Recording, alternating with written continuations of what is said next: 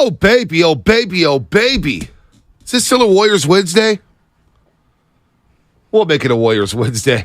That's all we're talking. It's a Nikola Jokic week. Yeah, oh boy, that dude is he good. not, like, honestly, B, if we were betting on futures, and I was talking about this yesterday, and I know he's much older than a lot of everyone, Luka, and all these different people that people want to, like, vote on, and Luka's awesome. Jokic, like, if I'm betting on the next 5 to 10 years, I'm betting on Jokic. Jokic is good. He He's doesn't good. get up off the ground, but like 2 inches. But his understanding of leverage and spinning the ball and touch and feel and passing lanes and angles, I don't know, man. I'm in love with Jokic. I know. I'm IQ, not, ball handling. He's just amazing. Physicality, positioning, and he will figure out Rui Hachimura. He will figure that I out. like that wrinkle. That was a nice wrinkle. That was a really good wrinkle. But Jokic will figure that out. Yes. And I think Jeff Van Gundy made a great point on the broadcast yesterday. Aaron Gordon can't just stay on the baseline. No. He's got to either come up as a screener to pick a roll. Yes. He's got to move around to keep AD out of the paint. But it's got to be disappointing for Laker fans. AD scored 40, and he scored it very effortlessly. Like, the Lakers have something here. I think the Lakers could get to the rim at will and score at will against this Nuggets defense. However, Jokic can't be guarded. And that's got to be a blow to the Lakers. That AD cannot guard Jokic one-on-one, that they have to send a double to Jokic all day long. Well, and I think when you look at, like, the Warriors and where they're at, and I'm looking at the Nuggets, and I'm saying, obviously Jokic is their centerpiece. But Jamal Murray was awesome offensively last night. Brown, coming off the bench, was awesome. Bruce Brown's good. KCP, who, by the way, sat there for a couple of days in free agency. Yeah. KCP looking unbelievable on both ends yesterday. They were getting contributions from the entirety of their team. Yeah. And that's kind of what they've been all year. And Michael Porter Jr. shooting over Austin Reeves. Yep. He was really good. Austin Reeves hit a couple big shots down the stretch. He did. Michael Porter Jr., though, had a nice little solid game. Austin Reeves is going to get paid. No doubt about that. But as you see, a 132 to 126 game, and you see on that floor, for the most part, it's 5 out. It's 5 guys who can score. And you get 132 and 126. So all this thing about defense, you got to get buckets in today's league. Yes. And that's why we look at the Golden State Warriors. How can they improve and compete? Now, I know Alex Styles had a tweet saying that the Nuggets would have smoked the Warriors. I don't know about that. The Warriors are just. You got to give the Warriors credit for having a championship pedigree. Now, it would have been extremely difficult knowing that Jokic is Jokic and he would have dominated that basketball game. But the Warriors' offense was not the problem. And they would have been able to score against the different Nuggets. But what did the Warriors in? And we have a ton of sound from Steve Kerr. And we have some interesting sound bites from Draymond Green. And 888-957-9570, some of the things they said, I don't know if we get right into it, because I do want to talk about the Western Conference Finals a little bit. But something we've been saying all along came to fruition yesterday. What's that? Draymond Green and Steve Kerr admitting that the incident in the preseason wrecked the season. So let me ask you a question about that. Is it just simply the season's over and now they can admit this stuff? I guess so. Well, like, what's changed in 72 hours? I don't know. Because I have a theory, and again, you can laugh at it all you want. Is it a narrative or is it a blame game? I just have a theory in life, okay? This is my life theory. Just hear me out. My life theory, I don't believe anything anyone says. Politician, government official, corporate head, NBA coach, MLB player, NFL commissioner. I believe zero of what anyone says at a podium because I feel like it's all just gobbledygook. Even Steve Kerr? Because I feel like Steve Kerr is very earnest. Candid? Bonte, are there guys that are candid? Right. Absolutely. But I'm just saying, in general, things that you say at a podium, I don't take at face value. I don't. But I take Steve Kerr what he says. Okay, so for you, then it's the individual. Steve Kerr has been nothing but truthful throughout his entire tenure with the Golden State Warriors. Bob Myers, truthful. He seems actually, you know what, Bob Myers, and I will give John Lynch almost a little too truthful. Right. But do you get my general sense? When people are at a podium, they tend to lie. I take that yes, I agree with that. Outside of a handful of people. But here in the Bay Area, what we would deal with on a daily basis.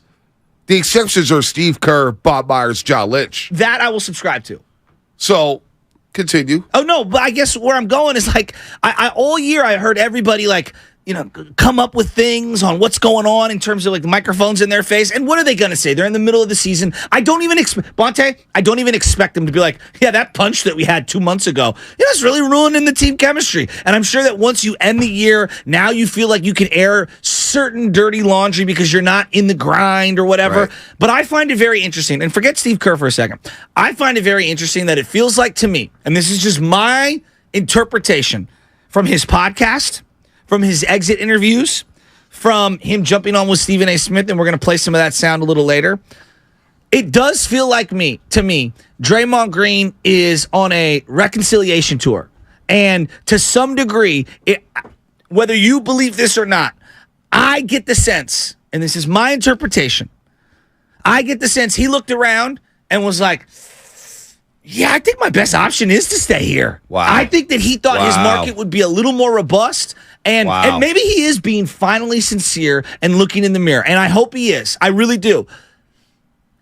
I find it unlikely because whenever someone is looking to get a contract extension, they're going to do and say things to get that, which I don't blame them. I do things that I don't normally do. We all do this. Hey, your contract's coming up. Hey, you're getting ready for a promotion. You show up earlier. You work harder. You treat people better. You raise your hand in group meetings. You know what I'm saying? And I get the feeling right now, Dre's trying to, put out this image. And I don't blame him for this, but it feels like he's on a reconciliation tour. That's interesting. I didn't think about that.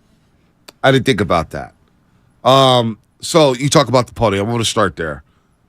Again, I'm with you with the podium. A lot of coaches, a lot of players, they just say the cliches. For the most part, like Gabe Kapler. PR department just say, hey, this is how you answer this question. You get trained. You get trained on how to answer certain questions. Exactly. I remember Eric Gordon. He used to make me laugh in the locker room when he was with the Houston Rockets. Why? Because every question you ask him, and he's just like, we just got to play Houston Rockets basketball. Well, what is Houston Rockets basketball? Oh, well, physicality. Yeah. I was like, well, that's everybody. Yes. So we got to look at the tape, Mike Singletary. We got to look at the tape. Remember that? A lot of people say that. Well, I got to go back and look at the tape. I didn't see it out there live. Wait, how did you see it? But Steve Kerr, John Lynch, Bob Myers. So true. And even Draymond Green, we say too truthful, right? So now they're coming out and saying, we believe that there's a cloud hovering over our team. And it was obvious. You won 11 road games. Well, you look disjointed. All year. It just looked it. You were not connected. Yes. But Draymond Green said that the Warriors would still be playing if this didn't happen. Let's hear from Draymond Green in Stephen A's world on the I guess they broadcast. It's like the MegaCast, right? Yeah. In national football or college football. I liked it. I didn't watch it. Okay. I was listening to Mike Breen. Back and forth. Yeah, I want to hear Mike Breen, and I want to hear Mark Jackson and Jeff Van Gundy. I can't do Stephen A. Smith during a basketball game, but I didn't know Draymond Green was going to be on there. So here's Draymond Green in Stephen A.'s world on why the Warriors would still be playing. We're not playing right now because when you speak about the fouling, when you speak about all of the slippage that we had as a team on the road, not being able to come together, none of those things happen. If that doesn't happen, because the voice that I am and the departments that I lead this team in, there was a ton of slippage due to me sitting back, me not saying anything, me trying to allow that situation to play itself out and giving it time to heal. Well, while you're giving it all of that time, guess what? I would say probably by February, I started to feel like myself again and speak more. But guess what? There was 5 months of a season where slippage has just been occurring.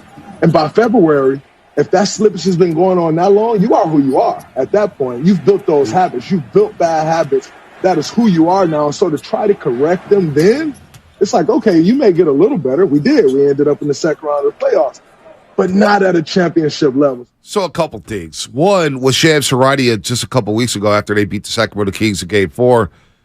It was reported that he got his voice back in January. Now he said it's February. All right, so whatever. I'm not going to nitpick on that one. February, January, whatever.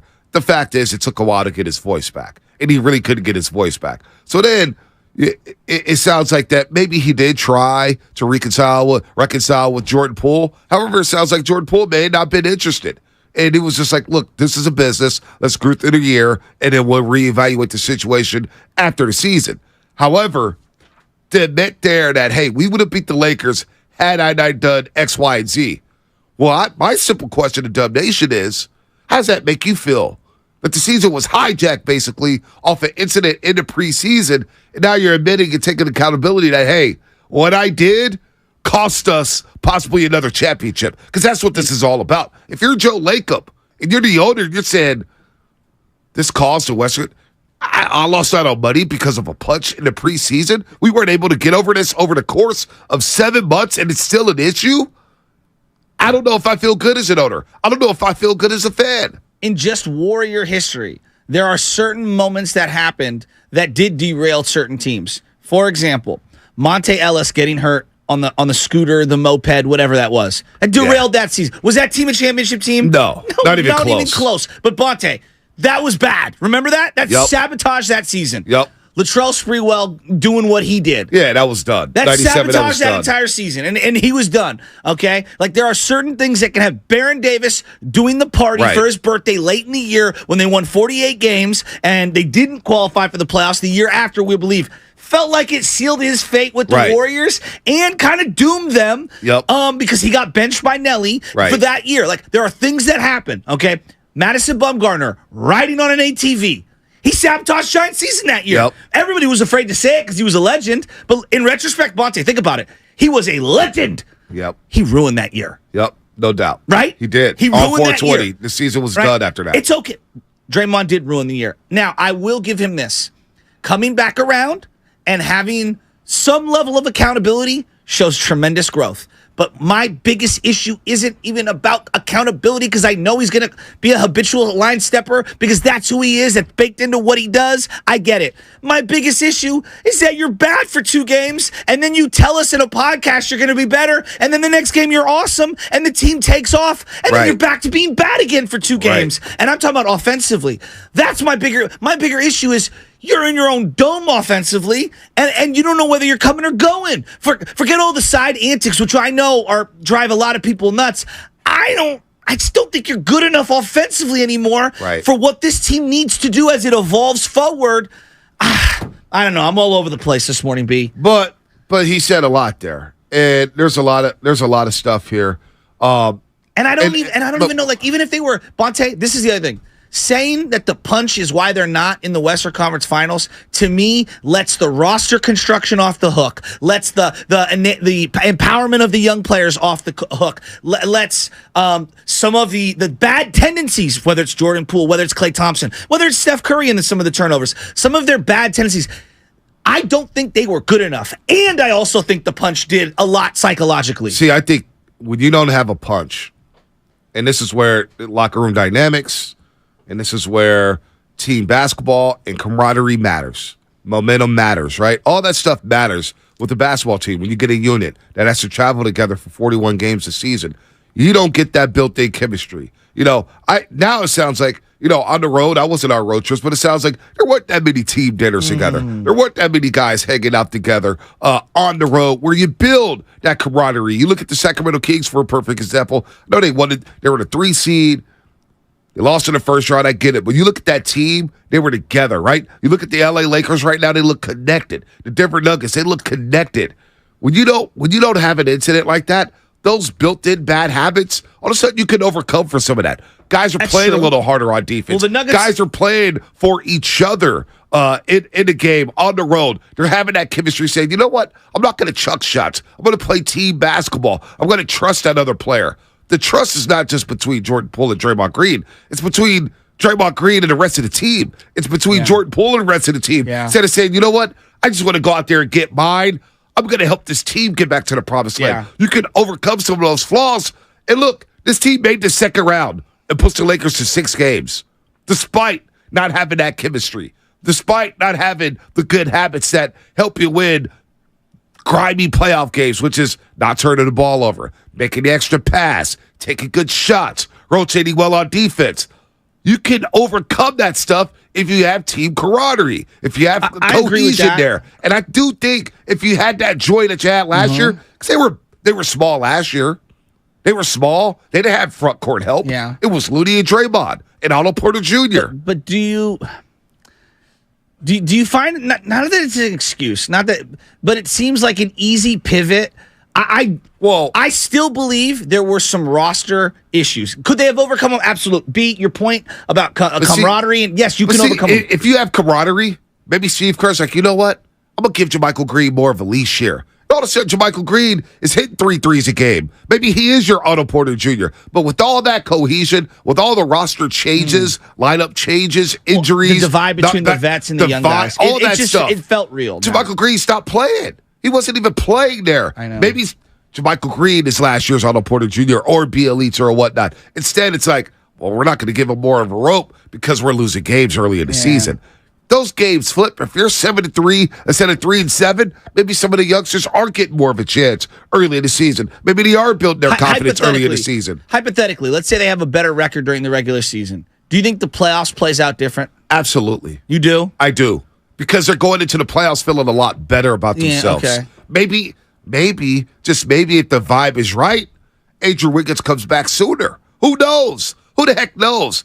All these question marks are in my head now. All these question marks are in my head now about the Golden State Warriors. I do believe like in algebra, you have the X factor, right? Or whatever, whatever the alphabet number that A plus B plus whatever. C, B, whatever. The one that we won't know, the unknown variable, is the Wiggins thing. Like that to me is a variable that is very difficult to quantify. And so, but all the other stuff I'm here for. It's like, I do believe in part the youngsters, trust with the youngsters, time with the youngsters, allowing them to playing through mistakes, the delicacy with how the veterans handle the youngsters. I think that's all a microcosm of the punch. So this is a great one here. It's not that I feel validated or you feel validated about what Kerr's Draymond said, but to hear them admit that this issue lingered all season long. Like you think about Sacramento. Somebody just made a great point. They win in 6 against Sac if they had camaraderie. Hell, they may win that series at 5 if they have camaraderie. Well, I don't think they lose the first 2 games. Exactly. And they win the rest of the games in chase, and they're feeling good about themselves. That felt like the beginning of the season again. This did not look like a defending champion. No. Like, championship pedigree didn't feel like they had that this year. No. All because of the trust and the cohesion and everything. Now, it's not just a punch. It's Klay Thompson not coming into shape. Steve Kerr admitted that. Yeah. I wish Klay came in better shape. Came in the training camp in better shape. What do you make of that? Well, we discussed this all season. Klay does have to come in better shape. That's disappointing. He wasn't in shape to start training camp. But he admitted, I didn't work out all summer because I was paranoid that I had a mental block. And I understand that. And if there's anybody who deserves the benefit of the doubt when it comes to not working out or to saying, hey, I stayed away from scrimmages 5-on-5, because Klay worked out by himself, but usually players like to go get open runs, like to test their game against other NBA players, whether it's LA, UCLA, and a Rico Hines run, or whatever you do. I understand why Klay wouldn't scrimmage, because that's where he suffered his fateful Achilles tendon injury. He's scrimmaging, he's cooking, boom, you're out for the season, for the second straight season. So if there's anybody on this team, I think, who deserves that benefit of the doubt, it's 4-time champion Klay Thompson. I think that's totally fair, especially given everything that he had to persevere to go through. I was at the game last night, a softball game, and everybody's asking me, Bonte, about who's coming, who's going, what they should do, and everyone has opinions, which I love. I mean, this team, people love this team. I was blown away. The majority of people wanted Klay out of here. Doesn't shock me. And I didn't know if it was recency bias. I don't know if it's, the price point on Klay Thompson. I don't know what it is, but I couldn't believe it was almost consensus. I was like, really? Well, I want to get to Klay Thompson because really? I think people, I was surprised by that. Well, I'm not surprised by that because people wanted Klay benched this year. They thought he was washed up this year, and he had a bad stretch against the LA Lakers. Came at the wrong time, but you got to give the Lakers and Kings credit for turning Klay Thompson into that player. They made him a dribbler. He's not a on-the-ball dribbler. But washed means you're done. And he's not I don't believe done. he's done. This whole, I don't believe cooked, he's done. I disagree with that, too. And I've been critical of Klay, but there's levels to the criticism, and saying someone is washed is way too far of a criticism. Doubt. And you look at the Nuggets yesterday, 15-32 from the three-point line, the threes that they were able to get off against the LA Lakers. You need three-point shooters in today's league. You need threes and you need space, and Klay still provides that. But I want to get to Klay Thompson. I want to get into all the Steve Kerr sound yesterday, and plus the Draymond Green sound. Dub Nation, 888-957-9570. now that we've heard from Draymond Green and Steve Kerr about the incident in the preseason, possibly derailing this season, how do you feel now about the year? How do you feel about Draymond? How do you feel about Kerr? That's coming up here, brought to you by calhope.org and the Department of Health Care Services. Life is uncertain. It's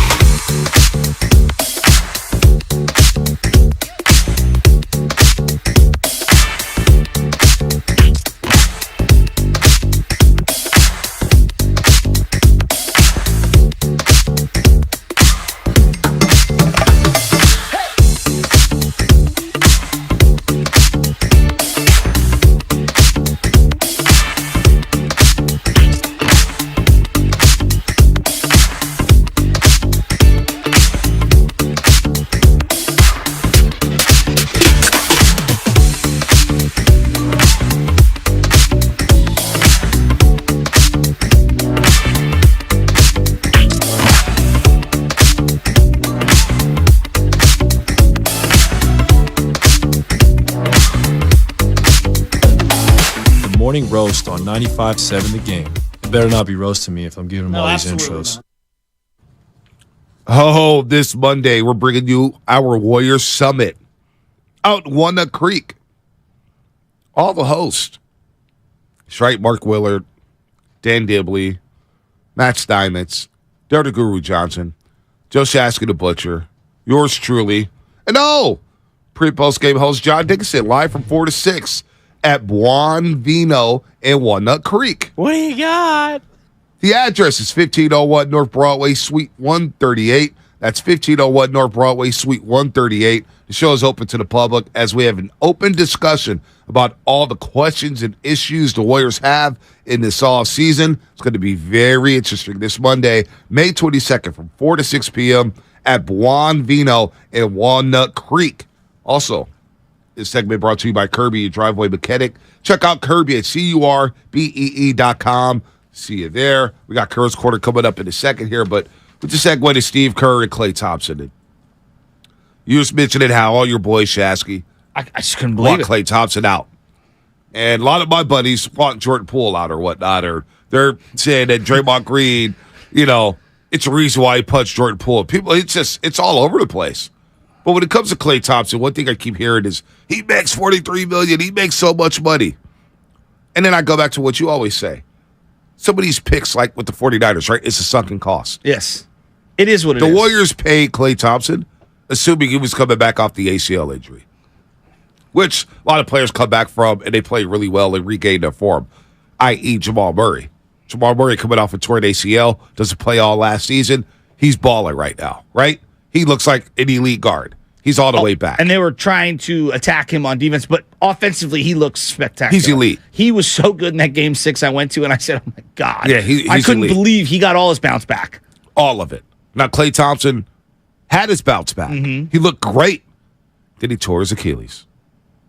And he's out for the second straight season.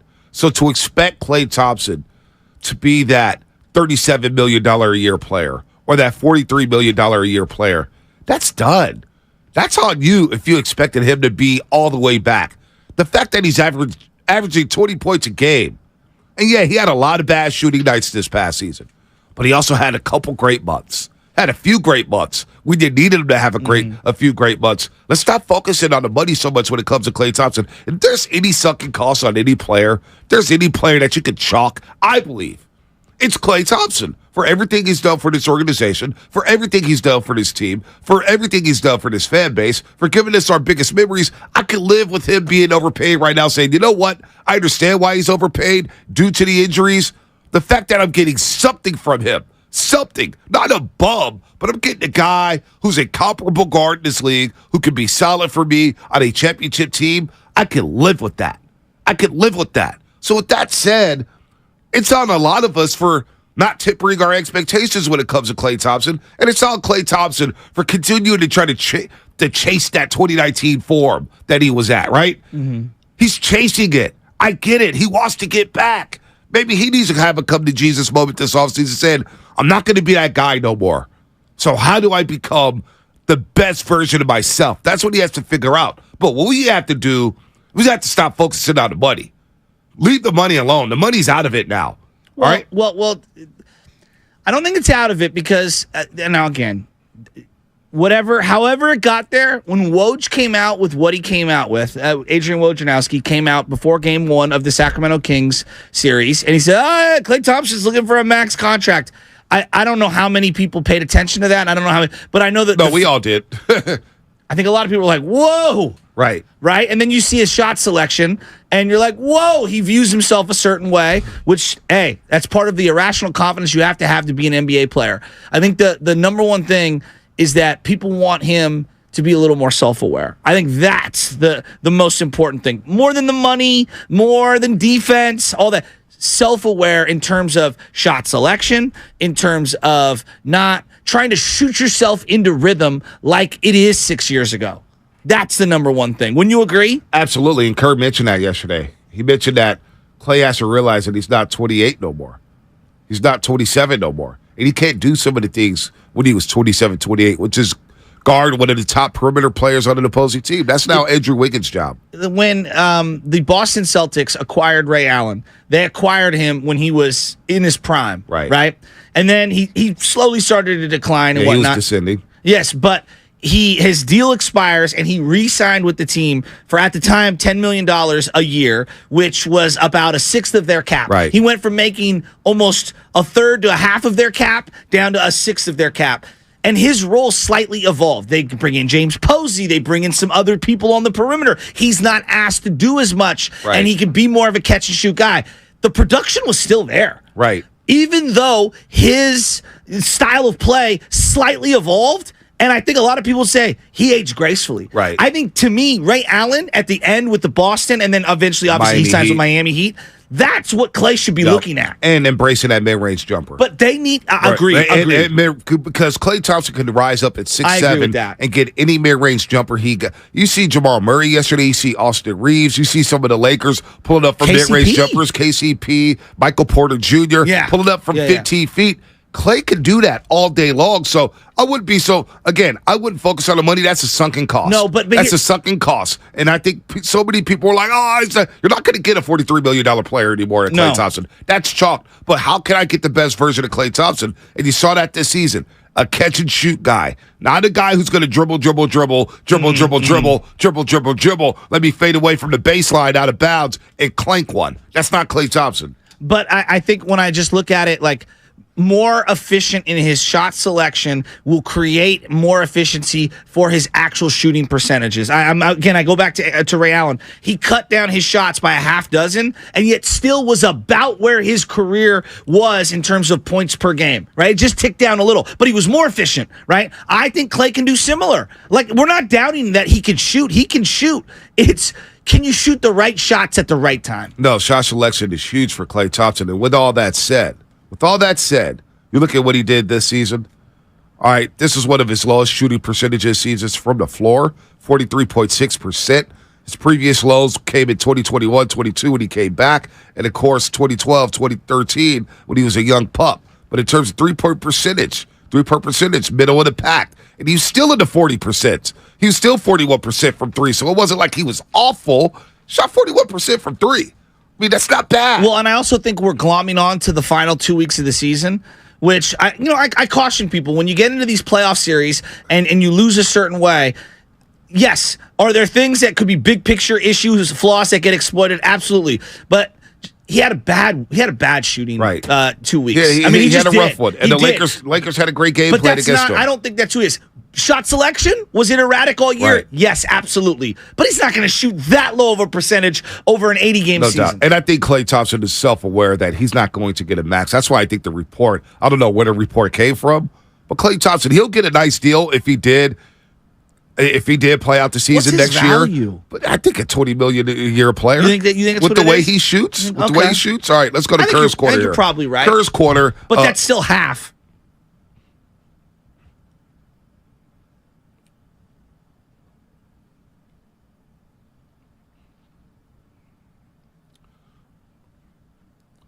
All right, Kerr's corner here. I think Klay Thompson would be fine, man. Even if you're making $20 million a year, that still may be a bargain for Klay. He's not going to get $30 million a year. Maybe he will. Maybe he will. It depends on the team, whatnot. Anyway, Steve Kerr joined Willard and Dibs yesterday, and they asked him about getting the culture back. How confident is he in regaining that culture, that trust within his organization? Very high. Very high, because I know the character and the quality of all the people on this roster. I know the tone that Steph Curry sets in our locker room. I know that Draymond and Jordan were very close. From the minute Jordan arrived, with the Warriors out of Michigan, and they had that Michigan connection and Michigan State rivalry, and Draymond really took him under his wing. They built a relationship that was important to both of them, and so I know all of the parties involved really want us to play well. They really want each other's careers to go well, and but it does require work, and that's going to be part of it. All right, they're going to try to regain that culture. We'll begin to have that conversation. How they can regain that culture. Steve Kerr, of course, yesterday joined Willard and Dibbs for the last time this season. Steve Kerr, very honest yesterday in both his pressers. Willard and Dibbs, of course, he did earlier in the day at Chasing It. All right, what's coming up on the game? Sponsored by Fremont Bank, full-service banking. No compromises. Your phone calls, 888-957-9570. I see you line it up here. We'll get to all of you. 888-957-9570. Do want to get into culture and players you want to move forward with, because if I'm picking one, I'll say for the other side, I want to get into culture, because you said something here that really has me befuddled. How people want to move on from Klay Thompson and Jordan Poole, and not the guy who caused a lot of incidents or caused the season to go awry, I should say, this past year. And he admitted that yesterday with Stephen A. Smith, and that's Draymond Green. I want to get into that coming up here on The Roast. Hi, this is Stephanie from Safeway.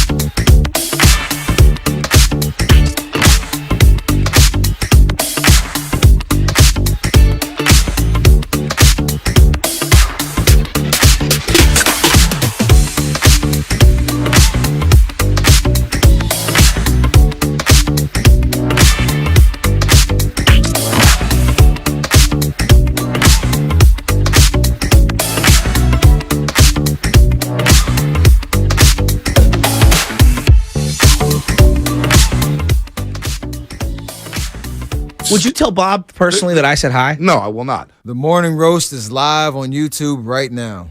Take it away, Bonte. By the way, It's cooking. it is cooking. Oh It's my 80 degrees in the God. studio. 80 degrees right now. It's not fun. Not fun at all being in here. Not going to lie. Sorry, Matt Nahegan. Or PD. We got to do something about this. Get out. You know, that's what messes with allergies. The sudden weather change. Sudden temperature. It's like 55 outside, feeling good with the fog. All of a sudden, you come in here and going into a sauna. Having to talk for 4 hours, man. Damn. Somebody on YouTube. Just pretend it's the desert and you're having a corona. It's hard to pretend when you don't have the corona in your head. Can we even have a corona? Favorite movie desert scene? Favorite movie desert scene? Independence Day. When Will Smith is walking in the desert with the alien. That's a good dragging one. his ass. That's a good one. That's it's a really socking him. wow. Like that? Off the top of your head, that's Top pretty of your damn head. good. Yeah, I like I'm that impressed. Scene. Like that scene. What I about like you? that. Well, I mean, it's got to be, Tatooine when Luke ends up killing. Well, he doesn't kill Boba Fett because he ends up, surviving. Oh, you're talking Star Wars? Yeah, it was when Jabba gets killed and Thought you were Leia's in talking Russian. the bikini outfit, and yeah, it's pretty incredible. It's one of my I favorite. thought scenes you were of all going to time. go Casino with Joe Pesci Yeah, got beat Ace up. with the sunglasses. Good That's pretty call. sick. Yeah. Good call. Good call. Oh, those are good movies. Or The Hangover. It's a good Oh, one no, too. not Hangover. When you get Doug. Hangover. Hangover. Yep. Yeah. Not Pacino, Joe Pesci when he was Yep, getting beat Joe up with his Pesci. brother. Yeah. And it just got smashed. That was cold, man. That was some cold stuff right there. By the way, good morning to everybody out there getting off their graveyard shift. I didn't do that this morning. I didn't welcome everybody. All the baristas, people at the espresso bar, janitors, cops, CHP officers, security guards, longshoremen, professional dancers, baby mamas, baby daddies.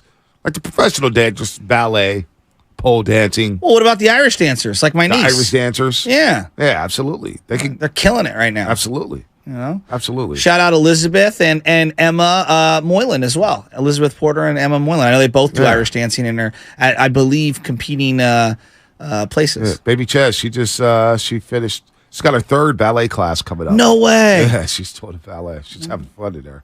She's twirling. You know what the everything. joke used to be? Not the joke, but the thing used to be Joe Montana does ballet. Remember that? Yeah, I'm not saying good morning to those people. No. I want to give a shout out farm from the- workers too. Farm workers, absolutely. From the 925 as we're going through everything. And this is on a sadder note. Shout out to Brandon Compton. I guess he was very, very, very active in the baseball community man. in Pittsburgh. It sounds like he passed away in a sudden accident sucks. the other day. And anybody who's active in the coaching community, who gives their time to others, obviously has a big, big, big heart. And I'm sorry for him and his family. And man, that really sucks. No, that does. Shout out to Brandon Compton. Rest in peace, man. Condolences go out to his family. Shout out to the hotel managers, of course. 954 Comcast Business Text Line. Good morning to you, everybody on the text line, Comcast Business Text Line, and YouTube and Twitch. Bonte, be thankful you're not here in Miami, where it's 83 inside and 96 outside. Yeah, that doesn't sound fun. Keep forgetting us, garbage men, Bonte. No, I got you guys, garbage men. Got you. Construction workers, electricians, folks who work on elevators. We got you all. Good morning, everybody out there. The Otis elevator operators? Yeah, well, It's a good gig.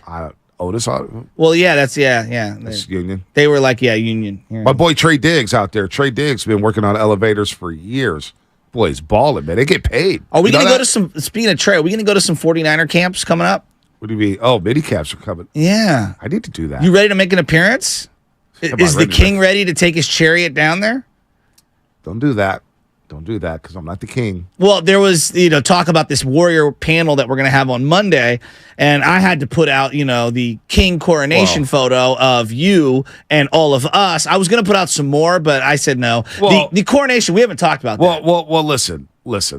You did that after Dr. Narad Pandya asked who's going to be talking more. Who's going to have the most spoken minutes at that panel? So I put out a poll, or I put out some odds. Mark Willard's an odds-on favorite.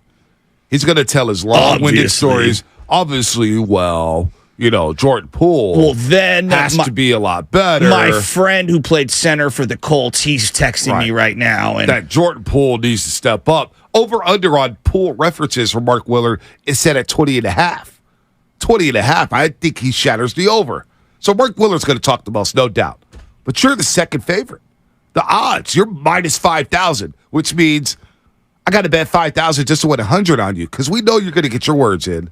I don't think I'm gonna. Oh, you are. No. You are. Usually in those panels, it's a peacock celebration, and I play the background role. Because, look, I'm going to get paid either way to show up, so I might as well just chill. We're actually not getting paid to Every show up. inch of my body and anything that comes out is for sale. We're actually not getting paid to show up. Well, I'm definitely going to for waste free. all my energy because I'm going to go to the golf spot beforehand, and I'm going to hit some balls. So, shout out Christian and everybody up there at the Did you golf see spot the in Pleasant coronation, Hill. by the way? No. When the king got coronated as king, it's like the first time in like 60, 70 years. I don't watch that. There was a Grim Reaper. Some weird stuff going on. Really? Oh, yeah. I don't watch that. Well, Yeah, that's exactly how I feel I about get that. a kick out of it. Not that I'm infatuated by any means, but I get a kick out of the whole like monarchy thing. All right, bartenders, truck drivers, we got it. Good morning to everybody out there. Telecom workers. No, I don't know if I'm saying good morning to the telecom workers. You keep blowing my phone up with spam. Hey, Bonte, you qualify for... Dude, how'd you get my number? Yeah, no, you and Willard are definitely the odds-on favorite to speak a lot at this Warriors panel happening on Monday in Walnut Creek at Buon Vino, 1501 North Street. Wait. Let me So get can fans go? Yeah, absolutely. It's open to the public. Nice. North Broadway, 1501 North Broadway, Suite 138. It's open to the public. Are you going to have the armed guard there, the king's hand and all them? Because when the king goes down to see all of the people in the town square, typically he's surrounded by security. I don't know if the East Bay likes me like that. I shall rise as the knight of numbers for the king. I think I'm only the king in San Francisco. I don't think I'm the king in Walnut Creek. That's not my jurisdiction. I don't think they like me too much. I don't think they like me too much, man. But I'm looking forward to hanging out with all the roasters, all the P1s, all the 95-70 game audience. It's going to be a lot of fun. And I just want to sit back and lay in a cut as well. I'd rather talk to the fans than actually talk to you guys on the panel. I know you want to get into Steve Kerr, you want to get into Klay Thompson, Jordan Poole, some more things that Draymond Green said. In terms of magnitude of an offseason, what are the big seminal off seasons in Bay Area sports history? Where's the what? What are the seminal off seasons? Because I could think of one off the top of my head that I think is the number one in terms of biggest off season ever. It would be the Kevin Durant year because they got rid of Harrison Barnes and Andrew Bogut. For just the Warriors or just in Bay Area history. And then number two to me would be the 1994 offseason for the 49ers. I was going to say that one is number one for me. Yeah. 94 Niners is number one for me because of all the More guys than they Durant? Because they won two with Durant. Yeah, because of all the players and the player stature. I mean, it wasn't just... You could say Dion was on that level of Kevin Durant in his respective sport. Oh, he might have been a bigger star given the times than even KD, which is a wild sentence. Which is a wild sentence. But you had Dion, you had Ken Norton Jr., you had Gary Plummer, you had Richard Dent, you had Charles Mann, you had Ricky Jackson. Pat Swilling. I mean, you had Ricky Jackson, not Pat Swilling. Excuse me, Ricky Jackson. Yes, you're right. So you had a lot. But the Durant, and I would say also, because I think in the offseason, it doesn't have to just be guys you sign, but guys who leave. And I think the Niners after 2014 when Harbaugh left, that all season was huge. Justin Smith retires. Yes. Patrick Willis retires. Frank Gore moves on. Yeah. I mean, you lose your head coach. You essentially lost Kaepernick. Right. Even though it wasn't formal. So I mean, yeah. Chris Borland, didn't he retire after 1 year? 1 year. Wow. 1 year. He had that, what did he have? 20 tackles against the New York Giants. Remember that? That interception still is one of my favorite interceptions of all time. And he was gone. God, that 2014 49er year, I mean, think about it. That was 10 years ago. Yep. It feels like 6 lifetimes ago. So this offseason with the Golden State Warriors is just as big. Who do you bring back? Who do you move on from? Do you have to split up Jordan Poole and Draymond Green? Klay Thompson, what's his role? Here's what Steve Kerr had to say yesterday about whether or not he expects moves this offseason. I don't think so. I think it's important for us to look at both what went wrong and also what went right.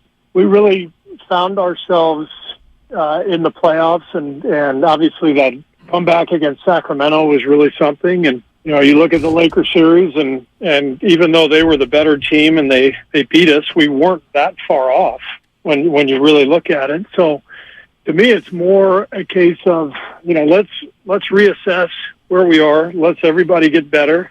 Obviously, every offseason you have to make some moves and adjust the roster, and you do some things. But I believe that this team, with this core, still has another run in it, and that means it doesn't mean an overhaul. It just means let's see what we got.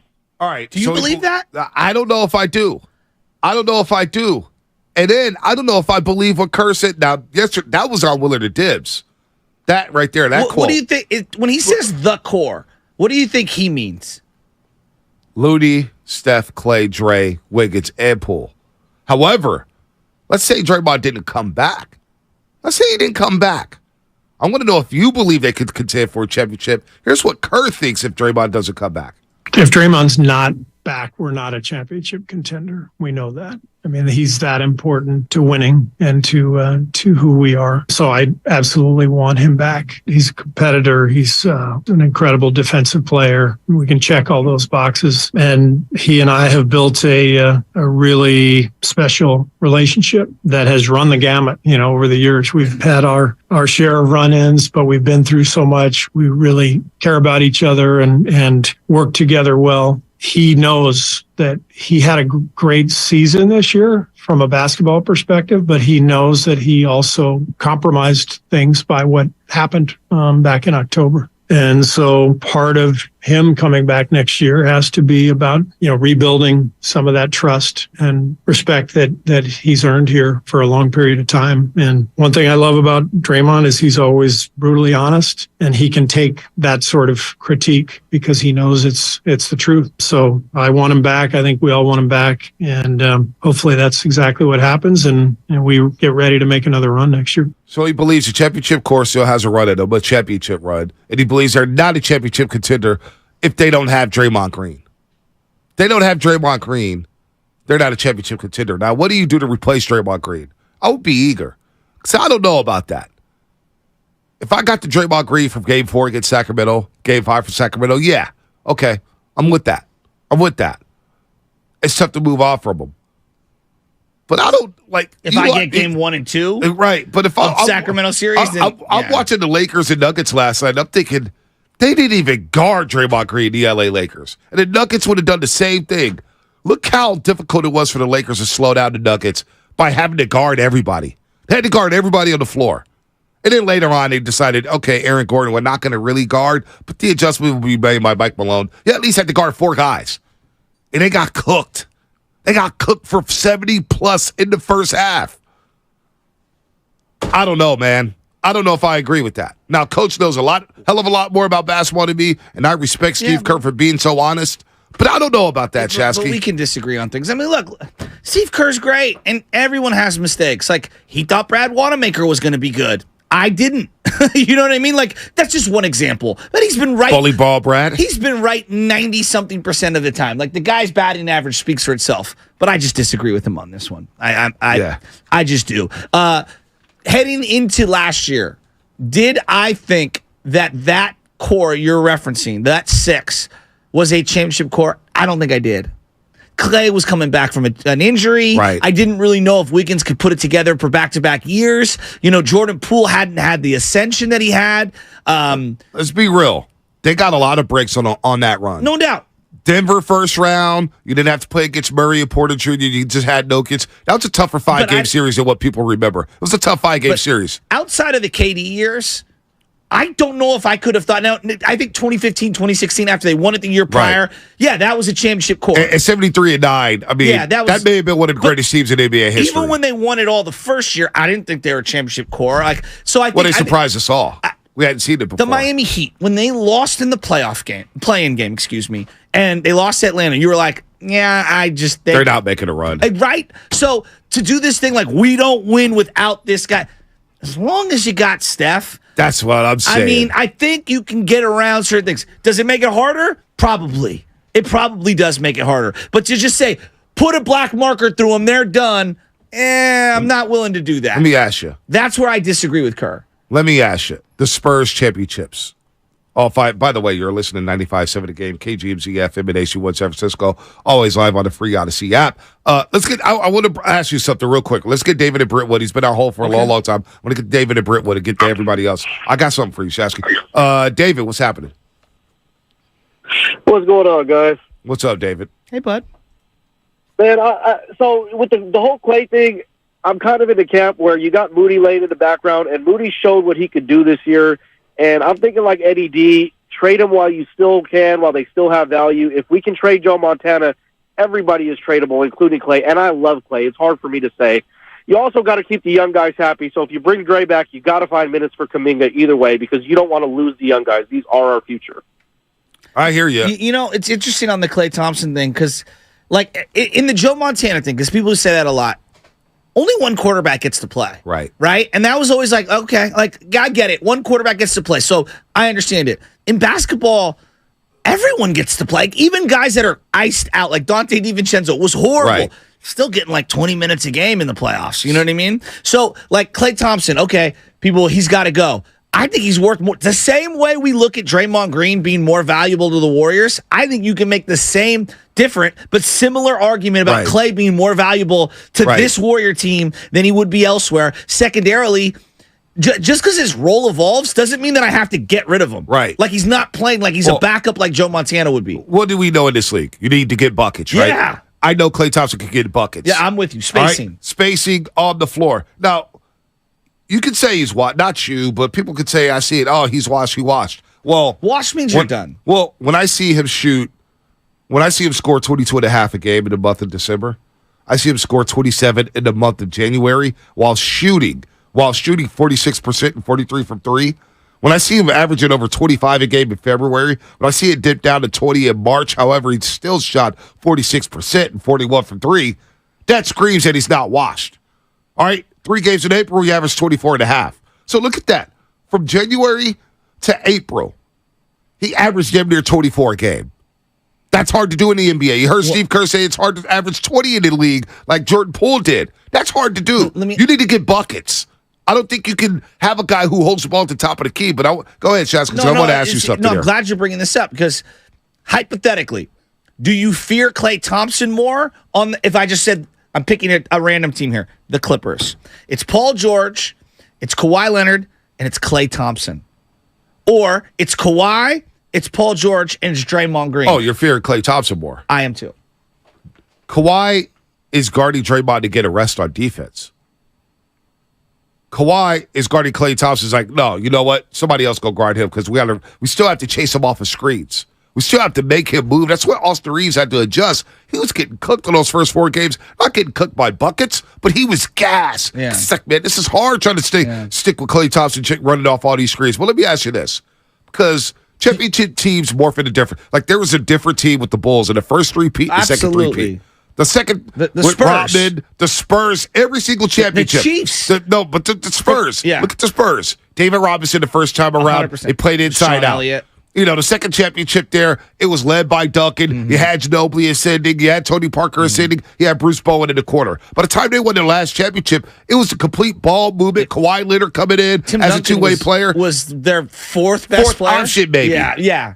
Every team's different. The Kobe Lakers, Shaq and Kobe, different than Kobe and Gasol. Absolutely. You get what I'm saying. And Kobe was different. The Showtime Lakers morphed. Yes. The first iteration of the Lakers in the 80 and 82 was different from 85, 87, and 88. Those are different teams. You mentioned the Chiefs. What about the Niners? Yes. You know what I'm saying? Each team They were was dramatically different from 81 to 89.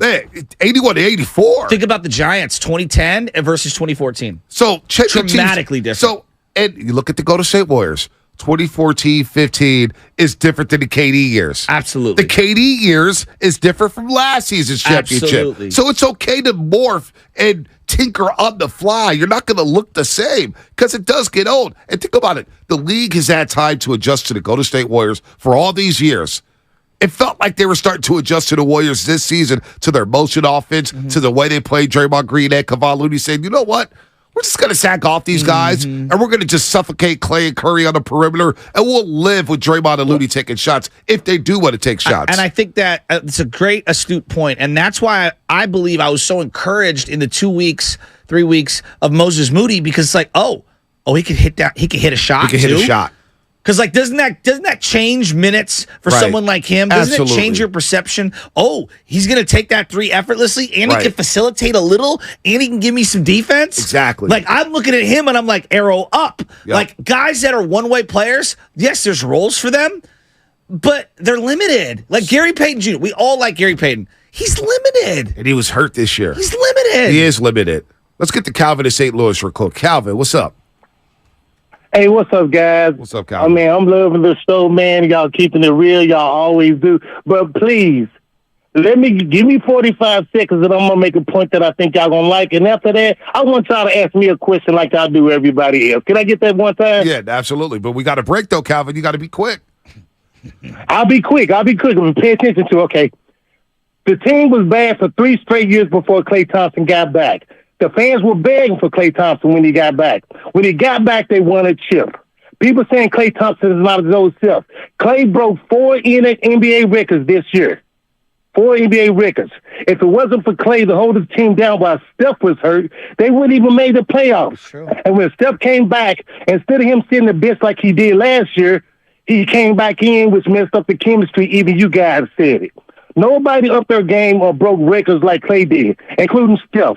But people want him to take 20 million, which is less than Draymond, and Draymond is the problem of the team. Think about those stats. Yep. Klay held it down. He did good in the Sacramento series. He scored 30 in this series, but Klay wasn't the problem. The rest of the team was the problem too. It was the chemistry. Even the coach admitted it. Yep. Sure did, Cal. He sure did. Now, what's the question you wanted us to ask? Oh, he hung you? up. All right, maybe Calvin can text us. 888-957-9570. Text us, Calvin. What did I say, Texas? Text us. 888-957-9570. Your question, Cal. Sorry to cut you off. We had to run here. But, I mean, that is true. Klay did carry the load when Steph was out. I mean, those are monster numbers he was putting up. Now, he's not your number one option, but without that stretch from Klay Thompson, which we didn't know he had in him, you don't get the 6th seed in the playoffs. Well, and I think if you had a better team up and down the roster, you don't exert all of his legs throughout the regular season. And then because to me, I felt like his legs, as much as mental and all, his legs looked exhausted in the playoffs. Think about what Cal said, though. Would you rather pay Draymond Green $27 million? And I know Klay's going to make 43 next year, and I do think he will have to take a pay cut to stay here after the season. I don't think he's getting a back deal, not with the Golden State Warriors. But would you rather pay Klay 27 as opposed to Draymond Green for what he can do offensively? For the threat he is offensively? Something to think about. But Steve Kerr said it. He said yesterday, they're not a championship team without Draymond Green. They're not a contender without Draymond Green next season. Is that true? Do you truly believe that, Dub Nation? 888-957-9570. I'm not here to question Steve Kerr because I think he's an excellent coach and an excellent human being. But I think a lot of people disagree with him on that notion that they can be a contender without Draymond Green. I think he could tinker some things with this team and continue to contend without Draymond Green. We'll explain why on the other side here on the Morning Roast, and that will be brought to you by Nobody. Have you been in a car accident? Chilton Auto Body is 15 convenient Bay Area.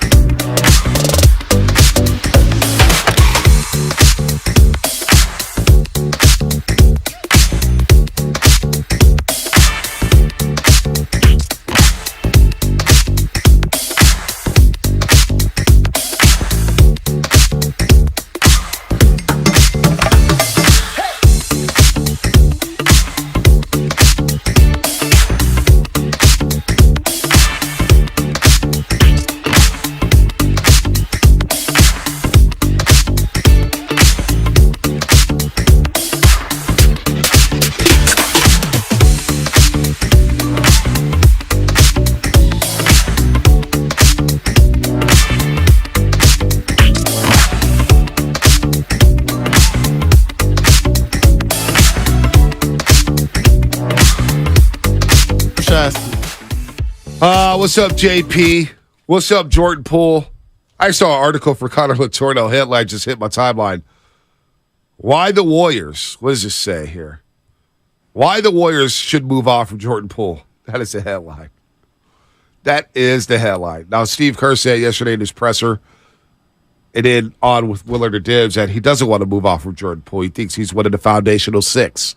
So that's where Steve Kerr stands with that. However, somebody's going to... I don't know if Jordan Poole and Draymond Green. Jordan Poole's sitting back listening to everything, saying that the punch ruined everything. And can he forgive Draymond Green? If it didn't happen within the season, how's it going to work next all season? Are there too many cooks in the kitchen in terms of like the foundational six? Doesn't that like...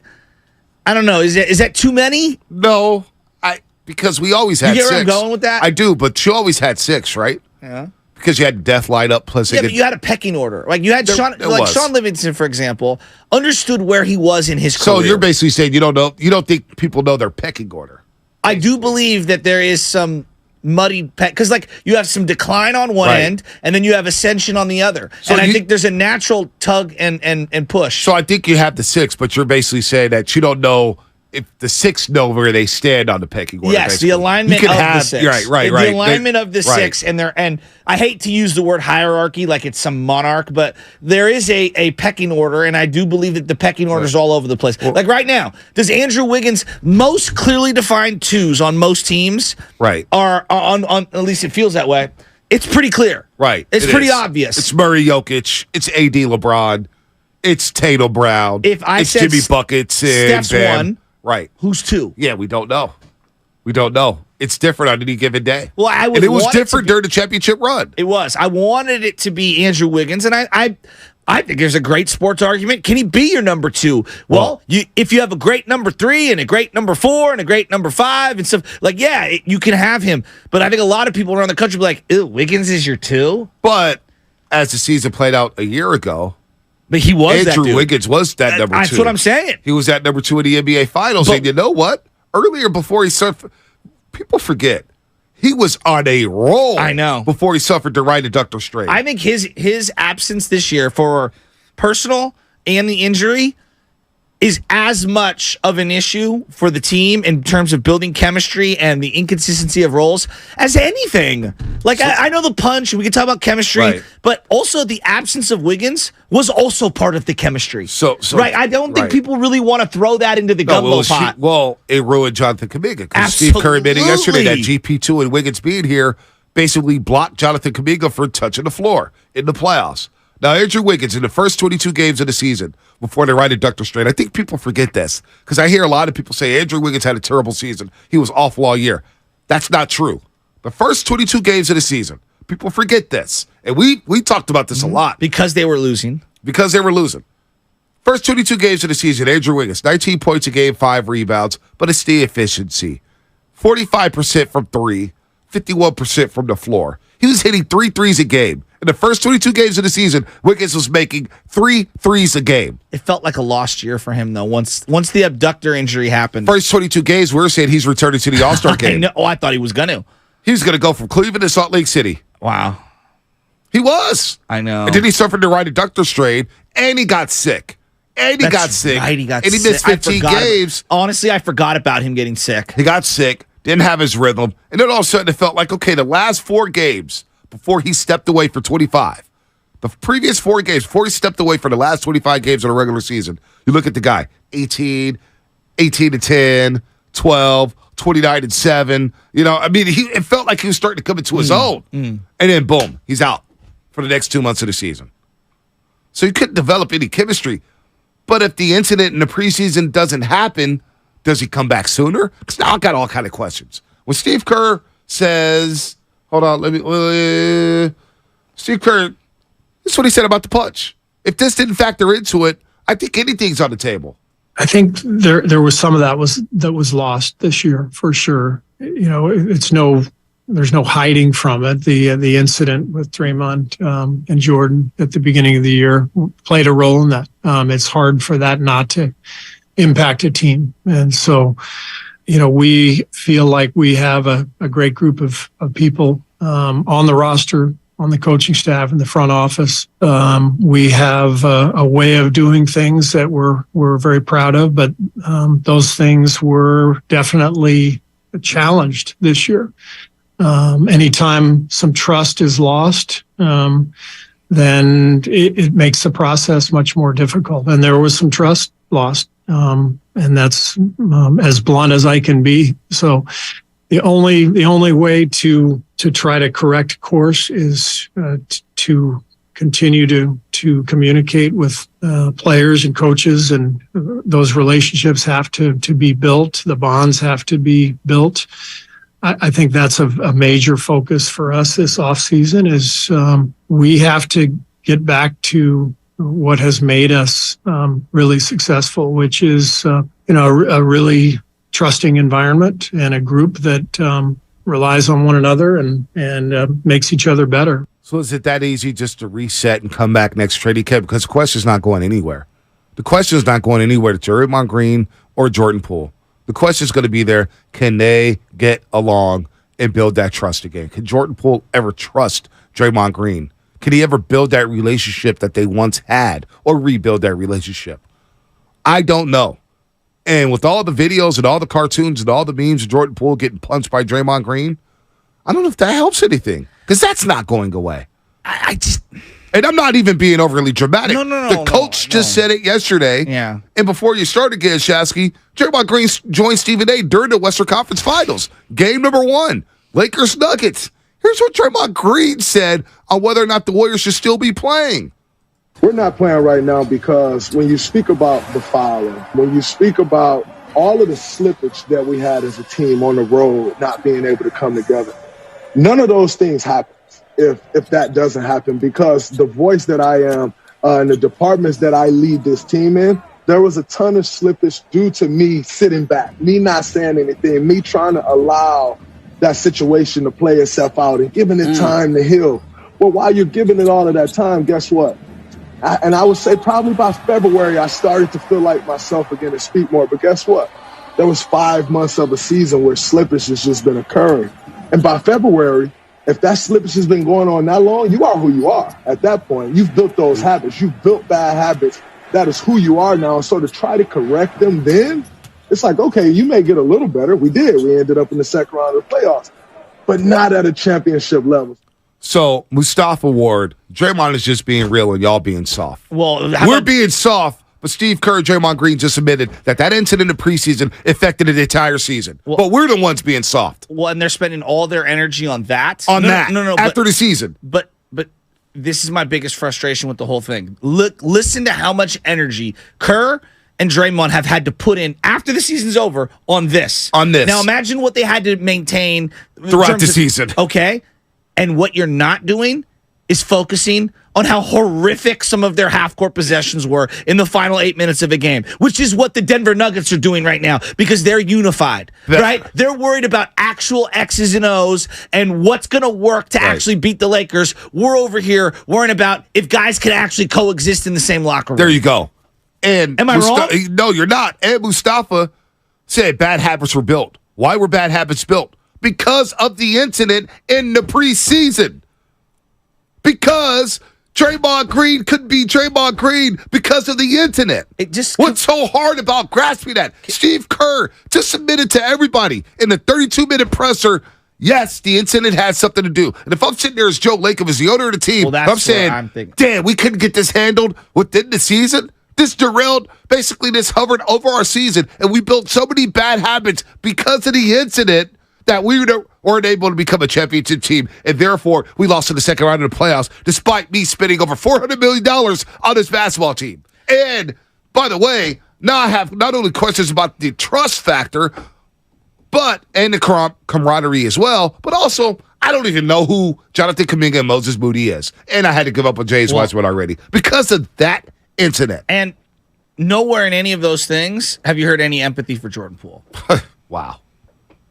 No, I'm trying to look at it from Jordan Poole's perspective. No, I know. And I'm saying to myself, like, at no point, not only did he get punched in the face, and as Joe Spadoni said very eloquently this morning, He felt like he got disrespected and slapped in the face publicly without having the back of the guy. And like, at no point has anyone asked, like, what does he feel? Well, why is he not getting any kind of support? Well, you hear whispers that Jordan Poole wasn't happy. How could you be? That they went out there and talked about the video more so than Jordan Poole getting socked in the jaw and being all over TMZ, where over 50 million people, I don't even know how many people have viewed the video now. I know there's 30 million the first weekend who viewed the video. Probably 100 million people watched this thing. And now you got memes and everything. So the fact is that the incident did derail the season. They're telling you that. So how are we being soft? This is their words. Well, and the one thing that I'm really tired of hearing, what did Jordan do to get punched? But like we're adjudicating the whole thing. So you don't physically touch people in the workplace. I don't care if it's sports. Stop for a second, Shasta. Stop for a second. Stop for a second. Because you're right. I see that a lot. No, it's everywhere. My boys are texting it to me in my hoop chat.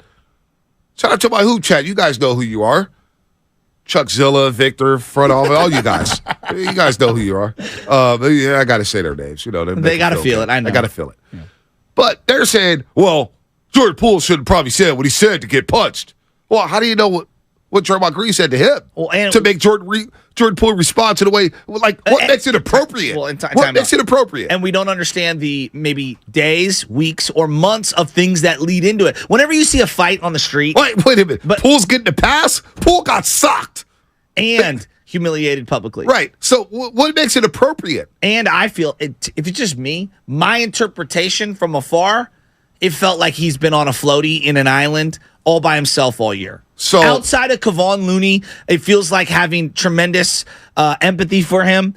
I can't think of too many guys that it feels like to me have had his back. Now, again, that's just my feel. Right. That's just my feel. So you got Mustafa. I'm going to pick on Mustafa Ward here. You know, he was talking about his mama. How do you know that? I mean, come on. Now you're just speaking. Now you're just saying you're reckless. You're listening to Twitter. You're listening to rumors. You're reading the wrong blogs. How the hell you know what Jordan Poole said? And is that worthy enough to get socked in the face? Oh, man, you talking about my mama. So I'm a soccer teammate. We heard from Eddie Johnson. Yes. We've heard from Kevin Durant. Yes. We've heard from multiple players. I've talked to multiple players at Chase Center, multiple coaches. Things like this just don't happen. All right? This ain't the 80s. This ain't the 90s. This is an entirely new generation. Well, it's a corporation.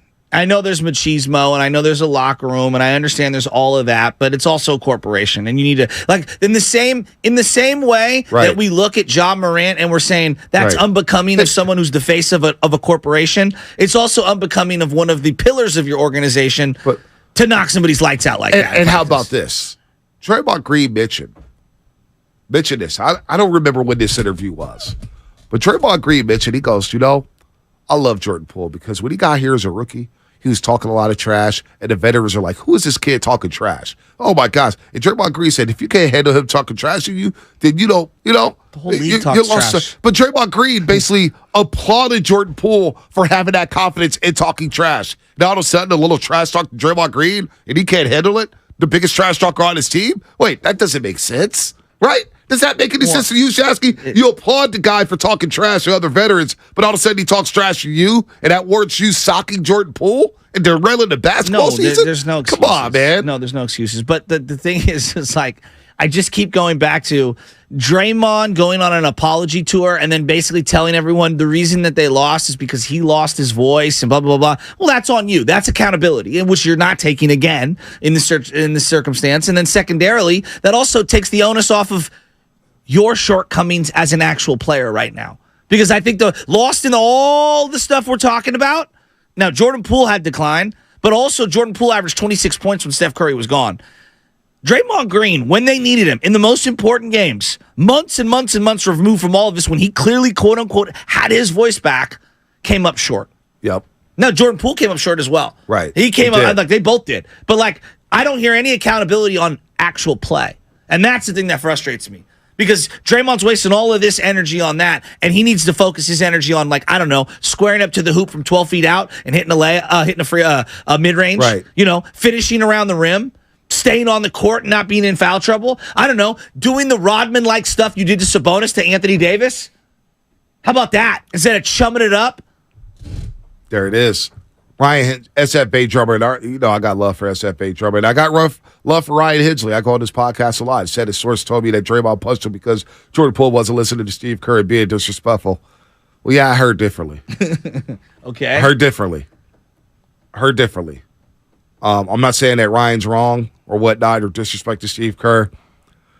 Just saying I was told differently. And I told you the Wednesday of, before the video came out. You told me, yeah. I told you exactly what was going down. What had happened when everybody had already assumed that Jordan Poole was being disrespectful. Can we come to this conclusion? They can't coexist next year. Like, something's got to change, right? Like, it does feel like a him or me situation. In some organizations, in workplace scenarios, they just remove both employees from the job site. Now, I know this is much different because it's pro sports. There's a salary cap. There's ramifications. You can't just lose someone for nothing. I understand all that.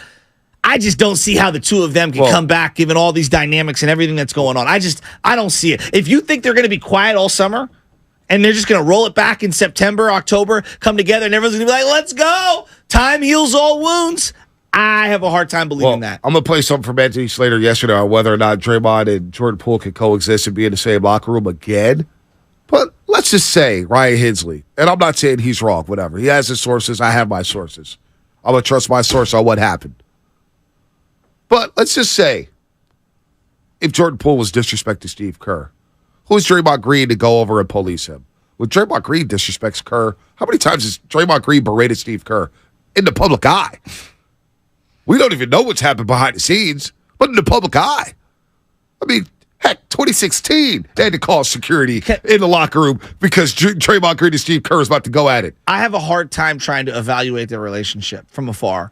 I on some level, like I respect the hell out of Steve Kerr for being able to turn the other way at times. Right. But on another level, I look at him and I go, dude, you let him walk all over this organization at times. So, like, I see it both ways. I don't know what's going on behind the scenes. I have a really hard time making a feel for it. But let's say Jordan Poole is disrespecting Steve Kerr and Draymond Green decided to police Jordan Poole for that. Draymond Green sat down with Kevin Durant. The guy who basically was, a lot of people blame Draymond Green for Kevin Durant's departure, for wanting out of the culture. But Draymond Green sat there and said it was Bob Myers and Steve Kerr's fault on how they threw gasoline on the situation with Kevin Durant and Draymond Green. Draymond Green basically threw Steve Kerr and Bob Myers under the bus, and you joked with Bob Myers about that at Chase Center, and Bob was not laughing about it. He was obviously pissed off about it. I know. It was a bad move by me. No, but Bob Myers was really like, yeah, I'm not feeling that. Yeah, exactly. Like, I wasn't feeling that. So Draymond Green could go ahead and disrespect the president of basketball operations and head coach? Because didn't that feel like disrespect to you? Oh, yeah. But don't you also believe that it's not the main reason, in part, because there's always 50 million things that you're weighing. Don't you think this whole Draymond, Poole, who stays, who goes, don't you think that's some element of Bob Myers not knowing whether he wants to sign that contract or not? Maybe. It's not in there a little? I don't know. It's one of the ingredients in the gumbo? I don't know. It's got to be. I don't know, man. I don't know. It's got to be. The whole thing, the fact that it was admitted yesterday, it just I felt some type of way about that, Shasky. That punch really derailed what could have been a back-to-back championship season. We could have been talking about the Warriors in the Western Conference Finals being up 1-0 on the Denver Nuggets. Because I'm not betting against the Warriors against anybody. And that's why I didn't bet against them against the LA Lakers. And they were right there. But that little bit of camaraderie, at the end of the day, what did we say about that series? Boy, the Lakers felt like the more connected team. Here's another element of this. Like, because I do believe it feels like either or. Like, as in, either one of them needs to go or both of them need to go. If you had to choose between the two and you're building this thing out and you're looking at it from a business standpoint, one guy's on the back end of his career, the other guy's at the ascension of his career. Does that play a factor in any, like, it doesn't feel like in anything. If this were football and in baseball, I think most people would be like, I mean, come on, Dre's got maybe a couple of years left. This guy over here, now, even though he might be flawed and he has a lot of things he needs to work on, he's 23. Does that play into anybody's thinking at all? It plays in the mind. Let's go. We got a couple calls here that have differing opinions. I would love to hear all opinions. Rich in Hayward believes the Warriors are going nowhere without Draymond Green. What's up, Rich? What's happening?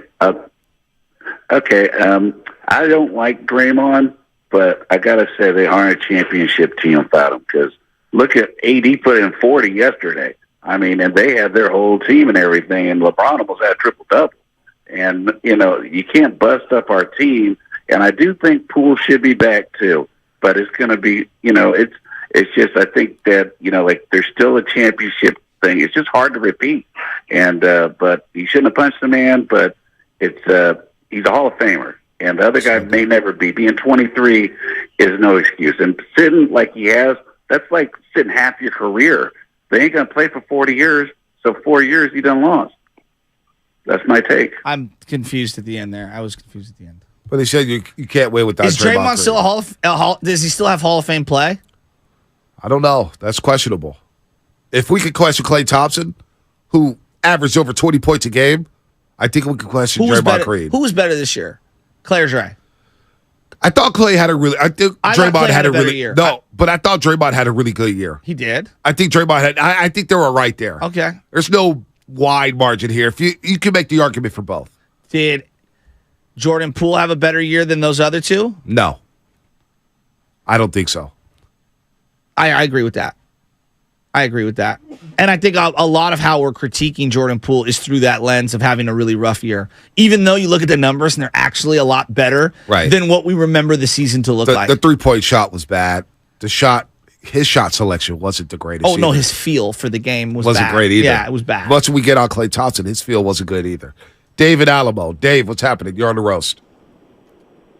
What's up, fellas? So I'm just sitting here thinking about what you guys are saying. You got the Kerr situation with Draymond. You got the Durant situation with Draymond. Now you got the Poole situation with Draymond.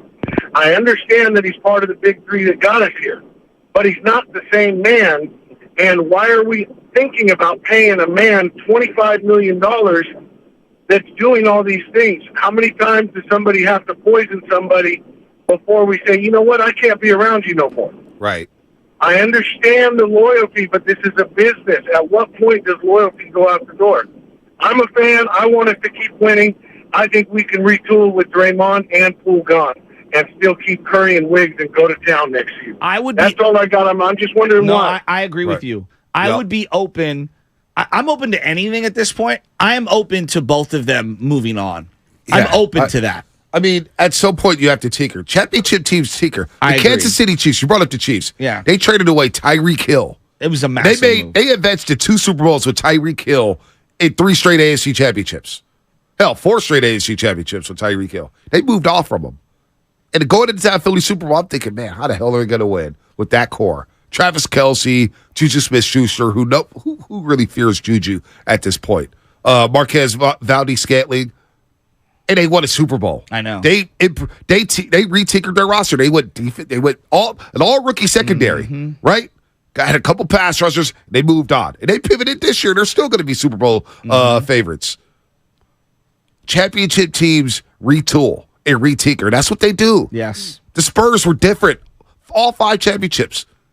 Different way of winning. Yes. You know what I'm saying? The Lakers, Kobe and Shaq was different with Kobe and all the Paul Warrior Gasol. championships. All the Warrior championships are different. Yeah. It's okay. You can retinker. You have to make hard decisions. You have to move on at some point. It feels like this year at the crossroads with all the finances, with the way the NBA is being played right now. I think that's a big part of this. The finances. You can't overlook that. I think Joe Lacob wants to lock into himself saying, if I bring everybody back, that's costing me $500 million. And I have 2 guys admitting that, hey, they didn't get along. And they couldn't figure it out during the season. Can I trust the fact that they're going to figure it out going into next season? Oh, that's a leap of faith. And the other thing is that, they went on a winning streak during the regular season without Draymond Green. Right. They played one of their best team basketball games in the playoffs without Draymond Green. We saw a version of Kevon Looney that I don't think we recognized we could have. Right. We know that there's obviously some redundancy in terms of Kuminga and Draymond Green.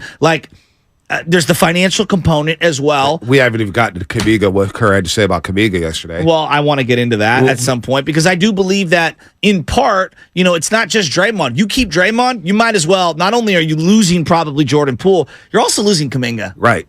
Yeah. You may have lost Kuminga. You already lost James Wiseman. And I'm not saying Wiseman's going to be in Hall of Famer. Maybe it was the right move to move off of him. Maybe he didn't fit There was a fit problem. I admit that. But you did kind of lose Wiseman, too, because of all this. All of this led to everything that happened this season that transpired, which resulted in a second-round exit. And then it's... Well, what if they would have lost? This is the other thing. What if they lost to the Kings? Well, let's just say he gets suspended for that game, and they end up losing that series. Yep. You don't think people would lose their minds? Like, just because the Warriors won it and Steph played unbelievable in Game 7, let's say they lose Game 7. You don't think we're thinking about this guy really was like losing his mind and on the brink of teetering off the edge, and in the biggest game of the year, stepped on a dude's chest, got thrown out, and then was suspended for another game after getting suspended during the regular season when we couldn't get him suspended during the regular season because he got too many technicals? No doubt. Again? I'm with you. Again? Yep. Comcast Business Text Line 559. Mahomes and Steph. That's why the Chiefs, they have Mahomes. And that's why if the Golden State Warriors, it's almost a disrespect to Stephen Curry to say, hey, if one of the ancillary pieces moves on in Draymond Green, and I'm not even saying I hate Draymond Green. This is all, look, Draymond Green is a Hall of Fame player.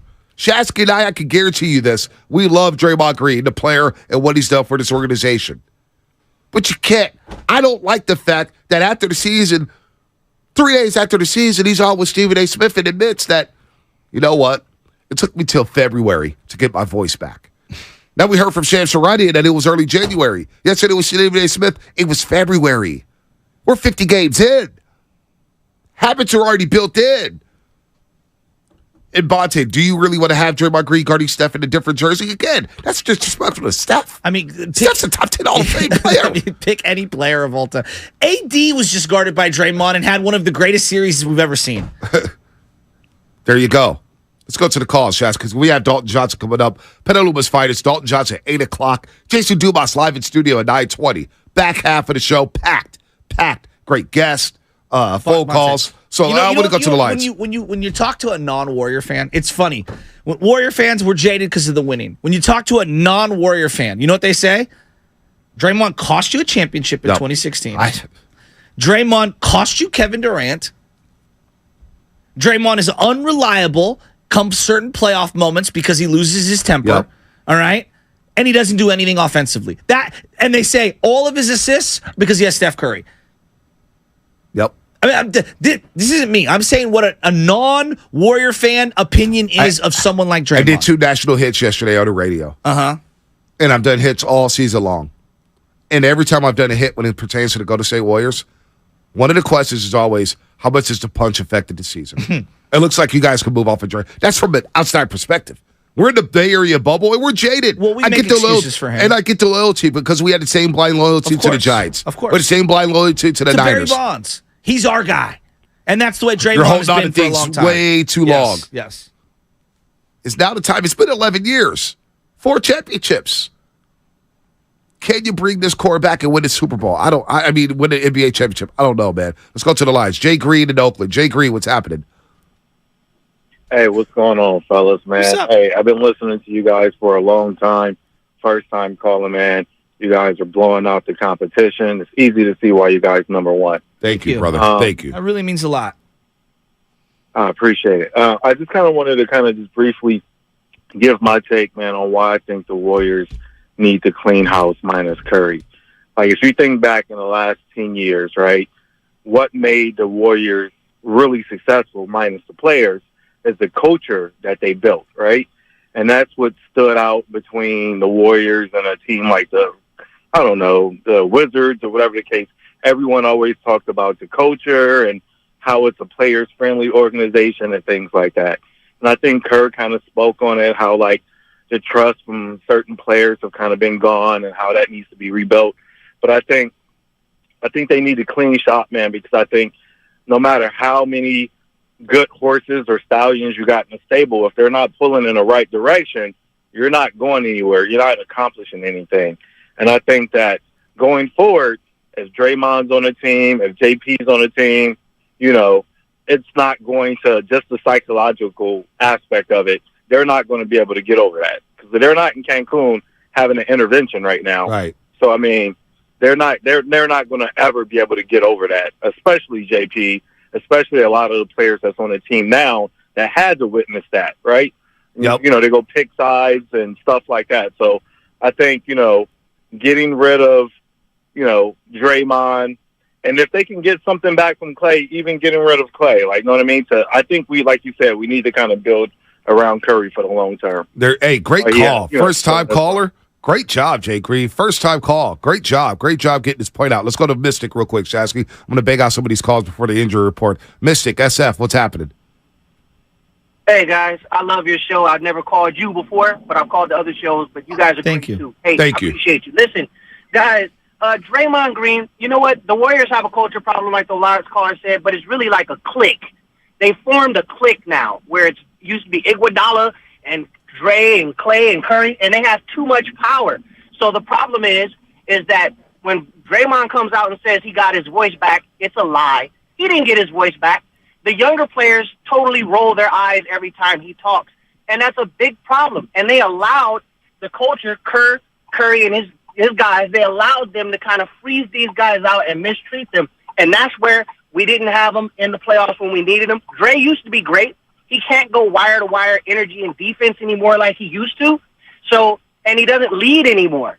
When you're saying, oh, I want to go see LeBron play. You know what? This guy now, the juice is no longer worth the squeeze. He's crossed into the Terrell Owens territory where there's a little slippage in his play, and now you can't stomach the behavior anymore. Wow. He's got to go. And Jordan Poole, too. Jordan Poole, you're too temperamental, and you're just a poor man's poor man's Crawford. So I don't see a real reason to have a make or break on Jordan Poole. You can move him, too, if you don't like him. I'm with him. That was a lot of salient points right there that I agree with. Great call. The Great call, click part Mystic. is a very, very good, spot-on thing. There's nothing worse than when you walk into a new company's culture and there's a clique. Right. And you feel like the outsider. Yep. And you can't get into the clique. We've had work environments like that. Yeah, it reminds me of high That's school. every job site. Yeah, even high school, you get the cool kids are like, yeah, we're too cool for you. Yes. They're like, oh, really? Okay. Yep. Well, let me form my own clique. It's That's every walks of life. Yeah, no doubt. That's a really good call by Mystic. Thanks for calling. The other thing that I keep coming back to, do people not remember how much joy the entire team played with in the game he was suspended? Oh, my God. Game 3? This whole Steph better be careful because without Dre, he'll score 36 points and drop 9 dimes? Right. There was a lot of joy. There was a lot of joy in that game. How many guys played great in that game? Now, it's one game, and I don't want to lose my mind on it, but I think there were some metaphors. There's also a lot of guys who probably felt like, man, I was wide open because the court wasn't compromised offensively because of the 2 big lineup, and now all of a sudden we go to the 1 big lineup. But even Draymond Green, Mystic brought up, how did that rub teammates? Where he was like, I asked Steve Kerr for permission to go watch LeBron break the scoring record. We're on our way to go to Portland trying to find our chemistry as a team.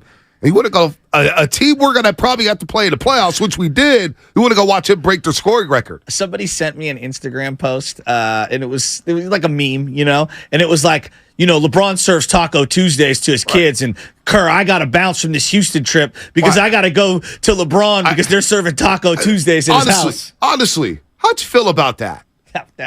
That's crazy. Bonte, I'm going to be real with you. I love Draymond Green, and that's crazy. Him and the embrace at half court as the buzzer was going off, it set me off. I admit it. And look, call me an idiot. Call me a guy who didn't play in the NBA. Call me some guy that just, is overreacting to the video. I was pissed in the moment. I know they're the highest level of athletes. They're the highest level of competition. It just rubbed me wrong. Let's go to Satchel real quick in the East Bay. Then we'll get to the injury report right after Satchel. Satchel, what's happening? Satchel. Hey, what's happening, guys? I'm a first-time caller also. Wow, thank you. Just wanted to give my take here. I'm feeling like we got to cut ties with both Draymond and Jordan Poole. I feel like more so with Jordan Poole if I had to pick one, but like with Draymond, just like what you guys are saying, what Joe's saying about his buddy stuff with LeBron, man. If there's anyone that he should be most loyal to is Steph Curry. Yep. Yep. I just don't get that, how he is so buddy with LeBron. I can't stand LeBron personally, And then with Jordan Poole, he ain't ever going to get over the punch. But, if we have to keep one person, it's got to be Draymond because, look what he's done. I still think he has it in him. Right. And I think he would hurt us if he went to another team like the Lakers, but Jordan Poole, what I saw this year in the playoffs, he was getting knocked around, pushed around way too much, flopping all over the floor. He just wasn't tough enough for the playoffs. Hey, good call, Satchel. There's no doubt Draymond Green has helped you win championships, and he could play at a championship level. That would be a hard pill to swallow to move off of Draymond Green. What makes it so difficult. Right. This is why it's so compelling while we're having this conversation, especially with the head coach of the Warriors. And Steve Kerr's a great coach. I may not agree with everything he's done this season, but damn it, he's a great coach. And you know what? We're looking to have Steve Kerr in the Bay Area. He's very honest with the media. He gives you his thoughts. He doesn't pull any punches. He doesn't beat around the bush. Steve Kerr's as truthful as they come. And Shasky always talks about this. I don't believe anybody at a podium. But Steve Kerr's one guy I feel like at a podium we can trust and listen to. But at the same time, when he's trying to hype up all these guys, it also is to maintain value for the organization as they head into a tumultuous offseason. He's smart. He gets the media game. Yeah. He was part of the media game. You can't be like, we have to move off of one of these guys. But that's what makes him great. Everyone knows that you have to move them. But that's what's great about it. He's not going to throw his players under the bus. That's true. I'd rather have a coach like that. Steve Kerr's great. He's a great person. Great person.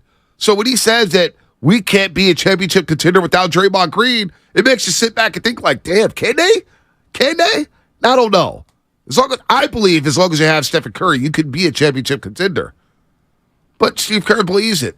So that's where we're at. We're going to ask Dalton Johnson the same question on the other side, NBC Sports Bay Area. A lot of fun here. Brian, David, Mr. D, Sam. Well, we'll get to all of you. A lot of first-time callers who are killing it. First-time callers. Love it. Coming on the main stage and destroying it. I love it. I love it. Mystic, good job.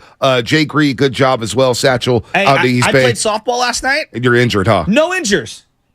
No injuries? Injuries. No one was injured.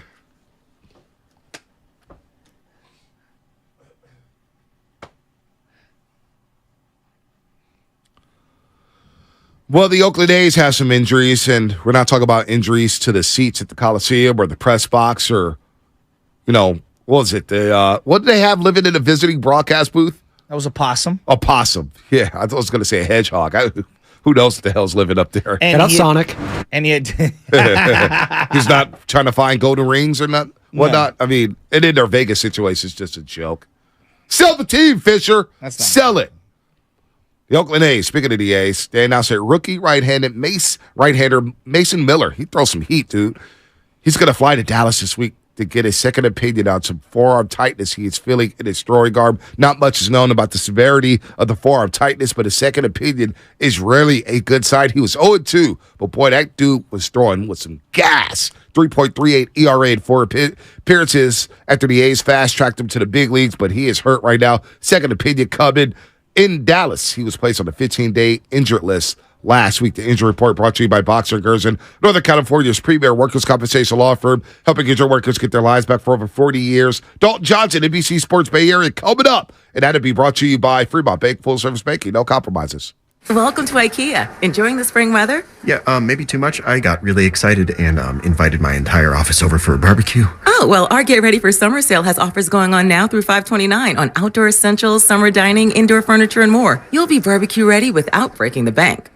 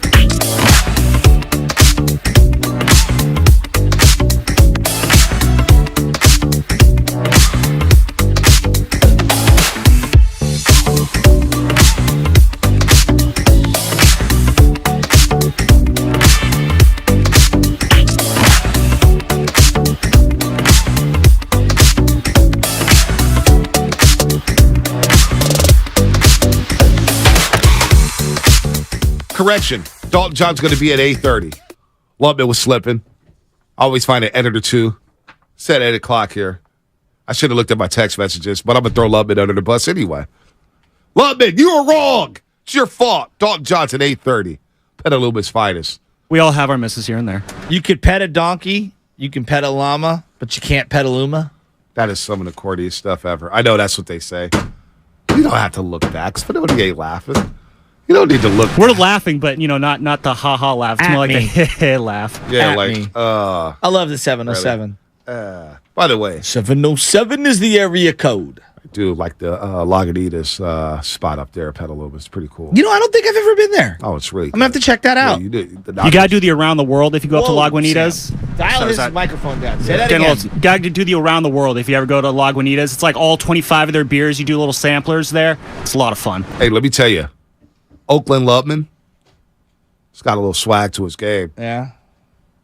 Oakland Lubman's got a glow. What neighborhood did you? I don't want to give your exact location. He's around the lake. Oh, is he? Yeah. That's right by the Cleveland Heights neighborhood. Nice. He's at prime real estate. Good for you, Lubs. I'm proud of the young man. Boy, Lubman hitting the town, man. Lubman in the town. Lubman in the town. Boy, went to who did I talk to? I was like, Sam Lubman went to the University of Miami. And what'd they say? They were like, you got to be kidding me. Oh, Darrell Wright. Darrell. I was like, ain't he right? Because, obviously Darrell got drafted by the Miami. I was like, Lubman was down there in Miami. He was like, what? Because I forgot he was like, he's texting me. I was like, Lubman went to the U. Couldn't believe it. Because I definitely think we've talked about Miami a little bit on the Darrell and I over the phone, at least a couple times. But, yeah, pretty cool that he asked about that. No doubt. I did say. Is Brewster still up in Petaluma? I have no idea. They had an outdoor beer garden. It was pretty sweet. No idea. Somebody's asking on the chat. I heard Bonte sunned you, Mustafa Ward. Yeah, he got sunned. I wanted Mustafa to call in the show. He disagrees with everything every single day. I like Mustafa. Who I do like Mustafa. Because I saw him at a 49er training camp a couple years. Really? You met him? Yeah. Have we met him before? I have. I don't know if you have. Really nice guy. Mustafa Ward sounds like a guy I went to middle school with. Yeah, really nice guy. I did sun him, though. Really nice guy. I did guy. sun you, Mustafa. I think I was walking back to my car, and he was either walking in or maybe he was leaving as well from practice. But yeah.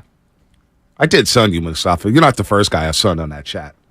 Trust me, I got all eyes on that chat and the Comcast business text line because we blocking fools out here. What do you think Joe Lacob's thinking today? Oh, my God. Everybody. That's the $1 million question. Everybody's talking. That's the $1 million question. By the way, good morning to everybody out there getting off the graveyard shift. Good morning to everybody at work. I see traffic is picking up. Good morning to all the baristas, truck drivers, security guards, professional dancers, whether you're in ballet, pole dancing, doesn't matter. We love you all. Love you all. Tyler Miller, I love you too. I hate y'all for not moving on to Giants. Oh, no. We're not there yet. Schmidt. However, Tyrone Strada, Casey Schmidt, I want to see him play the middle infield every single day. Every single day. Hey, just every single day. If Casey Schmidt can make one All-Star appearance in his career, I might be able to outlive the Trey Lance video that you and I did, and now I could pivot to the Casey Schmidt takes that I had at the beginning of the year. It was a good Casey Schmidt take. It was so good that you actually made me excited for him. I know. Because you drove me crazy about him, but I got excited about him. He's better than advertised. Well, he should have never been in the minors. He's better than ever. You know what? It's just the look. I like his look. I told you. I was watching. It's just the look. I watched him field ground balls in this YouTube video, and you were like, you could just tell. I'm like, no, dude, like, you can kind of just tell. His hands are so elite. He's just got a feel to him, and he's got swag. Yep. His arm is electric. Bonte, don't forget to say good morning to Laker fans. No, I'm going to say good morning to them. The Lakers. I still think they can win that series, though. I hope they don't. I want the Nuggets to win so bad. Oh, it'd make me feel so good if the Lakers You lose and Mike Malone? in the conference finals. Mike Malone, he's funny on the sideline. He was right, though. He's like, if we don't play defense, we're going to allow them to come back. And he was right. And you see him on one possession, he just put his head down. He's just like flipping out. Yeah, he's intense. And no, I don't block everybody, Austin and San Jose. Trust me, my block list is, I mute people. I don't block you. I just mute you. But sometimes, if you call me out of my name, and that's a little, when you go personal, I will block you. That's it. If you call me out of my name, if you call me like the B word, if you call me the F word. Leading blocker in Warrior history? Donald Foyle. Look at you. Shout out to Donald Foyle. That's my guy. But no, I like watching Casey Schmidt. I like watching Tyrone Strada. I'm having some fun watching them. Again, like yesterday, I felt it. I was like, middle infield, these guys got the gold change That's out. what I'm saying. That's a start. I know. That's a start. I know. I think you got a second baseman and a shortstop. I agree. Or if Schmidt moves to third base eventually, great. But yes, I want to play short. Well, for now, you know what I mean. I think eventually he'll be a third base. Who are you but going to play short? Luciano. No, they've got another guy who's in there. Fitzgerald, I believe, is in AAA. I think it's Fitzgerald. Is it Fitzpatrick or Fitzgerald? By the way, the Phillies, they don't have any chemistry whatsoever. They might be the worst defensive team I've ever seen. They're not good. They're not good at all. But I was excited about that. I love you for the Casey Schmidt. You got me so excited about him. I actually flipped and was mad at the Giants for not letting him play at Yankee Stadium. I'm with you. You stole that moment from him. Just real quick aside, we'll get back into basketball. Baseball is now at 2:37. 2:37. That is the average game time. Oh, it's great. The clock has changed everything, hasn't it? Yeah, no doubt. Yesterday was a 2:40 game for the Giants, and it was like, it kind of dragged. Yeah, It's like a 2:40 game. Right. No, I love it. Baseball, I think, is having a phenomenal year. We've just been caught up with the Warriors. I know. I mean, the Braves are just killing everybody. They look Strider good. The Mets are is struggling. a stud. The Mets are struggling. That's why, folks, it doesn't matter how much money you spend. Don't guarantee championships. Well, the smartest team in sports right now, Tampa Bay Rays, is the Tampa Bay Rays. The Rays are so much fun to watch right now. McClanahan's having an all-time season. McClanahan's great. He's 7-0. He carried me last year in FedEx. Did you see who was wearing a McClanahan shirt on Saturday? Who? Nash, our boy. He bets on him every time. Oh, McClanahan? Yeah. He knows McClanahan's nothing about good. baseball. McClanahan's legit. But he bets on him. McClanahan was great last year. Sick. How about my Orioles? Oh, yeah, your Orioles do look really good. Hey, Cedric Mullins hit for the cycle the other day. Yeah, I know. My Orioles look good. Your Orioles? They are his Orioles. He said that's his team heading into this year. I like how he's saying that wearing the Royals jersey, though. It's a Bo Jackson. Bo Jackson from Mitchell Lanes. I know, there's just a lot going on there. 1989 All-Star game when he hit the leadoff home run. But that Bo Jackson says hello. And that, by the way, they're talking about Victor Wembanyama. He's going to go to the San Antonio Spurs, What did you right? think of that? I'm happy for Spurs fans. I'm happy for Spurs fans. I fans. got a lot of Spurs fans in my family. But I cannot stand Adrian Wojnarowski saying he's the best prospect or the biggest prospect in NBA history. Or what did he say? The most prized prospect? What was it? In team sports, not just basketball. So I'm wearing his Bo Jackson jersey. No, he didn't. I'm wearing Bo Jackson. Team sports? Do you understand how big Bo Jackson was? Pressure. Deion Sanders? How about Deion? Yeah, I was going to say Deion. Shohei Ohtani? Shohei. LeBron James. Yes, LeBron, John Elway. How about Shaquille O'Neal? John Elway's a great one. Yeah. John Elway's a great one. Drafted in 2 sports. How about, like Dave Winfield? Michael Vick? Yeah, Michael Vick. I mean, come on. That's it. Peyton Manning? Michael Vick. Manning? When Michael Vick came out. I mean, come on. Come on, man. 2004 Madden to this day is a legendary game strictly because of roll out left, throw to Peerless Price. I would run around. I would have Michael Vick, Torrey Holt on the 49ers with a new stadium and run around with Michael Vick and throw it 80 yards. I mean, come on. The Victor Wembanyama thing, can I ask a question? Randall Cunningham was a sick-ass prospect. We just did this with Zion, and I was drinking the Zion Kool-Aid, so I'm free to admit it. We just did this. Why do we do this with these 18-year-olds, these 17-year-olds? I did this with some of the Giants prospects, and we've done it with Kuminga or Wiseman. They're going to change everything. It's really hard. It's really hard to be a teenager and go into the league and change everything for an organization. You have to be special. You have to be. Tim Duncan, to me, was a huge prospect. Spent 4 years at Wake Forest. So I joined a team with David Robinson. I mean, LeBron James, to me, when it comes to LeBron James, and this is how great he is. And for me, I would take Jordan in one game over LeBron James. I'm always going to have that affinity towards Jordan. But LeBron James may have the most accomplished career in NBA history. No doubt. You can't deny that. He's in year 20, giving you damn near triple doubles. He somehow overachieved all the hype. I know, which is insane. He was the chosen one. Absolutely. Sports Challenge, his first game on ESPN. I watched it. When they beat. I watched it with my boy Marcello out there on Dolores Street. I read it was at 4:30. It was at 4:30 p.m. Dick Vitale was on the call, and I ran to Cello's house and said, "We got to watch this LeBron James guy. I'm telling you, it's something different." And we watched him beat the number 1 team in the nation, Oak Hill. They beat Oak Hill by 30. Then he played DJ Strawberry, Matter Day at UCLA, Paulie Pavilion. And I was like, St. Mary, St. Vincent, or St. Vincent, St. Mary's, whatever it is. I was like, this guy's unbelievable. Then I'm working at Costco. His first ever game against Sacramento. And on the big TVs at Costco. I worked at Costco downtown. What did you do at Costco? Well, I was great. It was like When I used to bag the, I love when I how used you to were a box the great carts, employee at Costco. they did. They were like, dude, you were awesome. I worked next to the register. And then one day they put me on carts outside. Aisle check. Can the king of Costco please get an aisle check on aisle 4? Shout out to Willie Eastman, worked in the photo department. My guy Willie Eastman down there took $1 million photos. But no, I was working at Costco, and then they put me on carts one day by myself, and I had to retrieve all the carts on both levels by myself in the rain, and I quit the next day. Swear to God. It's like, dude, come on, man. The king doesn't get his own carts. No. I need help. I need assistance. On the real, though, Costco, I can't go in there without spending $500. I just went there and bought a 65-inch TV like it was nothing. Because the bedroom TV wasn't a smart TV. I thought it was the Westinghouse. bathroom TV. No. It 65 for the bathroom. No, that's a great idea. Well, I bring the idea. iPad in there, and I put it up on the shelf. Well, the other day I didn't bring my phone into the bathroom, and it goes, man, that was the quickest number 2 you've ever had. Because usually when I go into the bathroom, I do bring the phone in and I'm watching TV or Instagram videos. And it takes me about 20 minutes. My butt hurts. What if you go in now? Maybe I should put a 30-inch screen in the bathroom. That wouldn't be a bad move. Let me ask you this: what's harder to get out of spending less money? Every time I go to Target, I feel like I spend 3 bills because it's like I gotta get supplies. Yeah, laundry detergent and this and that and dish pods and all these different things. That's where Lenardi's kicks in. I spend so much money at Target. And then Costco, same thing. I'm buying, I need 5, 17-pound peanut butters. You know what I mean? What do you have a more difficult time getting out of unscathed? Target or Costco? Mid's Warehouse or Nike Town. Those aren't options. Those are options. Because I wear the suits all the time. I go to Mid's Warehouse and boom, there's $150 right away. You get suits for $150? No, like ties and pocket squares and tie clips and shirts. I don't walk into Target. I refuse. I'm good off of Target. And it spends a lot of money. Now it's the Amazon app that gets me. Oh, Amazon's, we got Amazon boxes every day. Multiple Right. Amazon boxes. You're 4 stops away. Right. I always go Samsung TV. I love Samsungs.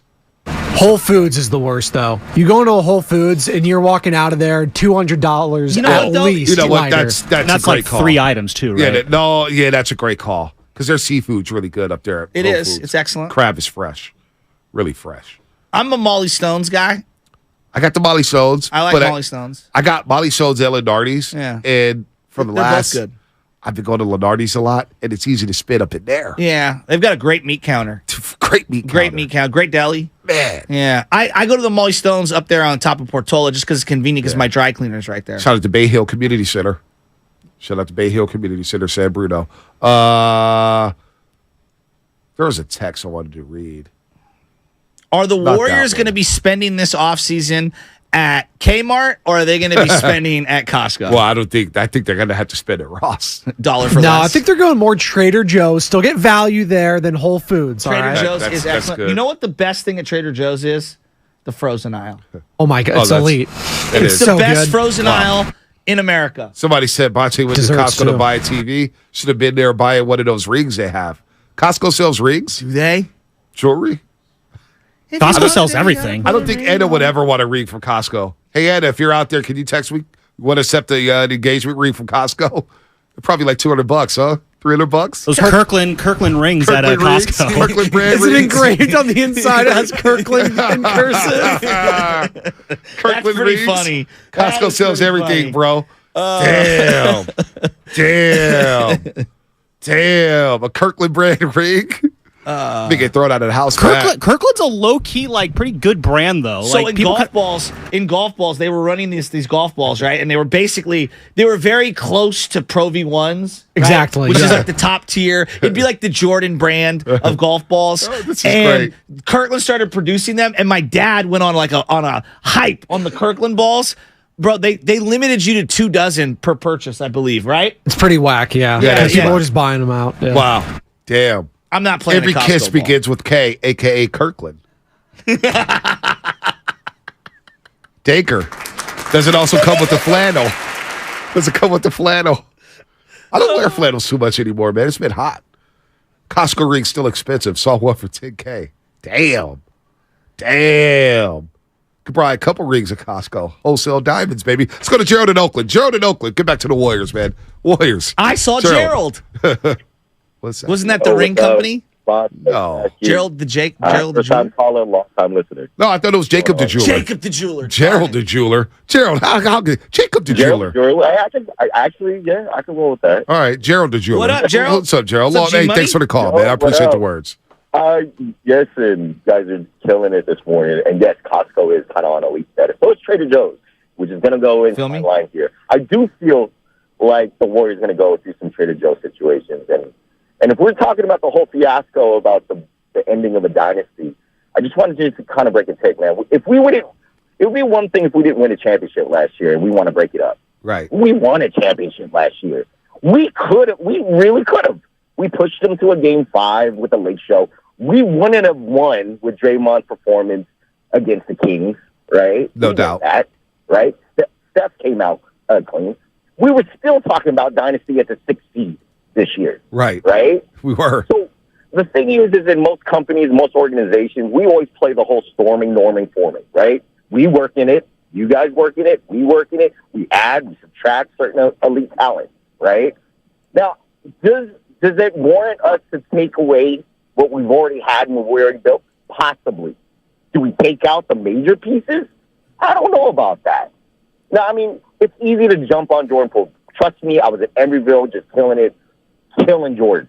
But he's in his 20s, right? He's still putting out some sort of numbers. Could it be better? Listen, I got friends that work at Chase Center. They saw that during, Bonta, I'm sure you've seen it from the hallway. Jackie, I know you saw it. He was kind of like isolated, ostracized himself during huddles. But that wasn't the rest of the team. Yep. Moody had a game. He was balling. Yep. He's young. He was in there. He had a mind state. So then what we're really talking about is the culture of the team. What we're really talking about is, are we in that forming phase? Are we in that crunchy phase because we won a championship with some young guys, but we had some seasoned veterans? Let me ask you this, Gerald. Gerald, let me ask you this. Can you still win a championship with Draymond Green as one of your main pieces? I have to say yes, because in certain facets of our game on the defensive end, we would have failed. And in certain offensive sections, now, could we have won if we would have altered and made more adjustments in certain situations? Absolutely. Was Draymond gas? Yeah. He doesn't have all of that in the tank, but he put out, he put up 20 and 2, and then what did we say? Yeah, that's exactly what we wanted. Right. And then, of course, Klay didn't show up. I hate to go against my guy Klay. Captain Klay, he didn't. Trust me. He didn't show up. Trust me. Thanks for the call, Gerald. We got to run, but trust me, it hurts me that Klay didn't show up. And I've got questions about Klay Thompson. But I'm not going there with the money because I get the money was paid before the Achilles injury. It was paid after the ACL injury. But a lot of guys, they come back from ACL injuries, and what were you going to do? Were you not going to pay Klay Thompson? Of course you're going to pay Klay Thompson. He's a splash brother. In 2019, he was having an all-time year. An all-time year. You bet on him coming back to that form. But the Achilles injury happened, and 2 years gets washed away, and now you're stuck with the payroll, and it's a sunken cost. But hell, I have a sunken cost with a guy averaging 20 a game, shooting over 40% from 3. In today's NBA, I'll take that. Now, shot selection has to get a lot better. His dribbling has to get a lot better. He has to embrace the mid-range game. There's no doubt Klay Thompson does. But in today's NBA, I have a hard time rolling with a guy who kills your spacing in Draymond Green as opposed to a guy who helps your spacing in Klay Thompson. I think the problem with the Warriors roster, like we could talk about chemistry till we're blue in the face, which is a huge element. My biggest issue, they have too many guys who only play elite on one end of the floor or good on Not one end of the floor. Not enough two-way players. Exactly. You only have Andrew Wiggins? And I would put Kevon Looney in. He's close. He's close because I do believe on offense he gives you way more elements than we've seen. And in moments where he's given opportunities to pass and stuff like that, to hit a mid-range, I think there's more offense for Looney. That's number one. Right. But Klay feels very offensive slanted. Poole, clearly offensive slanted. We know Steph Curry's offensive slanted. GP2, all defense. Minimal offense, though he gives me a little. Right. Dante DiVincenzo, I felt like I got a little bit of both, but his confidence wavered so much at the end, it was tough to make a feel The for minutes, Wiggins and GP2 coming back killed his confidence because it killed his spot in rotation. Exactly. Draymond Green, I put into the GP2 category. The reason why defense, no offense. But the reason why we go crazy about Kuminga, because we feel like he could be one of those two-way players. Exactly. Moody, I feel like is trending like where he could give me elements of both. And but what is Moody? Because they tried him on LeBron James and it did not work out. 2-3. Yeah, me too. I don't think he's a traditional 2, but I also don't think he's your traditional 3. And he can hit that corner 3. I want him to shoot more. Let's go to. I think there's more as a facilitator. He had a couple really nice one-handed passes. No, he this did. year. He did. Let's go to Mr. D in San Francisco. Then we'll get to Marcus before we get to Dalton Johnson, Petaluma's finest from NBC Sports Bay Area. Mr. D, what's happening? Yeah, man. It's been a couple of days since I called because I had to regroup after that, man. Oh, I know it hurt. Trust me. And I put all my eggs in the basket. No, me and you both. We did a lot of guaranteeing on the show. Yeah, I had to process it, man, and I've been thinking. I hear y'all talk about, and I'm hearing callers talk about moving off of Draymond Green, and hey, that might not be a bad thing, but I need y'all to tell me one thing: who you gonna replace him with? Draymond Green gone. Who gonna be the dog on that team? Looney, GP2. Could it be Kuminga? So that's a dog that don't bark.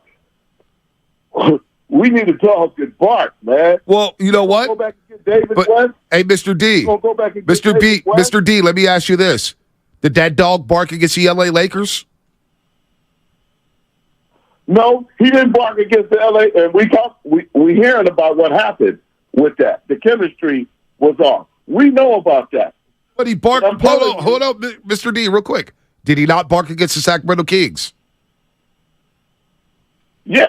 Oh, he didn't bark, but wasn't nobody else barking either. And I'll tell you something else about Klay Thompson. Klay Thompson, and if you remember, KD, when he came off his Achilles injury, he came back strong. This year, I see a decline. When Klay came back, he came back strong. This year, we saw a decline. All right. Klay Thompson came in out of shape. Steve Kerr admitted that he wants him to come in better shape, but I thought he caught his stride in January. Real quick, Marcus in Pacifica. Let's get to Marcus real quick. Sorry, Lubman. Marcus, real quick. Let's clear the board. We'll regroup after Dalton Johnson. Marcus, what's happening? Hey, appreciate you guys getting me on. The one thing I just want to point out, and he said real quick, but, our offense, we went back to kind of like a Mark Jackson style of offense, whether it was just out of necessity, but, our roster really isn't what the Warriors are accustomed to as far as Steve Kerr being our coach. We typically had Bogut, we had Bielitsa, Mo Spates. We had those bigs that can kind of, they have to keep them honest, and they could also pass out from the high post, where we didn't have that. I mean, I love Looney, but Looney is the best backup center in the NBA. Right. He's the guy who'll give you some quality minutes. He'll even go on a run like we did last year to win the championship. But, we got to fill out our roster, whether we're going to keep Poole. I'm a pro Draymond. I know everyone's kind of hard on it. Right. They say he cost us the championship against Cleveland, but right. I mean, he had a triple-double or damn near a triple-double in Game 7. I mean, he shows up. Game 6 against the Lakers, I mean, that was, for any Warriors fan, that was about as strong of a gut punch as you can take because it really brought the realization that we're starting to age. But, getting guys like Moody, Kuminga, if we got to go and move Poole in order to accommodate getting some better pieces around, if that's what Myers, if he decides to go in that direction, right. Then I think then you got to move on from Poole because, you're going with the unknown. If you stick with Poole and you get rid of Draymond, no doubt, Draymond can still play at a pretty high level. All right, Marcus. A lot of people agree with you. What do you do here? Steve Kerr and Draymond Green said the punch affected the season. Do you have to move off from one of the guys? Is this still a championship team if the Warriors decide to move off from Draymond Green, or if he opts out and signs elsewhere? Because he does have the power in this situation. 888-957-9570. We'll restock the board, I should say, with your phone calls. A lot of good calls today. A lot of good philosophy. A lot of good calls here on the Morning Roast on 95.7 The Game. What's coming up on the game? Sponsored by CalHope.org and the Department of Healthcare Services. Dalton Johnson coming up next here on The Roast. Life is uncertain. It's okay to feel stressed, anxious, worried, or frustrated. CalHope can help. Access.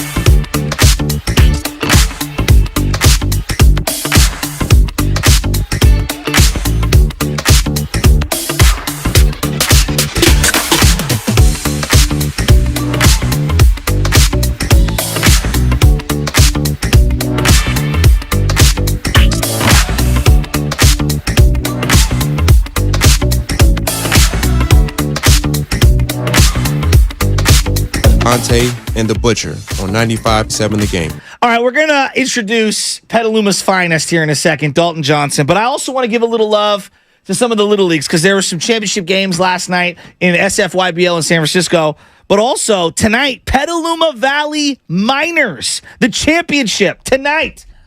My buddy Joe, his son Nico Matucci is going to be playing.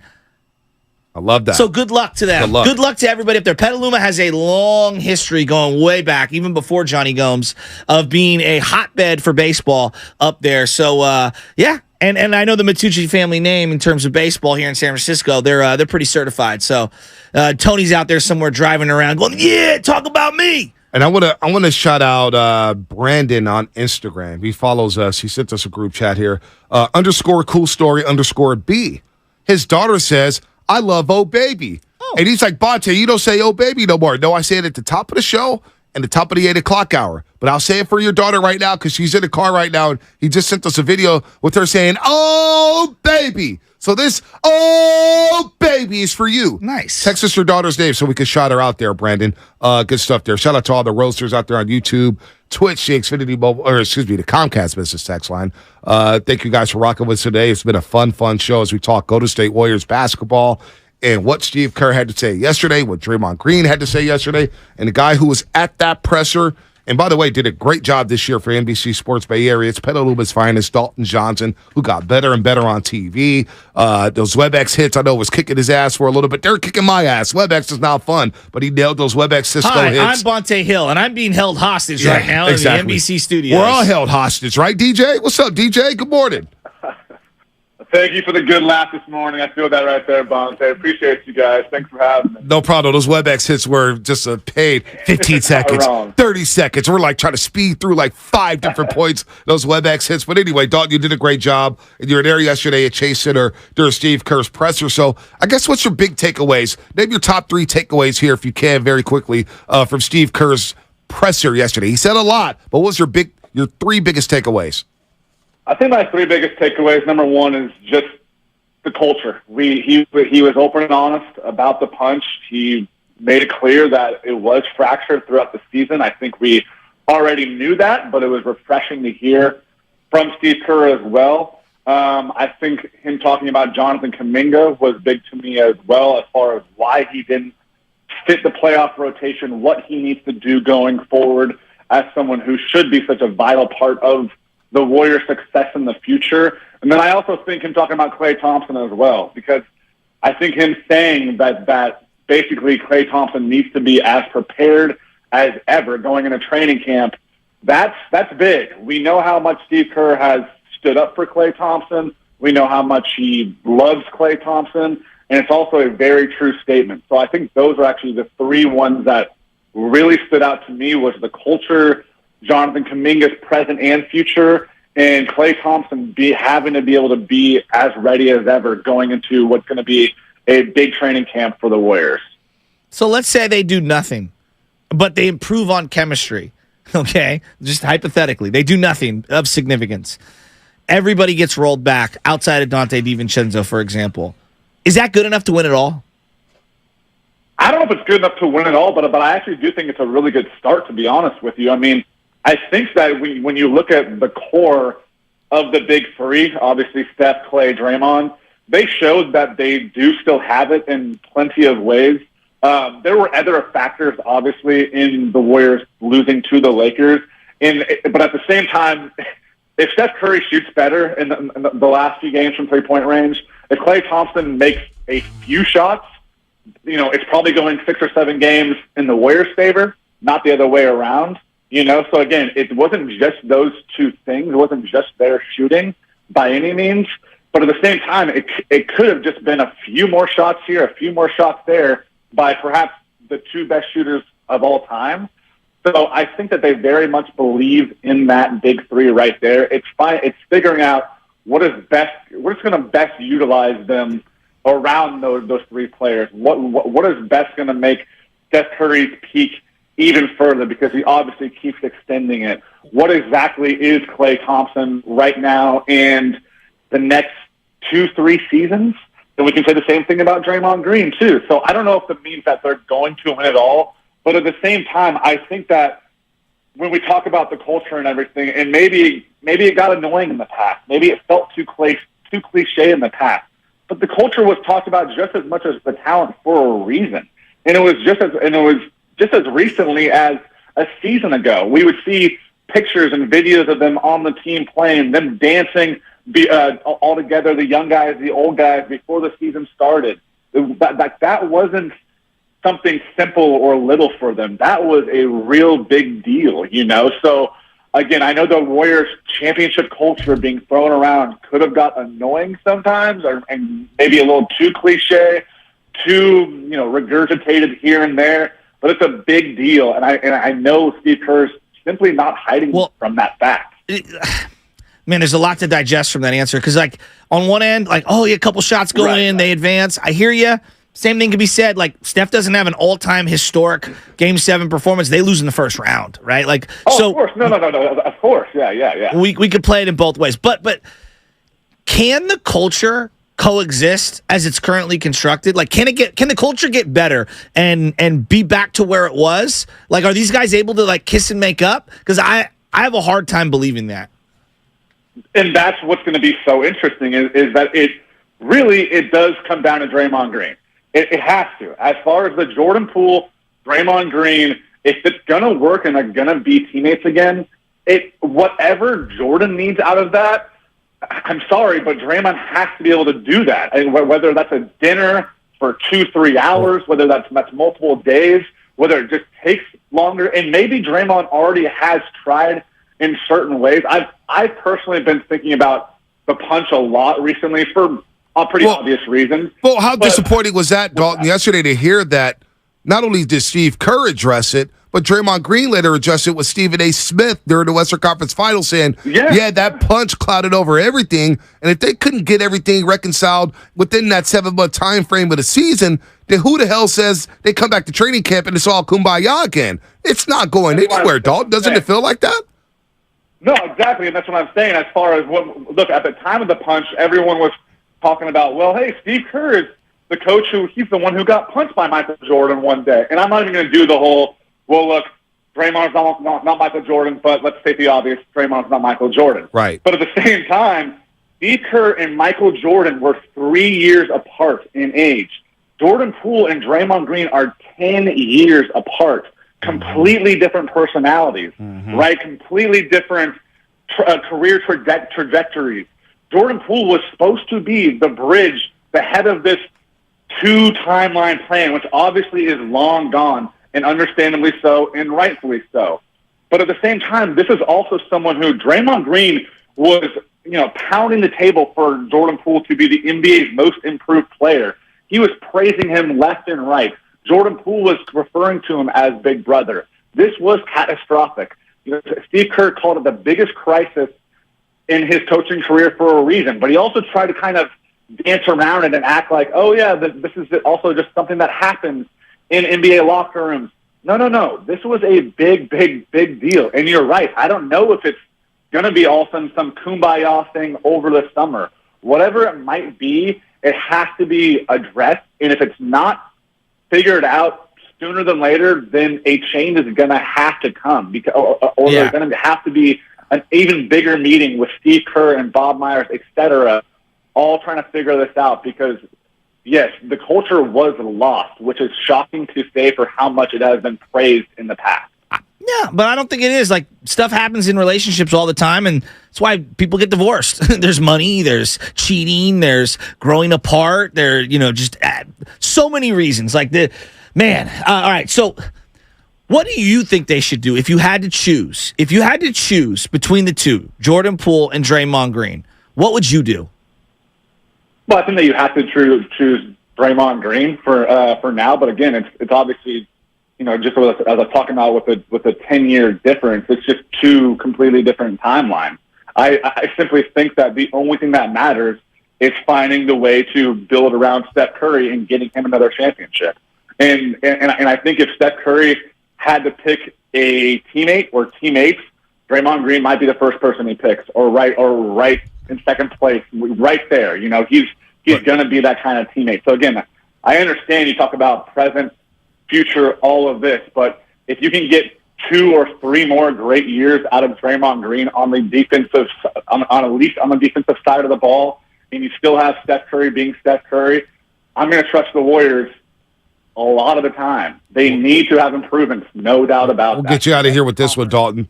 Dalton Johnson here on the Morning Rush on 95.7 The Game. Sorry to cut you off, but all right, let's say if you do pick Draymond Green, what can he do offensively to help the spacing of the basketball team? Because obviously Steve Kerr had to go to the one big lineup in the Sacramento Kings series against the LA Lakers. Anthony Davis and LeBron James got to rest a lot when guarding Draymond Green. So you can't play Green and Looney together. And I know the whole net rating, starting 5 thing, but in the playoffs, that got compromised. You had to go away from that starting 5. What can he do offensively to offset some of those deficiencies? Because we see in the Western Conference Finals, 132, 126. In today's league, you got to go out there and get buckets. And I think defense, you can overcome some of the defensive flaws you have, but you got to go out there and get bucket getters, and you can't play 3-on-5. So how do you fix that? Be aggressive. Simple as that to me. I think it's great to see when Draymond makes a few threes and all of that. Great, of course. That's kind of the cherry on top, of course. But I'd rather see him be able to go attack and be downhill, be willing to go to the line and be confident with that. I don't want to see him hold the ball and for 3, 4, 5 seconds look around with all the space in the world and go, okay, now what do I do? No, I want to see him be able to be confident going downhill, getting to the line, going chest to chest with someone, using a floater, all of that. So the 3-pointers is the cherry on top to me. It's just the simple fact of being aggressive and showing that he trusts himself with his offensive game as even a little bit of a scoring threat. All right, Petaluma's finest. What are you going to do in the offseason, man? What's in the plans? Hey, sleep right, and this continent isn't going to continent stuff. I'm still around. All right, good deal. We'll be catching up with you, Dalton. Great, hell of a season for you, man. Hell of a season at NBC Sports Bay Area. Looking forward to working with you again for what year would this be for you on the Warriors beat coming up? Year number 3 coming up for you? Next year will be year number 3. That's right. Year number 3. All right, year number 3. So you're now a veteran. He's now a veteran. I'm expecting more. Hopefully you get a bump up in salary. And yeah, with that comes more autonomy on the offense. Hey, let's talk more after this, Gatsby, huh? Aren't we all trying to make that? Yeah, no doubt about that. We're all pro boys. All right, Dalton. Appreciate you guys always. Thank Anytime, Dalton Johnson here on the Morning Rush on 95.7 The Game. Your big takeaway from that. He will pick Draymond over Poole. Well, there's a couple of things, and I'm going to start here. Like, I don't know. I think a lot of people are overrating Draymond. I see the value. I'm not saying he's valueless, because I think we jump to these two opposite ends of the room. On one end, he's irreplaceable. On the other end, he has zero value. No, there's somewhere in between, right? I just think we've overrated the value, and I think that he brings a lot to the table, good and bad. And right now, I think the way the league is trending, the way his body is trending, if I'm just even looking for just next year, I think they're better off without him.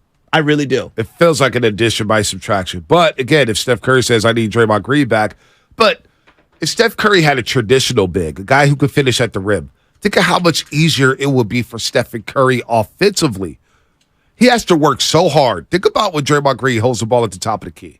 And Mr. Fab joined us. Mr. Fab's boys with Draymond. And we had him on after Game 3 of the Sacramento series. Mr. Fab said the difference with Draymond Green running the offense is it's too predictable at times. Because he's at the top of the key holding the ball. And how many times does Steph Curry have to run off of multiple screens? Even Klay Thompson running off multiple screens, running themselves into the ground. And then you had Looney in there, and in one big lineup, you have 4 scores with Poole, Wiggins, Klay, Steph, and all the spacing. Think about all the backdoor cuts you had against Sacramento because you had so much spacing. Okay, hypothetically, this is all hypotheticals here. You get a back-to-the-basket big, okay, who could play the 4 or the 5. It could be Pascal Siakam, Bonte. It could be Joel Embiid. Yeah. Just pick. They're 2 very different players.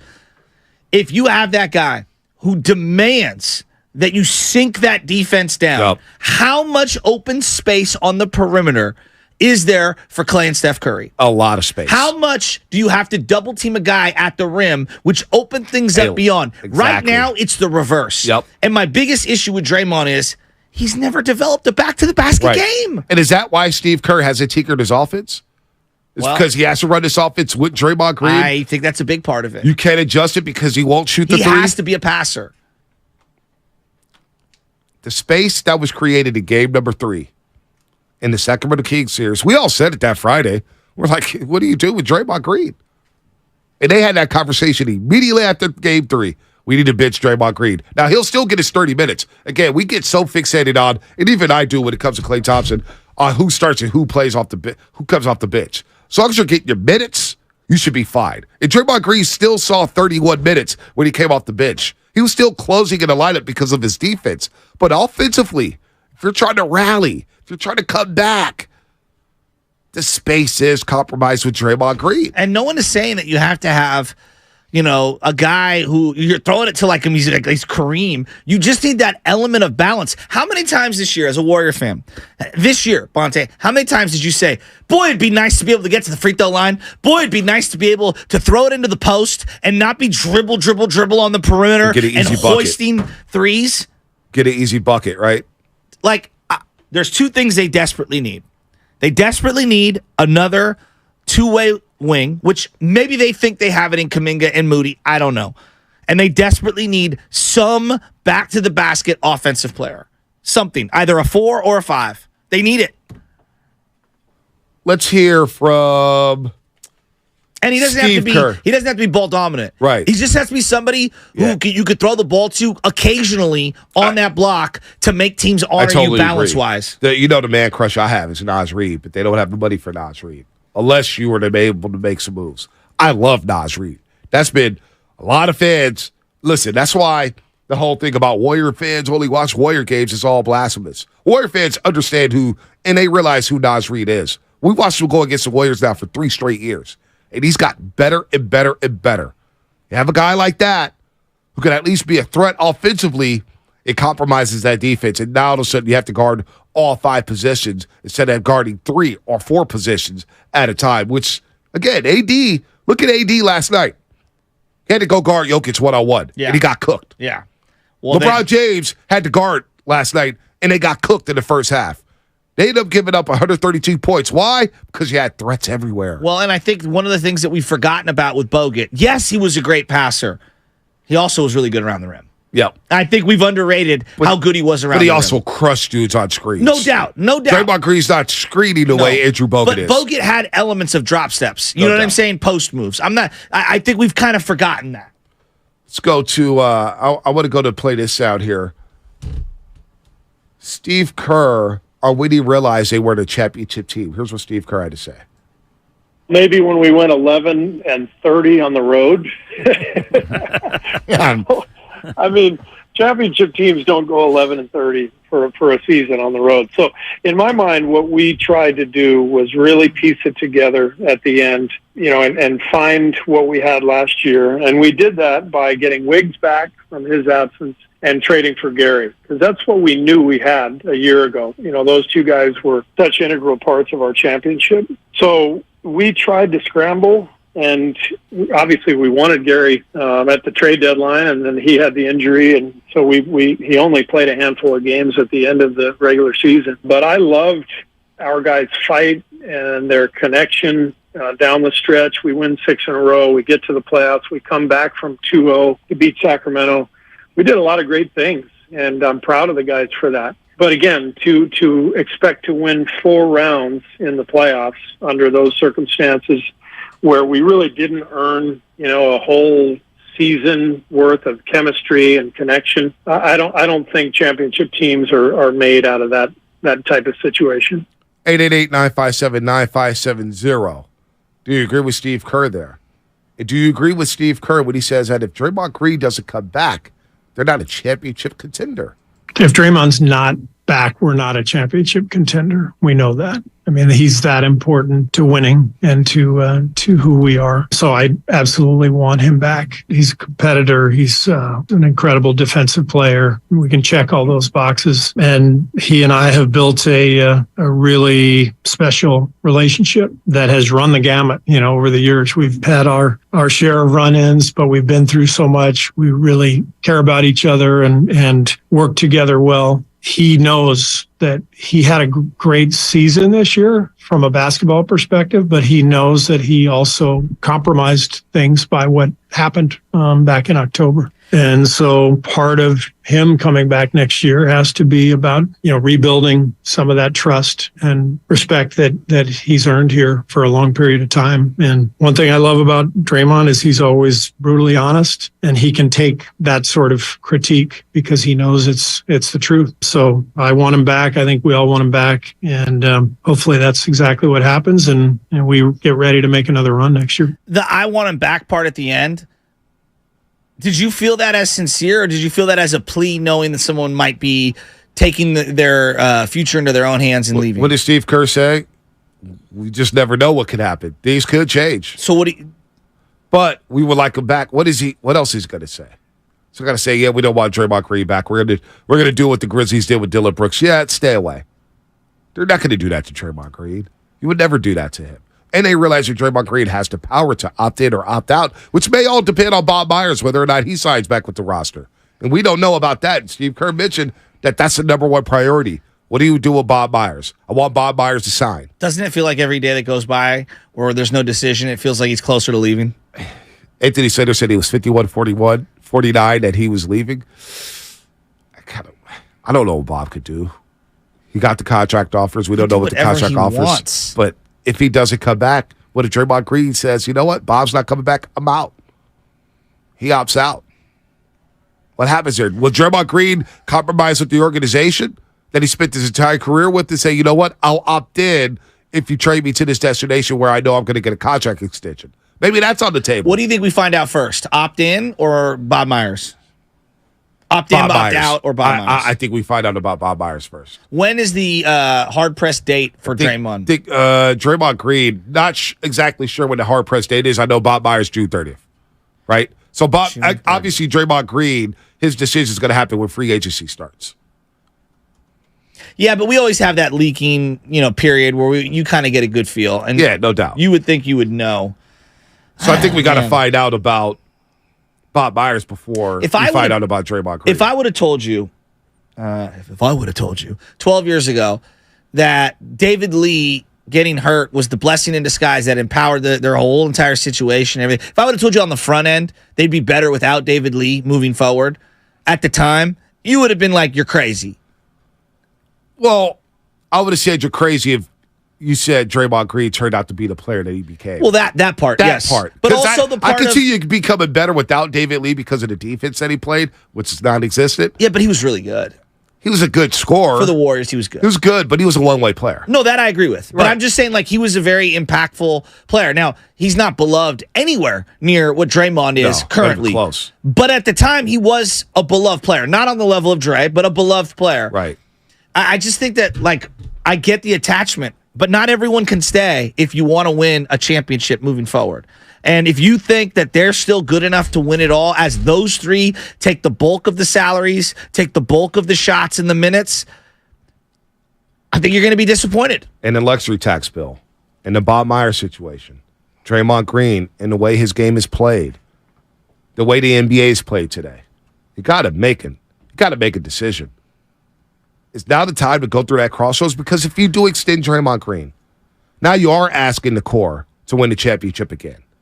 And there are a lot of people have doubts about that because of the way you can build around them.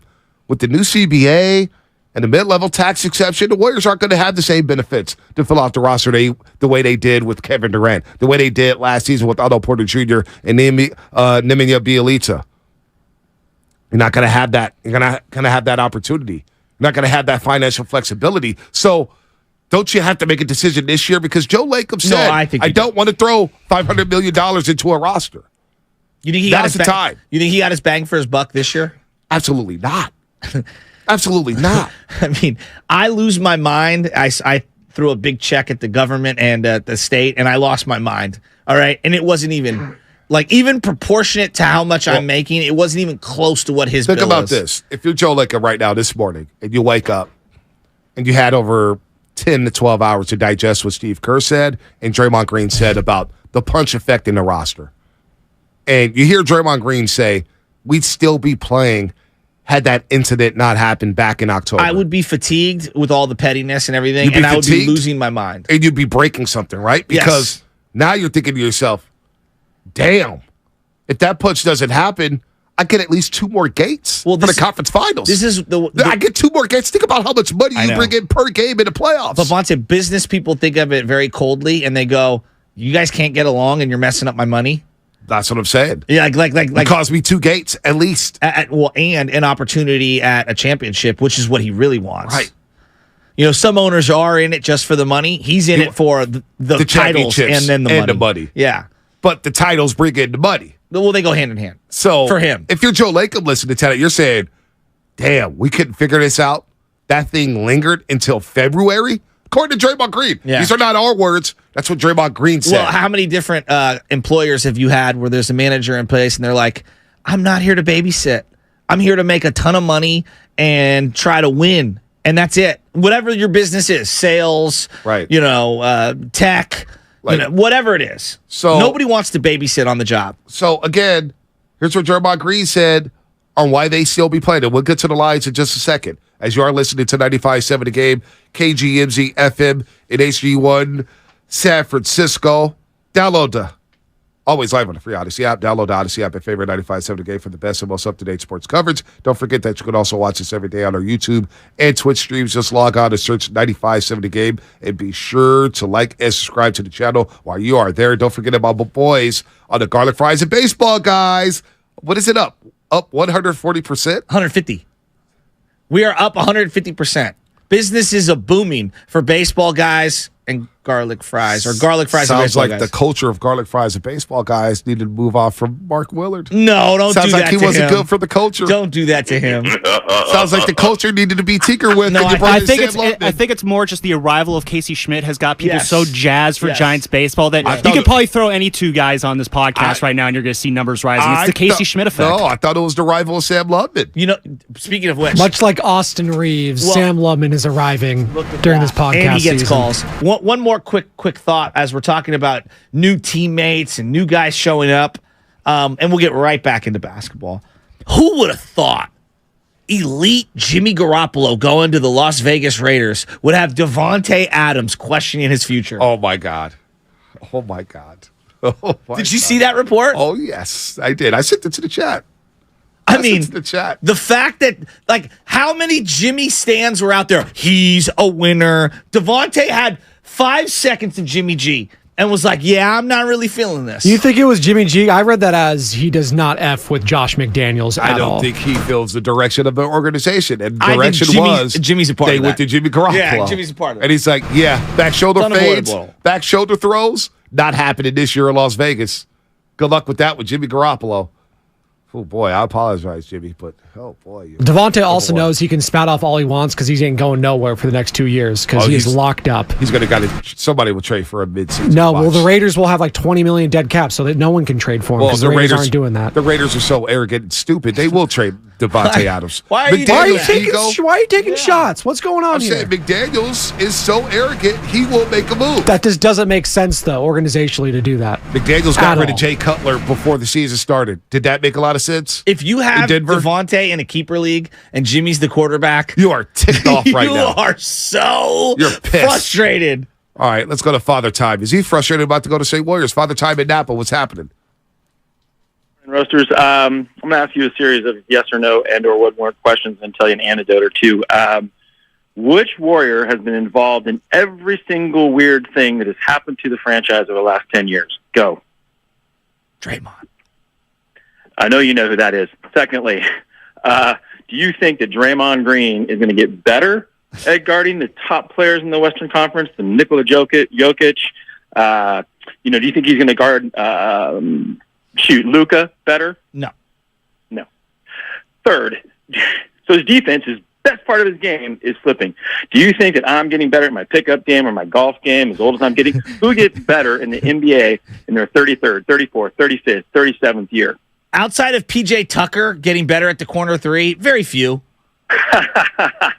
Yeah, well, I don't see Draymond draining that corner three. I agree. Now back to the personal. One of the greatest presidents of all time said, "A divided house cannot stand." Who was that? Divided house. Abraham Lincoln. Was that Abe? Let me give you this. That was Abe. Donnie? Honest about a broken family. We're a family. We go to the pickup game at the rec center. I get lucky enough to be on Draymond's team. I win. I stay on the court. And then he flips out. There's a fight, and we no longer get to play basketball anymore. And then the family side, which is the biggest joke of all time, these are pros. I got a stepbrother. We do all kinds of cool things. He's bailed me out when I was a kid, when I was a teenager. But now we're having family. We've got wives and kids. He comes to the picnic one time. We all love him. He flips out. We no longer do picnics with that brother anymore. And you know who's hurt the most? The dad. The other siblings. We all love him. We all love him. We're going to love him forever. But we can't invite him to Christmas anymore. We just can't. The drama is not worth it. The only person talking right now, other than Steve Kerr, who's contractually obligated to, is Draymond Green, who has a podcast on the team. Draymond and Iggy. Goodbye, Draymond. You got it. What you really want, hope he signs. Hope you can trade him for some sort of value. Maybe you're trading Poole too. The only problem with that, supposition is we have no idea what people are going to give us back. Yeah. This is a great topic. Yeah. This is a great topic for Sports Talk Radio. Not a great topic for the Warriors. You're right. Develop some players, Warriors. Father Time, fire. You are on fire. Father Time. Thanks for the call up there in Napa. Talk? So, yeah, I'm out on Abe Lincoln Talk. Four score when we switched 7 years studios, ago. I'm out on Abe Lincoln. He's not the human Don't being turn we around all in the believed he theater. was. What people taught us in history class was But he not chopped true. down an apple tree. Oh, sure. With an axe. Yeah, sure. Steiny was walking in here yesterday. Steiny was walking in here yesterday. Who carries cash anymore? Steiny was walking in here yesterday at Guru, and everybody was like, oh, you can get LG and Nobi for this. Again, we do the same thing for Jordan Poole. We do the same thing with Trey Lance. Trey Lance is not good enough to start on our team, but let's go get 2 third-round picks for him. Like, why do we always do this? We don't know what another team thinks of Jordan Poole. Well, remember Jimmy Garoppolo was going to get 2 first-round picks? Yeah, and I was like, Peter come on, King? man. I was laughing at that saying, wait a minute, you're going to get 2 first-round picks from Jimmy Garoppolo, but yet he's not good enough to start on 49ers. Like, it just doesn't make any sense to me. Here you go. Here's a good text. 559, Comcast Business Text Line to 559. Bonte Shasky, if you're Bob and Joe, how would you feel if your coach just said the roster you gave him wasn't a championship team? Seems like he's saying you didn't give me enough. Thoughts? I hadn't considered that aspect of it. This is not a championship team. I mean, welcome to the NBA. You know how many coaches are fired right now or have struggled and are looking at their roster? Like, great example. The guy everyone tells me he's a great guy. I don't even know him. The Silas guy who just got fired in Houston. Oh, Steven Silas. Anybody crying over spilt milk that they're not a championship roster? No. You know what people say? Win. How many years have the New Orleans Pelicans had a decent roster and they've underperformed? Yep. Alvin Gentry's been fired. Stan Van Gundy's been fired. All right. Now Willie Green, probably, if he doesn't get this team up and running next season, will probably be on the hot seat. Right? I mean, so, like, welcome to the NBA. I hate to be, so and blunt if you're with Joe it, Lacob, but, like, Steve Kerr, like, this is the real NBA. Well, and if you're Joe Lacob, you just threw out over $400 million for this roster and say, wait a minute, you got young guys I wanted you to develop.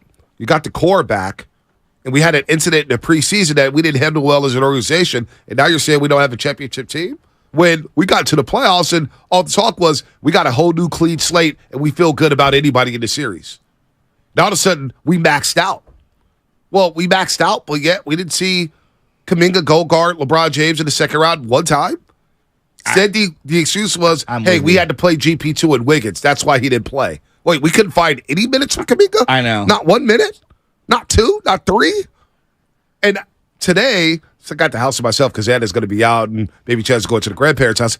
I'm going back today. Look at you. Because, no, because this Video whole games? talk about, no video games. Going back to watch the Sacramento Kings series. Okay. And every single second of Jonathan Kuminga, and when he played, how bad of a rebounder was he? Was he in position to grab rebounds? Because everybody telling me, oh, he needs to grab more rebounds. But he's guarding De'Aaron Fox on the perimeter. And if he misses, we got to go down to the block and go grab rebounds? So I want to make sure I get this right.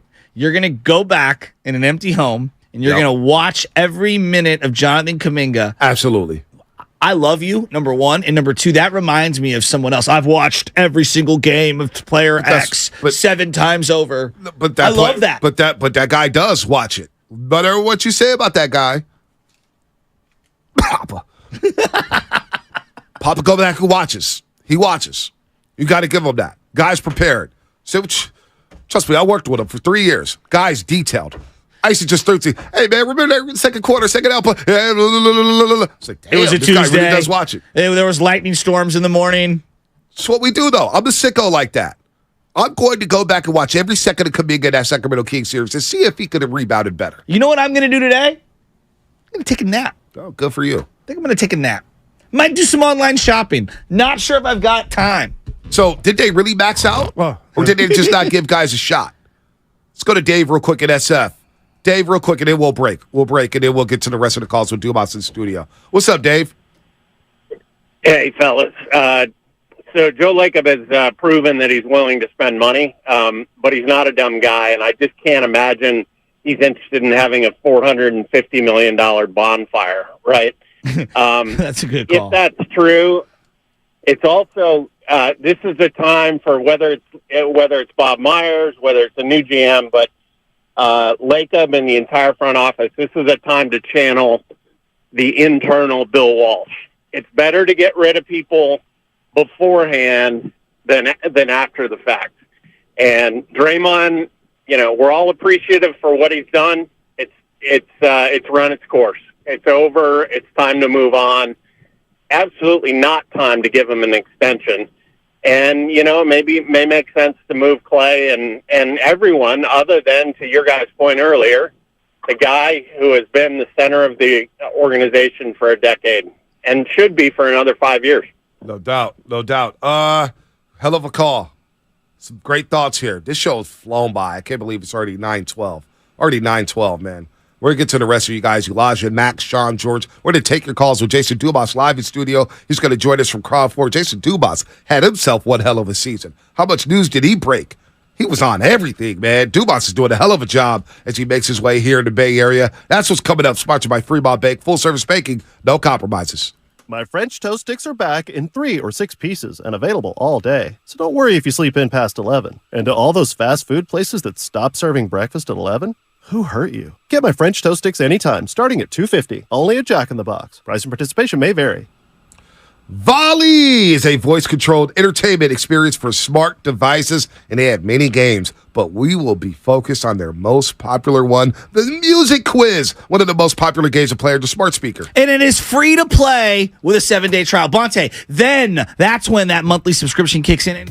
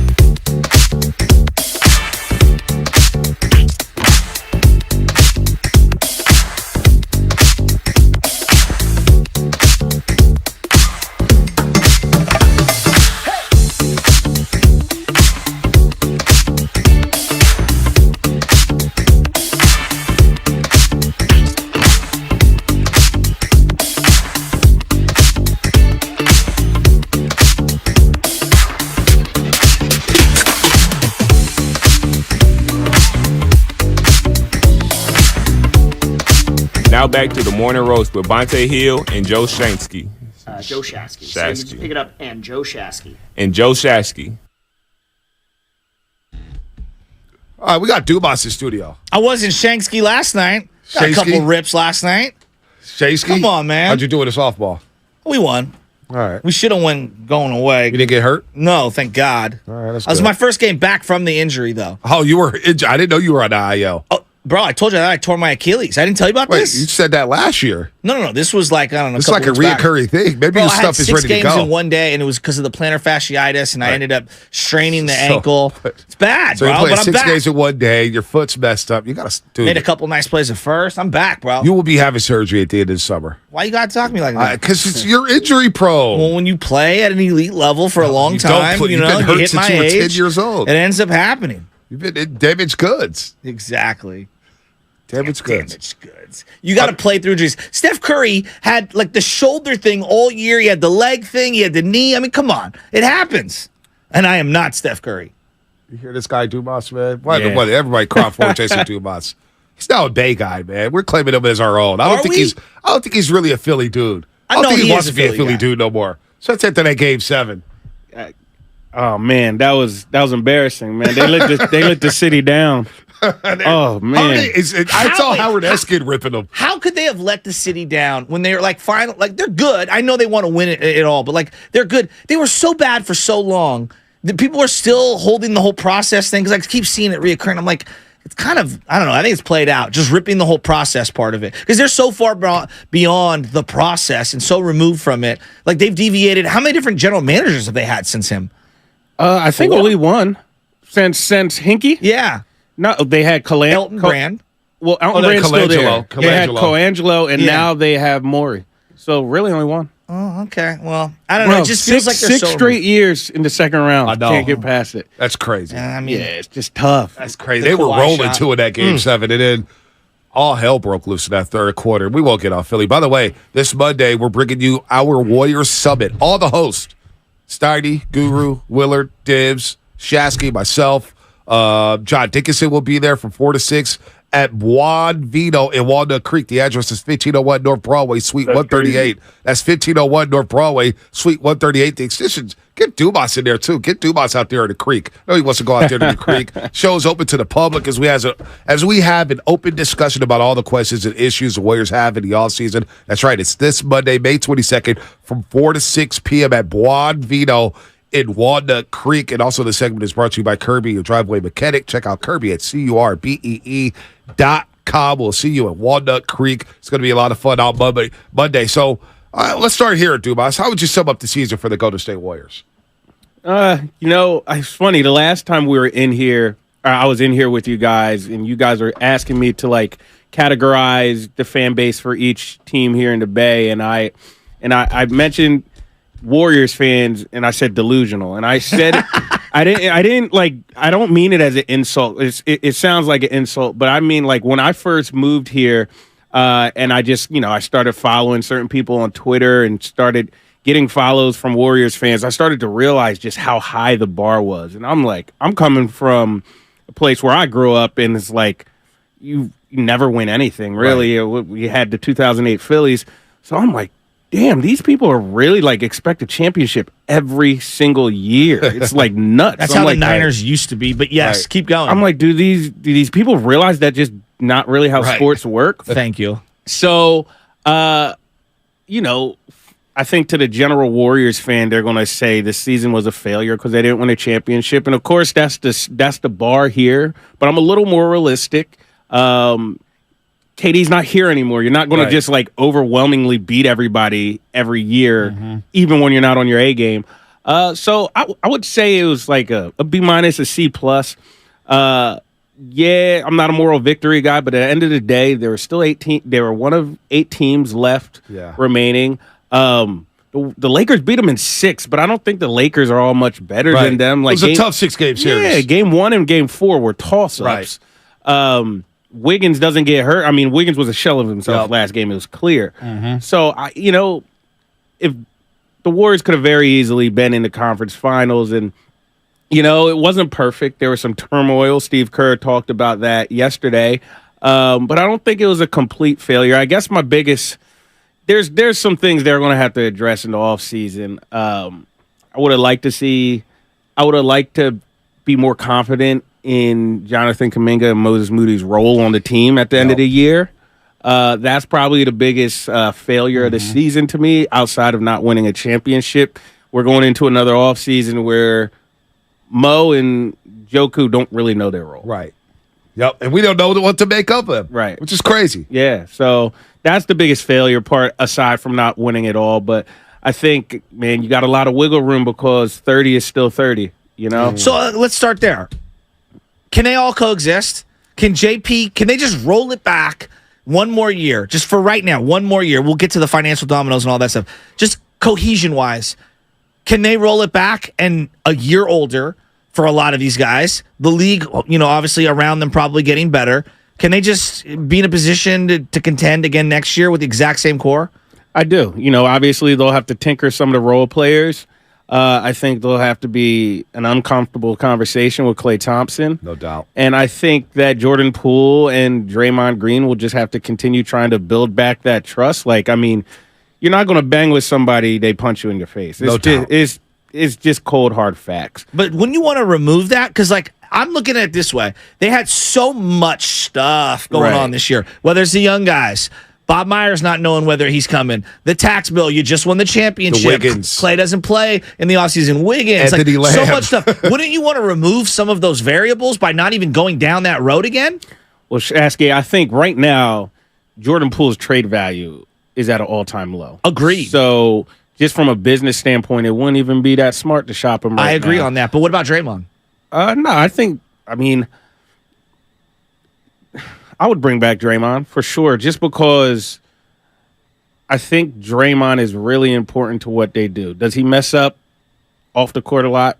Yeah, and when I say off the court, obviously we're not talking legal issues. Just some of his passion, just goes over. But I think they trust Draymond enough to fix what he messed up. And I think Steve Kerr conveyed yesterday that it was hard to fix while they were playing. There's a season going on. Draymond's I had to kind of I shut up and I sat in the background, and that's usually not my role.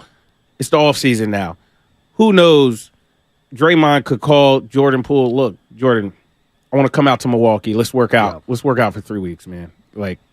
You never know. That's just me throwing something against the wall. But now that basketball isn't every day for them and they're not on the road and they can kind of maybe repair something, I think Draymond will take it upon himself to do that, because Draymond is very self-aware. Right. He's very self-aware. He's smart. He is.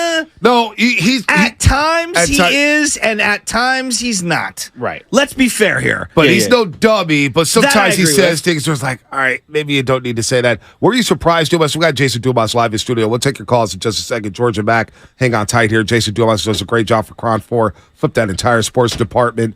You guys do a great job talking hoops over there. You do a great job. I love when you talk to the visiting players, all that stuff. You know how I feel about that. But were you surprised yesterday to hear Steve Kerr? And then later on in the day, Draymond Green say that, the punch really caused turmoil and really kept us from being the championship contender we needed to be. I wasn't surprised. They were kind of hinting at it towards the latter part of the season. I heard Steve Kerr a couple times saying, we're trying to get everybody on the same page. Right. And it was just subtle hints. And, that's the only thing they could really be talking about. There wasn't, I guess there were some issues with Jonathan Kuminga in terms of just him wanting a bigger role. Right. And, Steve Kerr kind of just saying no, essentially. Yeah. But that was the glaring issue, was Jordan and Draymond. And I think it wasn't so much that there was animosity and they didn't like each other. It was just more the sense where it was just everyone felt like they were walking on eggshells. Yep. Draymond didn't feel like he could be Draymond in the locker room because he lost a lot of that equity when he punched him in his face. Especially probably from the youngsters, right? They're like, it's come on, man. You're supposed to be the leader. So I think that's where things kind of went awry. But look, like I said, they still weren't super far off. I thought they were going to beat the Lakers. If Andrew Wiggins doesn't miss all that time, they're probably in a better seed. there's just there was a lot of variables, and like I said, everything didn't come together for them like it did last season and it has in the past. But even if they get by the Lakers, I mean, the way I see Denver playing, I probably would have gotten ugly with this year's version of the Warriors. But Steve was right. Like they maxed it out. They probably maxed it out given all the circumstances. But I do think eventually Jordan and Draymond can get past that. And I think if they move Jordan, I don't necessarily think it'll be totally to do with that situation. Right. I think it would be from a basketball standpoint. Finances, like, Jordan and like, to me, the bigger issue is like Jordan and Klay, not their person. Just their games. It's like Jordan wants to start. He plays better when he starts. He plays better when he has a more defined role. Yep. Klay does not want to come off the bench. No doubt. I think that dynamic from a basketball standpoint is kind of impeding the Warriors' progression, more so Draymond and Jordan Poole. Well, because he keeps talking about positionless defense and positionless offense, and I get where he's coming from, but the beauty of what made Klay Thompson was that he was 6'6", 6'7", could guard all the best perimeter players, and that would be able to provide shield, covered, whatever, for Steph Curry, and they could play off of each other. Now that defensive element is not in his bag as readily available as it was in years past, I think it's tough to just throw Jordan Poole into the two-guard spot in this hypothetical. They need a two-way player, a guy who can balance the floor on both ends significantly better. GP who does it on the defensive end, but then offensively, now you have too many non-scorers out there, especially when coupled with Kevon Looney and Draymond Green. So, they need a big. They've always needed a big. They also need another two-way player. Right. To me, they need another two-way wing.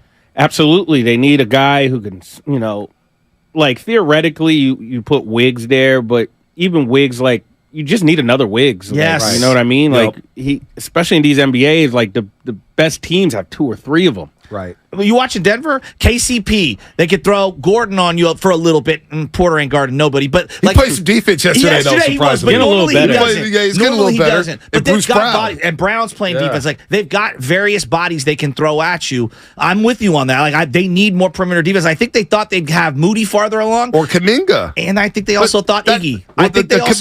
That's where the Kuminga thing becomes frustrating because he did see minutes. From February 1st, he shot 45 from 3, shot 50 from the field, and that's why the whole thing, he needs to rebound more. But he's guarding guys on the perimeter because he is that two-way threat. So how are you going to guard, when you're guarding Luka Doncic and he's bombing threes left and right, and he's playing well? I think that's where they messed up, where Kuminga, and Steve Kerr said it, look, he couldn't get on the floor because of GP2 and Wiggins, but it felt like he was ascending, and 3 minutes against Sacramento is not enough. Obviously, the moping when that started with Jonathan Kuminga, he was done after that. Yeah, I don't pretend to know more than Steve Kerr or have more basketball acumen than him, but I disagree with his assessment of why he didn't play Jonathan Kuminga. I think Kuminga would have been helpful. Kuminga came through for the team when Wiggins was out. Right. He deserved better than what he got. Yep. And,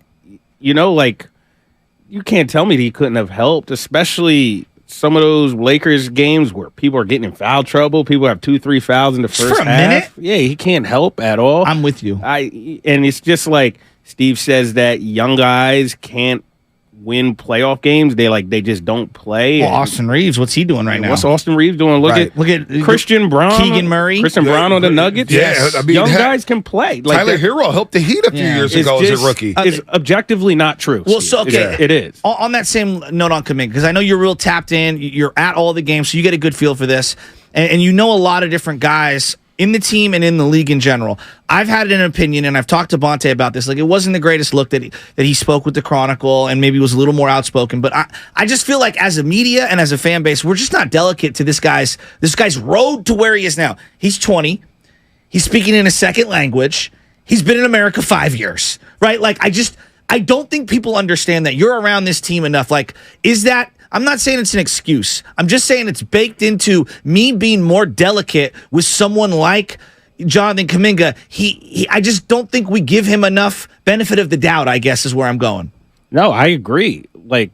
Coming into this season, I was Team Kerr.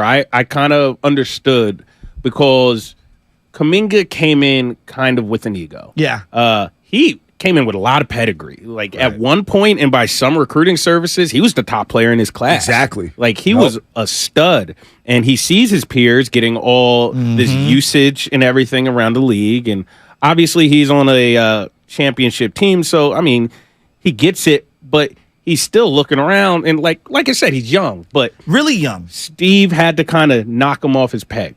This year, he came in with a different attitude. Yeah. I noticed it immediately. Interesting. I have talked to Jonathan Kuminga. He realized what he had to do coming into this year. Jason, real quick, I want you to continue on this because when the report came out that he wasn't working hard in the offseason, I said, that's a load of crap. And I said it, didn't I say it right away? Right away, I said, that's a load of crap because we all know people in Kuminga's camp. Right. The guy is a worker. He wants to be great. I'm cool with a young man being 20 years old thinking that he's Kobe Bryant already.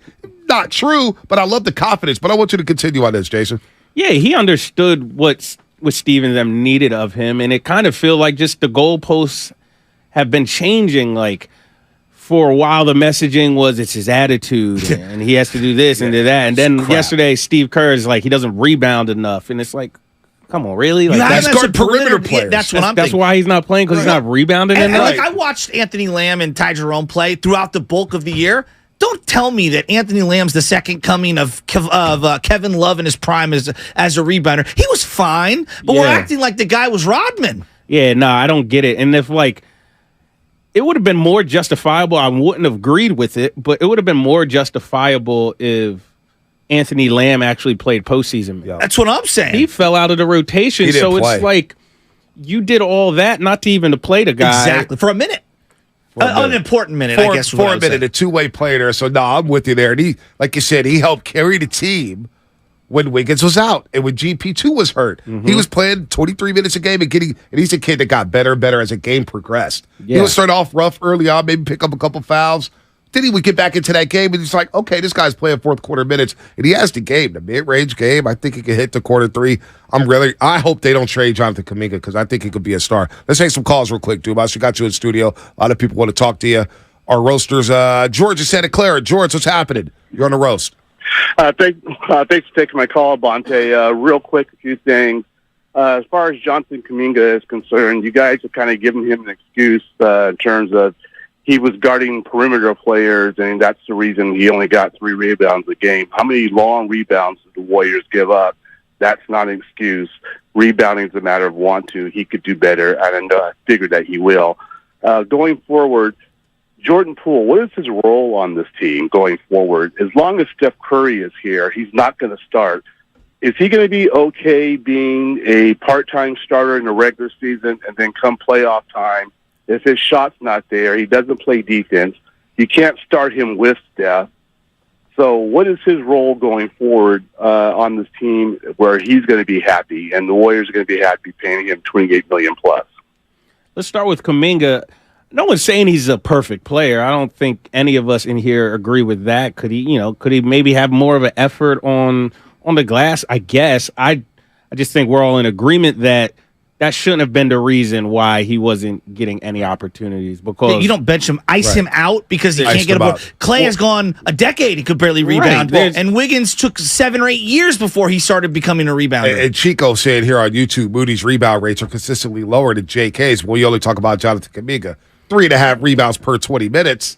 Hey, that's 6 rebounds over a 30-minute span. Yeah, there's no role player on the Warriors perfect enough to justify. Like Draymond Green didn't have a great rebounding season. So and then with the Jordan Poole, I think he hit the nail on the head in terms of just that's what I think the biggest issue with Jordan and this team is the lack of a role. Not the Draymond Green thing. Obviously, the Draymond Green thing isn't perfect, and that plays a part. Right. But I think Jordan wants a more defined role. I mean, obviously that role is he wants to start. Yep. Probably in Jordan's mind, he thinks he's better than Klay Thompson. Right.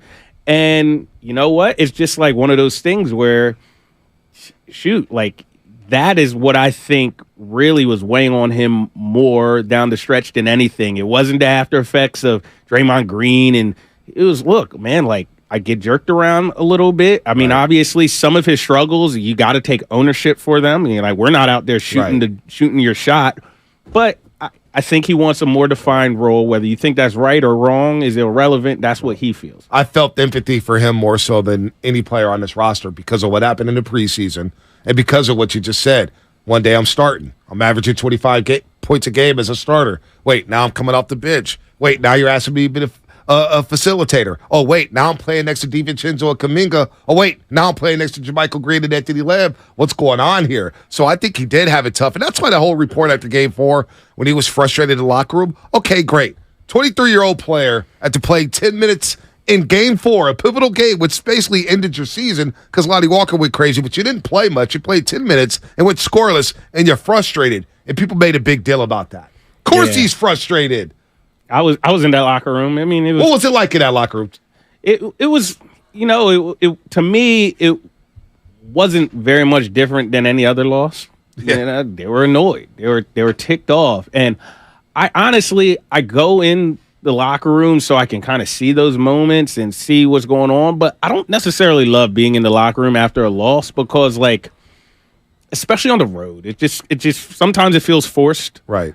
I go and try to do my job. I observe. I'm not able to be in the locker room as much as the writers because I typically I have TV hits right after the game. So I'll pop in. Maybe I'll try to ask a quick question to someone off the record and just get some intel to help me give some context to my reports.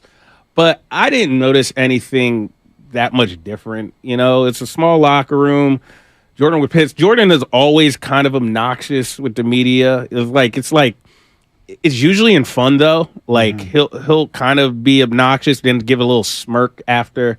So he was annoyed, obviously, and Ray wanted him to speak because obviously a bunch of people were crowded around him. Right. So there was a little awkward moment. He's not always pressed to speak like that, but people wanted to hear from him.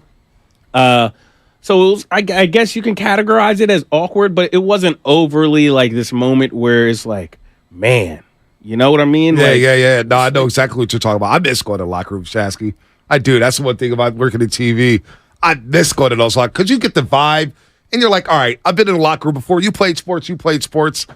Guys are not happy after a loss. Right. Great. They don't want to talk much. Unless it's Draymond and LeBron and the game's over and they want to hug at half court.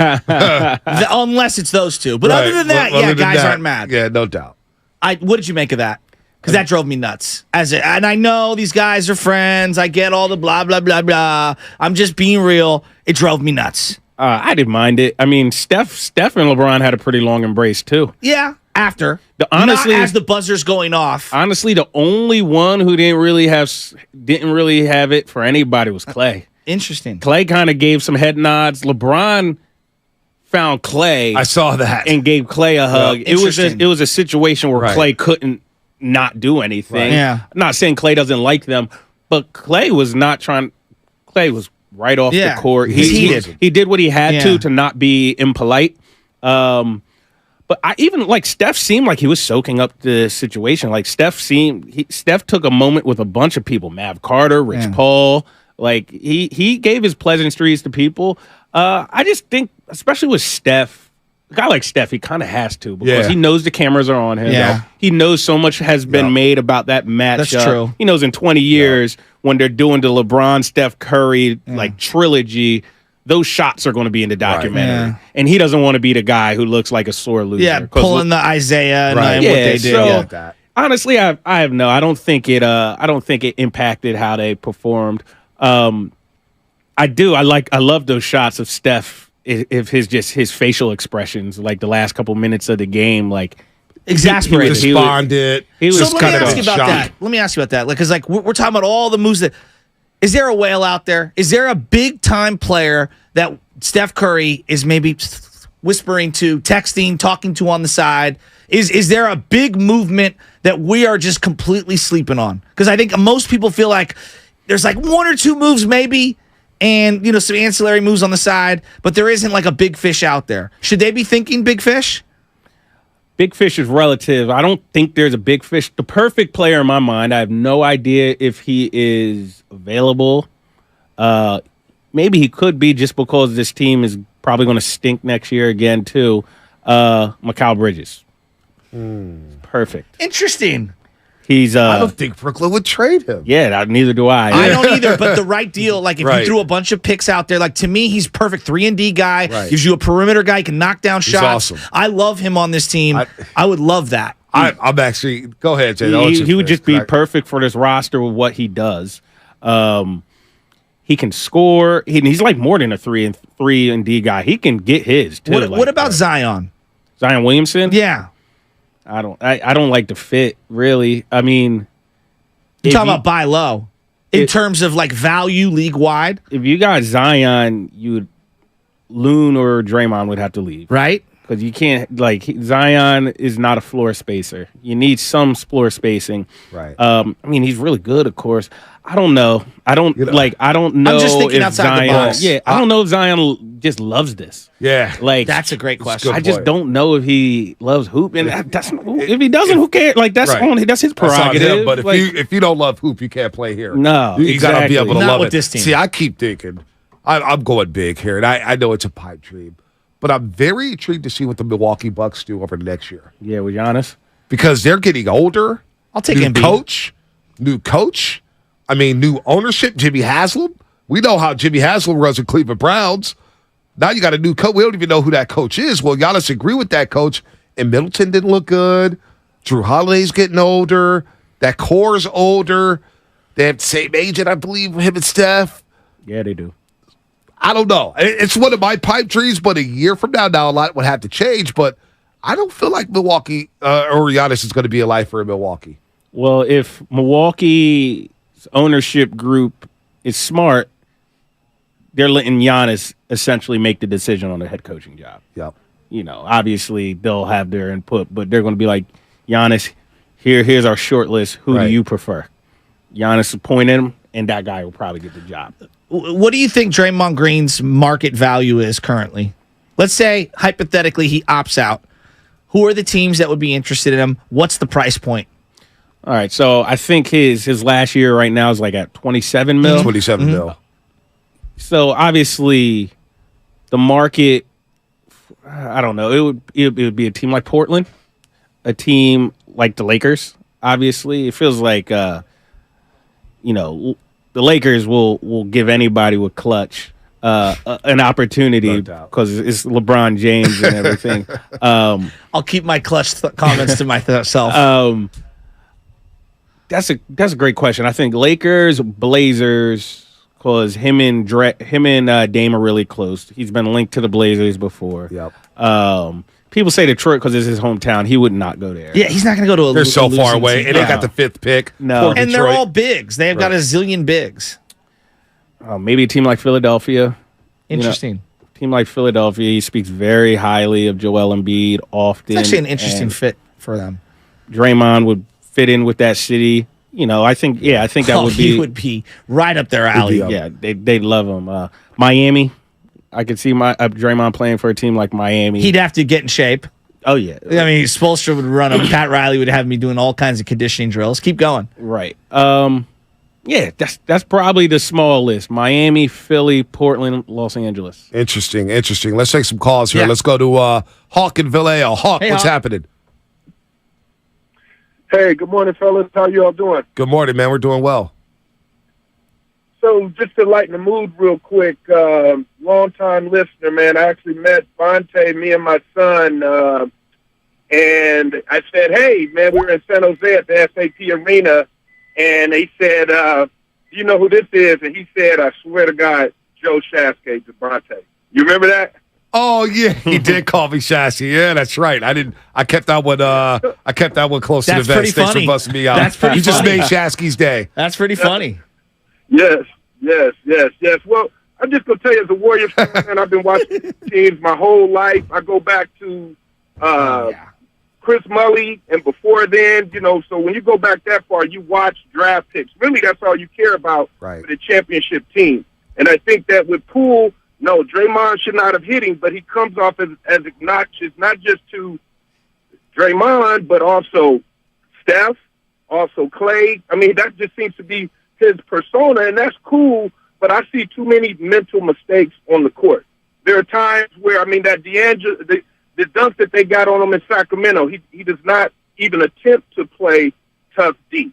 And then with Kuminga, I mean, I think I just tuned in this year to just watch what he would do, and he played pretty well, but then you would still see these mental mistakes all the time, even in the playoffs. And if I can see it, I'm sure you all can see it, I'm sure the coach can see it, that you can't make those kind of decisions in the playoffs. So my question to you all is there any chance that, I think I heard a talking head nationally say that maybe we could get the guard Brown from Boston for those two? What are you guys' thoughts? But at this point, I don't know how much more we can invest in them. They seem selfish. Man, hey, Hawk, number one, tell your son that I still haven't forgiven him for thinking out Joe Shasky. Number two, I don't think there's no way in the world Boston's giving up Jaylen Brown for those assets. That was a Cowherd trade machine, I'm pretty sure. I heard that was 2 weeks ago, right? Or a week ago. Yeah. Jaylen Brown would be a pipe. You want to talk about Mikal Bridges. Jaylen Brown's on another level. But you'd Boston have to does drug not test, like Brad. I don't think they don't. I don't think they. Well, I'm talking about the media, because when we went back there last year, oh my God, they were hating on him. I couldn't believe it. They were hating on him, but what? Jaylen Brown don't care for the city either. No, he doesn't. I think Did play a cow. People are going to call me crazy. It's kind of a hot take. I think Jaylen Brown is more important to them than Jason Tatum. I'm with you. Jason Tatum has a higher high, and he's the scorer. And when he gets going, it's beautiful. But night to night, day to day, is what Jaylen Brown does. That keeps he's a them relentless afloat. attacker. Yeah, he plays defense. Yeah. He can get his on a way more efficient scale. I think Jaylen Brown, and he's a guy almost like Mikal Bridges in the sense you viewed Mikal as this role player in Phoenix. And you see him in Brooklyn, you're like, oh, he's more than a role player. I think Jaylen Brown goes to another team where he's probably the first option. All of a sudden, he's averaging 29 a game. Dude, you're like, wow. He's legit. He did go to Cal Berkeley. He did come to the Bay Area all the way from Georgia. Him and Ivan Rabb, and they still didn't make much noise. Yeah, I think they lost to Hawaii. Yeah. In the first round. Roderick Bobbitt, he played with Juan Toscano Anderson in Castro Valley. He was on the Hawaii team. There you go, Shasky, a little college hoop / high school. The former Rainbow Warriors. Yeah, there you go. Let's get to Lloyd in Oakley real quick before we get to Fast Five. What's up, Lloyd? Lloyd, what's happening? Lloyd, going once, going twice. He gone. All right, good call. Good call. By the way, I don't know if you see this. Quick thoughts on Doc Rivers. 76ers Daryl Morey confirms a report that Joel Embiid was not happy with the dismissal of Doc Rivers. Why not? Certainly feels like James Harden did mind the dismissal of Doc Rivers. I mean, they've been talking about that all year behind the scenes. If Doc didn't get past the second round, he'd be gone. So it was not surprising at all. I think he was the fall guy. I don't think it was his fault. I don't think he's a coach without flaws, though. I think, it is what it is. I don't think he's not a good enough coach where I'm going to lose sleep that he won't be the Sixers coach, even though I don't necessarily think that situation this year was his fault. How you feel about Harden now? Oh, yeah. The same I felt for a while. Believe a person when they tell you who they are the first time. Don't let it be the second, the third. That's literally like the fifth time we've seen that type of performance. You know what someone called him? Right. He's obviously a better version, but he's got Kirk Cousins vibes. Yeah, Regular season. No, I know what you mean. Regular season, good to go. Come playoff time, no one trusts him. Well, that's beautiful, beautiful, beautiful honey. And then you get hitched with her, and you're like, the intangibles just aren't there. They just he hit aren't some big there. shots, though, in a couple of those games. But he did 240 pieces. Yeah, 240 pieces. For that. But you know what was disappointing after the first 40 piece? I could always do this, but I've been asked to defer, and it's like, dude, just you score 40. We know this is Embiid's team. You know the deal. Don't start complaining now after a 40 piece, and then all of a sudden after Game 7, I just want to compete for championships. Yeah, it's always something, man. So, he is who we thought he was. You can do worse than James Harden, so you got to look at it that way. But I don't know. If I'm the Sixers, I let him opt out, and I just figure it out from there. I love Maxey. Yeah, he's good. Everybody love does. Maxey. I'll move on with him. Now, Tobias Harris, you got to probably move off of. He's making $40 million next He's year. on an expiring, so maybe someone will take that. I don't know. No, I don't want him on Dakota State. Do you want Gabe Vincent? Big money staring him in the face this offseason. Warriors don't have anybody. I don't think Gabe Vincent is. I think he's a good player. I don't think he's what the Warriors need. No, I'm not talking about the Warriors. I'm just saying. In general. In general, yeah. There's a couple guys going to get it back. Austin Reeves, too. Yeah, that's a good point. Yeah. Austin Reeves might get paid. Well, he just wants it more than you. Yeah, they call him him. He's a gym rat. Love that guy. He's a gym rat. He's gritty. He understands the game at a spiritual level. Would Philadelphia ever hire a Celtics fan? Would they ever hire a New York Giants fan? They were good at their job. Philadelphia Sports Radio. He'd have to keep it tight to the vest. Yeah, you couldn't be able to see. Everybody knows you're a Laker fan, Spinoni. So it's all right. We're out there waiting for you. All right, Tobias, you're killing it. Let's get the final thoughts here on our Morning Roast.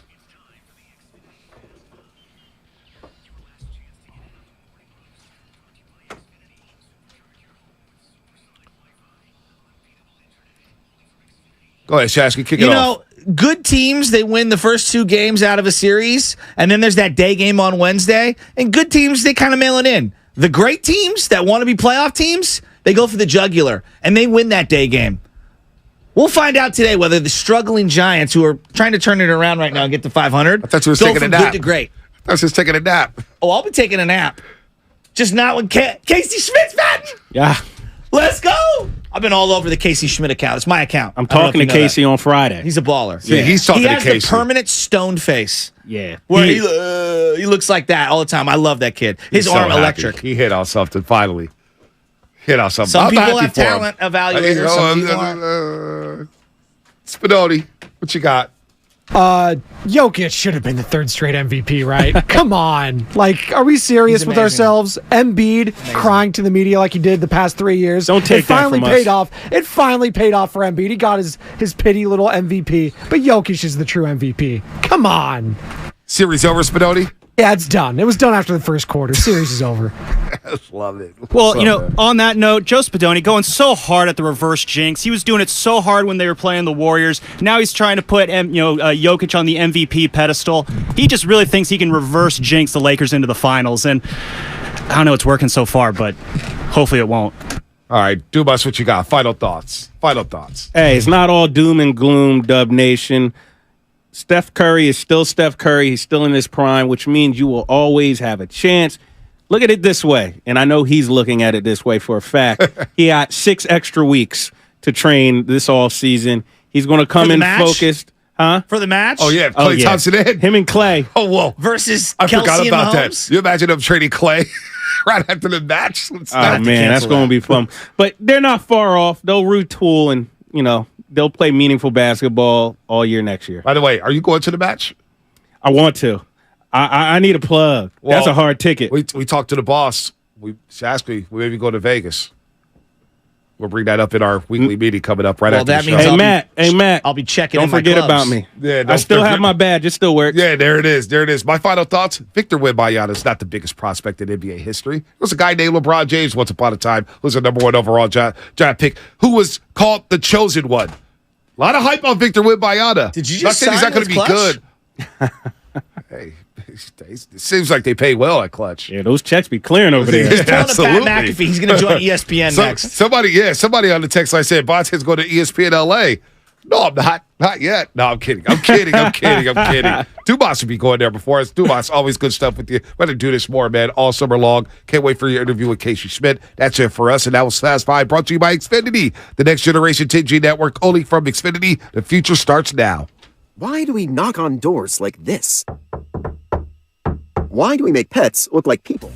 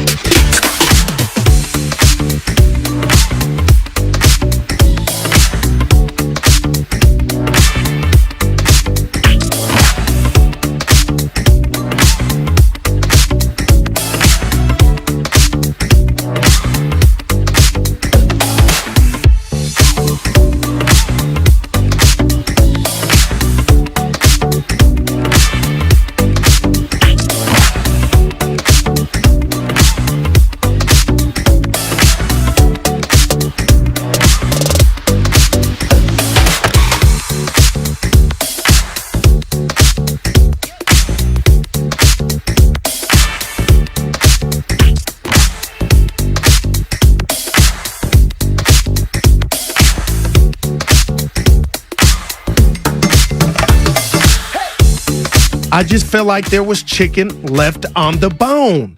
And I believe Steve Kerr told our Willard and Dibbs that the punch that we all thought affected the team, that didn't get rectified. So if Steve Kerr, if I'm to believe what he said yesterday to the guys, okay, who's going to remedy that? Does Jordan got to go somewhere else? Does he need a change of scenery? Because let me tell you something, Evan, you and the listeners, the Jordan Poole we saw this year was regression. It was not the same Jordan Poole that earned that contract that he got that kicks in this next season. So that's my biggest question mark. I hear you, Kerr. That's how you feel. And I got to tell you, last night I'm watching Stephen A. Smith do his Peyton and Eli Manning on the Stephen A. Smith with the webcast with the Lakers and Nuggets. Draymond Green was a guest, and he said they would still, the Warriors, be playing basketball. Curtis Blow, basketball, had he not punched them. So if it didn't get fixed in 6 months, I'm just asking, a good Samaritan, I'm just asking, how's it going to get remedied this offseason?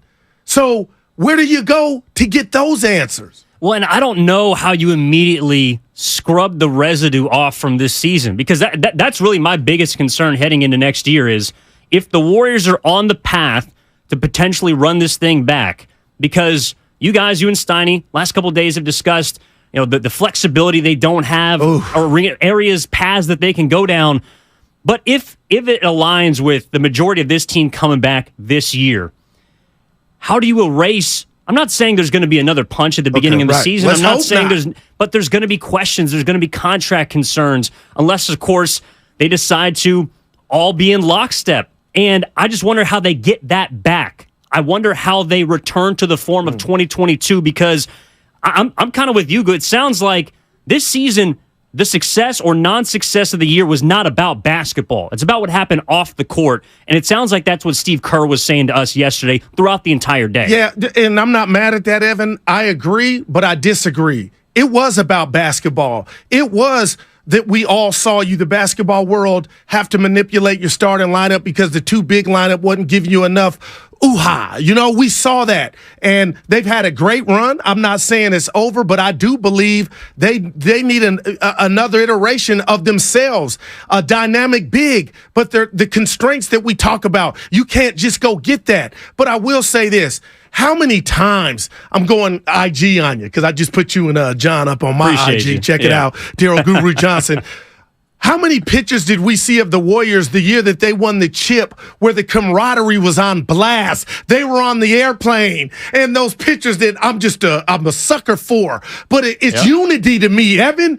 I don't think we saw one of those flicks this year from the Golden State Warriors. I may be wrong, but I didn't see it, and that told me, okay, there's some stuff going on. And then the one thing, call me Jeff Van Gundy today, the one thing I will not let go, I'm holding on like he was holding on Zoe's foot, is the fact that the Game 6 video where Dre was out the game trying to be a leader, trying to talk to his youngin', and Jordan Poole just, get your hands off me. Klay had to take his mouth, Steph had to take his mouthpiece out, come like a parent and say what he had. He basically, it looked like he was buffing Jordan Poole like that wasn't cool. So to me, you could go a few ways if you're Joe Lacob, because that's all that matters right here. And hopefully Bob Myers. But then there's question marks there. Do you try to see what you can get for Jordan Poole and rescue him from himself and say, hey, look, we are 4-time champs. Jordan, you were a part of the 4th year, but right now, what you've turned into, I don't know if it's the lack of confidence, what you told the media in your post-game presser when you said about Draymond Green, it's just we exist, there's no relationship. Mm-hmm. That stuff festers, it can turn into cancer, and it doesn't help the team.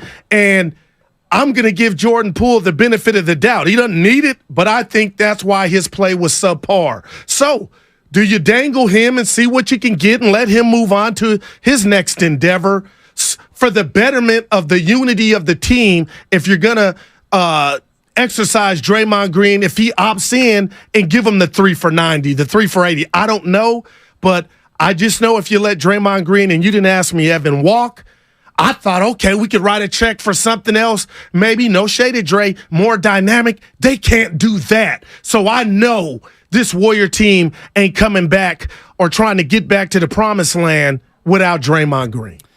And that's the question.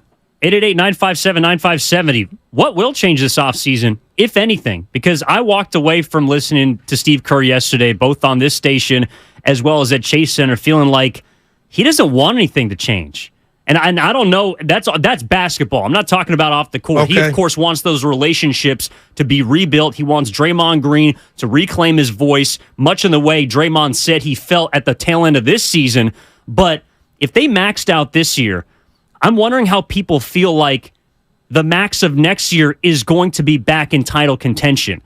I'm not saying it can't happen because I believe that, like you're saying, the punch, along with Steve Kerr saying going to Japan, Bob Myers' contract, all of that, Wiggins getting injured, Steph getting injured, missing 20 games, all of that played a role, and that showed up especially in that last series against Los Angeles. But they were missing something.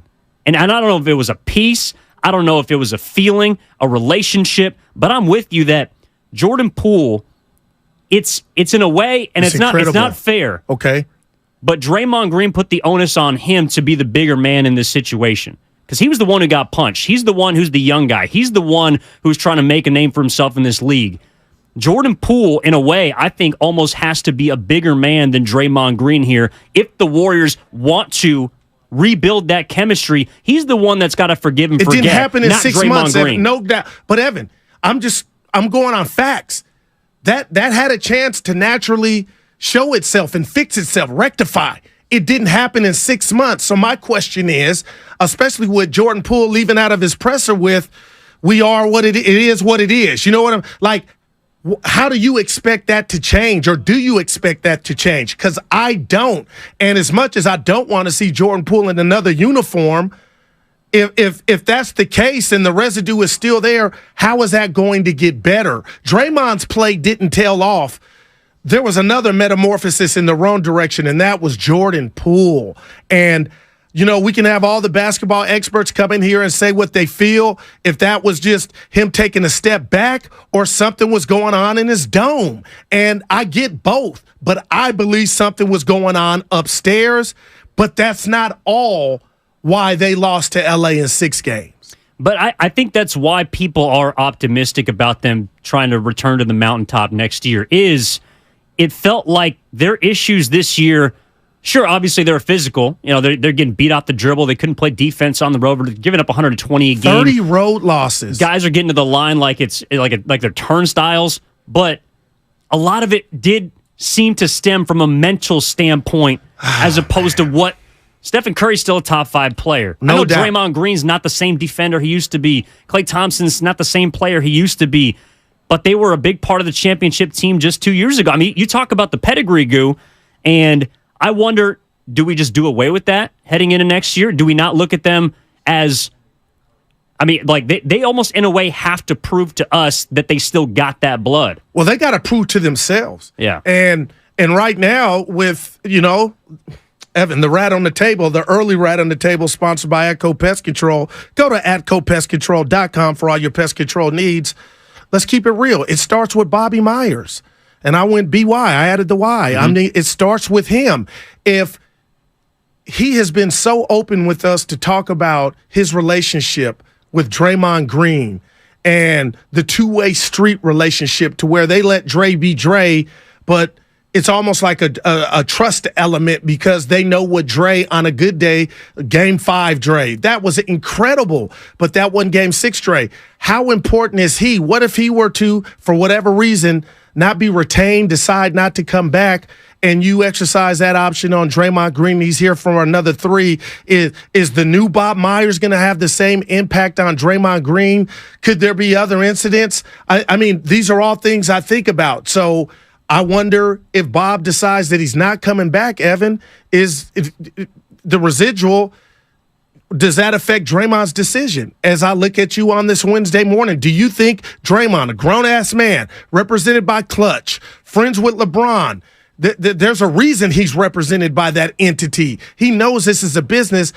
some of me is just like, come on, Good. He's trying to get his chicken. Do you really think if Myers dipped out or decided not to come back, new endeavors, that Dre would say, you know what, I got to find another locale?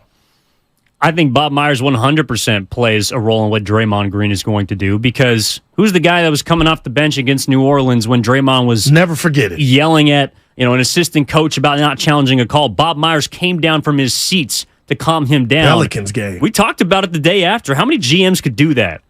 1, 2, and he's one of them. Like Bob Myers, obviously his role in the front office as far as roster building, team decisions, very important. But I would argue that this upcoming year, if the onus is on the chemistry and rebuilding the kind of connections that we didn't see as much on the court this year, whether it's due to the punch, whether it's due to other situations, I don't know.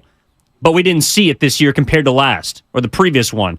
Bob Myers is a glue to that, I think. And well, everybody raves about him. Curry, he has Draymond, to be. Everybody. I mean, he has to be that guy. And so that's what I feel like is the biggest part about him potentially leaving is if you feel like the difference between you competing for a championship and getting bounced in the second round is everyone not being on the same page, well, Bob Myers is about as good as anyone in this world to get those Warriors on the same page. What's your gut feeling, Evan? Do you think he comes back? Because I believe what does Steiny say, or the word out there is that Bob will speak next week. Hopefully that'll be his decision, announcing that he's coming back. But what's your gut tell you? My gut tells me well, you don't have one, but you slim goody. But, appreciate but what's your stomach tell you? It tells me that Bob Myers is leaving. But I think the X factor is going to be number 30, number 23, and number 11. If the big three of Stephen Curry, Klay Thompson, and Draymond Green goes to Bob Myers and say, Bob, we need you. We need you here. I think Bob Myers, with how good of a person he is, would heavily weigh that into his decision, and that might be what gets him from 51-49 to being on his way out, 51-49 having his foot back in the door, Chase said. Don't you think that's already happened? I feel like, it's almost like you and I, we're family, and Steiny and John, Evan Spadoni, if somebody was thinking about leaving or they were even pondering the thought, you would know immediately. I would go to you to tell you, hey, I don't want you going anywhere because that's how much you mean to me. So with what you just said, I think that's already happened. I think Bob Myers knows. But, I'm just like Blair. What's the young lady Blair in The Exorcist with the head spinning around? Oh, Drew Barrymore? No, Tracy Blair, I believe. Help me out. I got to run. I know it's Blair Witch Project. Linda Blair. It's with Linda Blair, one of them. But The Exorcist. That's where I'm at with this season, man, because Bob Myers, I just told you all how important he is. But I got to get to something Steve Kerr said, because the dude is made. If he's one of my top 5 NBA coaches. But the word I use is empower.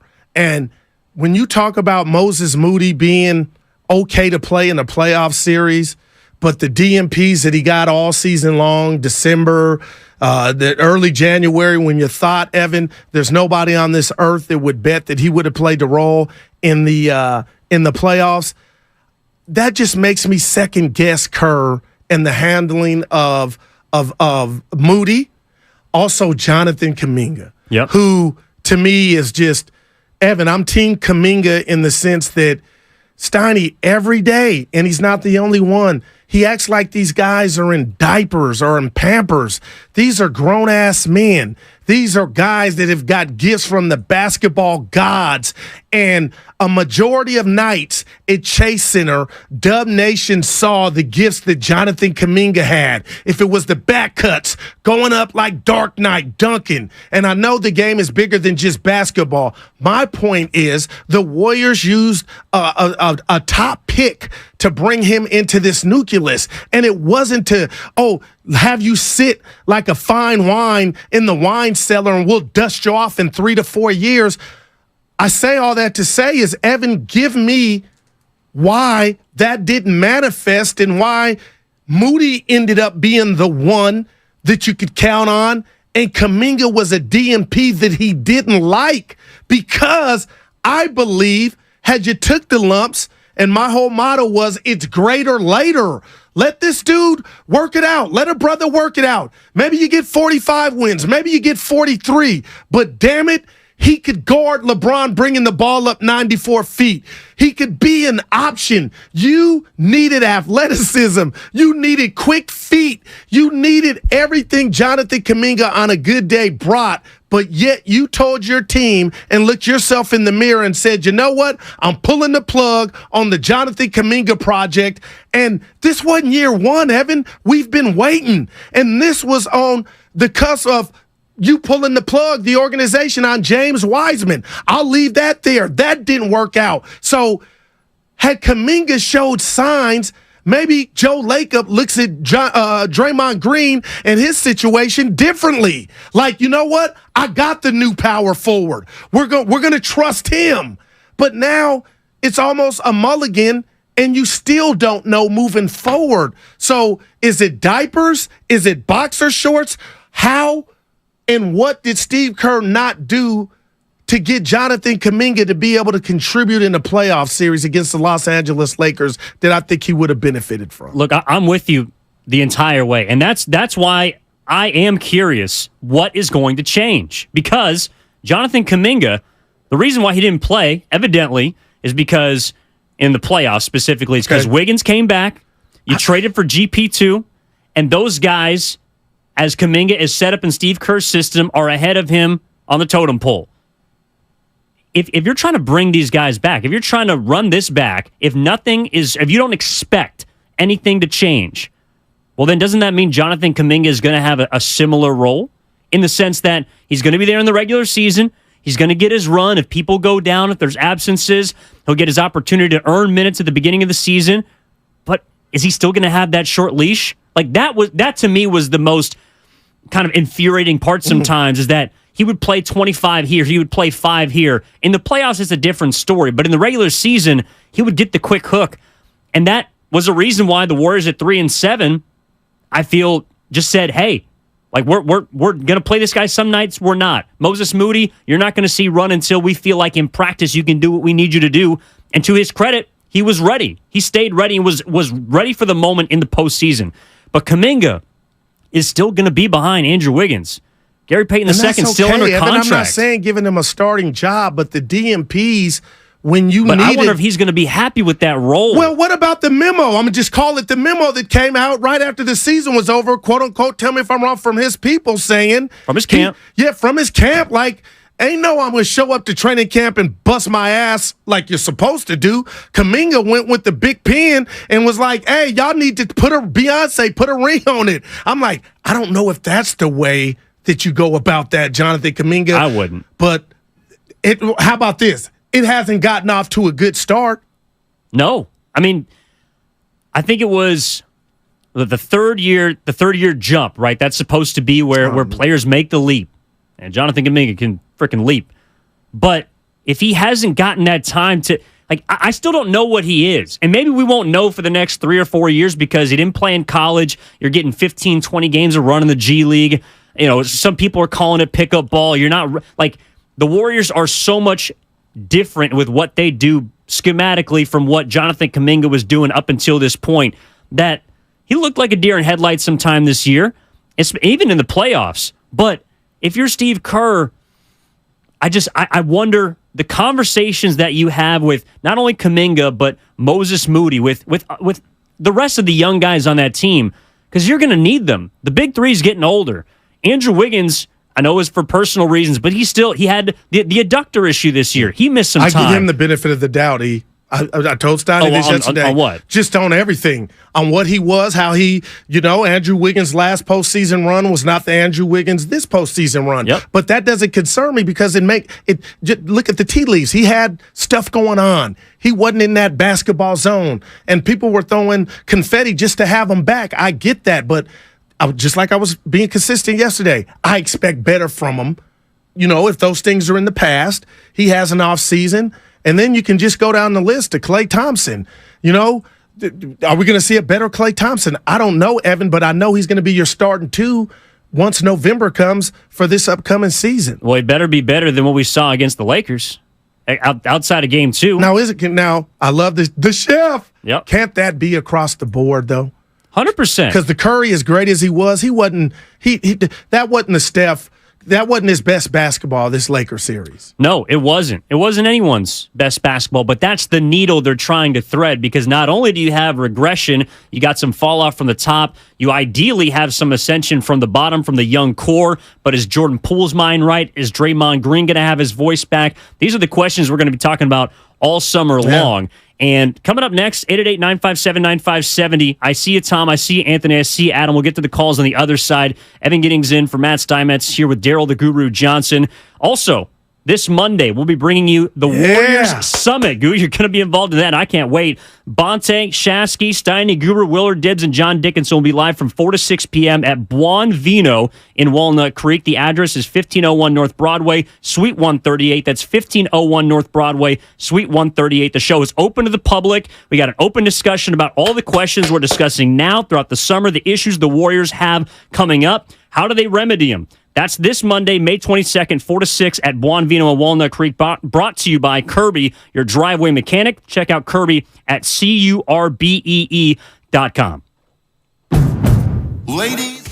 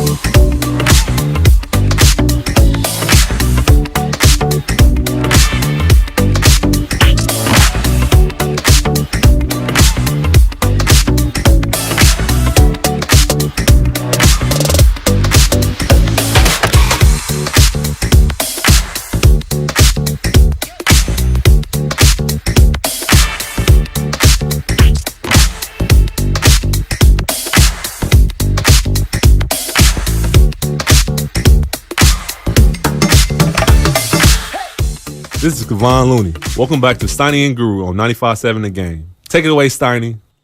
I appreciate that, Kevon. No Steiner today. Evan Giddings in. You think he's listening? Steiner! Oh, he's locked in. You think please. From the golf course? What, he's playing 36 today, right? 36. You got to start now, please. Probably started a few hours ago. Okay, I got you. Wait, we're talking about the golf. Oh, yeah. okay. His homie's going to be fine, bro. Evan, you ever do anything on social media just because you want to share what you're feeling? I don't do it as much as others, but yeah, no, 100%. When it comes to sports, all the time. Well, last night I was feeling frisky before the draft, and I just thought they wanted Luka to get Wemby and Dallas to be. So I tweeted out, Dallas is going to win the lottery. They didn't, but the vitriol I'm getting on, guys, I didn't tell you to bet. I don't know if you could. I was sharing I was wrong. But the YouTube, it's some people that don't let you forget anything that comes out your yapper. Well, and that is probably what Steiny is on the golf course today, a long shot. Wow, right? I'm going to give you a 3, an early 3 for Evan. No, look, we can get into the odds. Appreciate that, Fidel. We can get into the odds as far as, I don't know, Wembanyama becoming this. He's supposed to be that. We can definitely save that. But right now we're talking about the Golden State Warriors this offseason. Lots of decisions. What's the first domino? Does Draymond Green and Jordan Poole, can they exist? Steve Kerr talked about all of it yesterday here on this station at Chase Center. I want to go out to Tom in Sonoma, who's been hanging on patiently. Appreciate you, Tom. What's going on? You're on with Evan Giddings and Daryl Guru Johnson here on 95.7 The Game. See. Hey, Evan, Guru, how you guys doing, man? Right. What you got? Yo. Hey, Guru, I called you guys in January, you and Steiny, and I said that this punch has never been resolved, and it still isn't resolved, and it will never be resolved. I mean, if Steiny were to hit you in the mouth, there would be repercussions. 3 things would happen. He'd be suspended. He'd be fined. He'd be fired. He'd be bludgeoned. Draymond Green, nothing happened to Draymond Green at all, man. Wow. Okay? That's the first problem. There was no repercussion for his actions. They can never be together ever. Appreciate that, Tom. Where are you at, Evan? I mean, it's understand the real. sentiment. My question is, when have they ever reprimanded Draymond Green? Well, the KD guy, he got suspended. And he came out and said that was the front office's but fault. a year later, on the podcast with KD, they kind of laughed. True. Can I use the word? They kind of mocked Kerr and Myers. I didn't like him just saying the business, as they say in the streets, out loud. But that's Draymond. That's Dre being Dre. So, Evan, I'm going to go round table pizza. This is a combination. And it's a combo because I really believe the punch hurt. Helen Keller can see that. Literally, yeah. But I saw Jordan Poole pass the ball to Draymond Green. I saw Draymond Green on the ground at times. I saw Jordan Poole on the ground at times get picked up by their teammate. There's nothing in that Lakers series that I say supersedes stylistically why they lost. Like, I stopped there. I don't know what happened to Jordan. I would love the 30 for 30 or for him to kind of go in depth, but he probably feels like he doesn't know us a damn thing. But to that caller's point, they chose as an organization that they could get past it. And if we're hearing Steve Kerr, Terry Willard, and Dibbs, they haven't fixed it or it's not rectified. Again, my question to you is, how's it going to happen now? Every day and minute and second that goes by, I think it's worse. And that's why, Evan, if you told me right now, Goo, you got to bet, I think Jordan Poole's wearing another uniform because I think they know they need Draymond Green, and he's going to get 3 years, 75, 80, 90. I think that's kind of the easy way out. Like that's the most logical path for this to play out is guys can't coexist, but you've already said on multiple counts you can't win a championship without Draymond Green. I think a lot of people feel that way, even though he comes with all that way. 100%.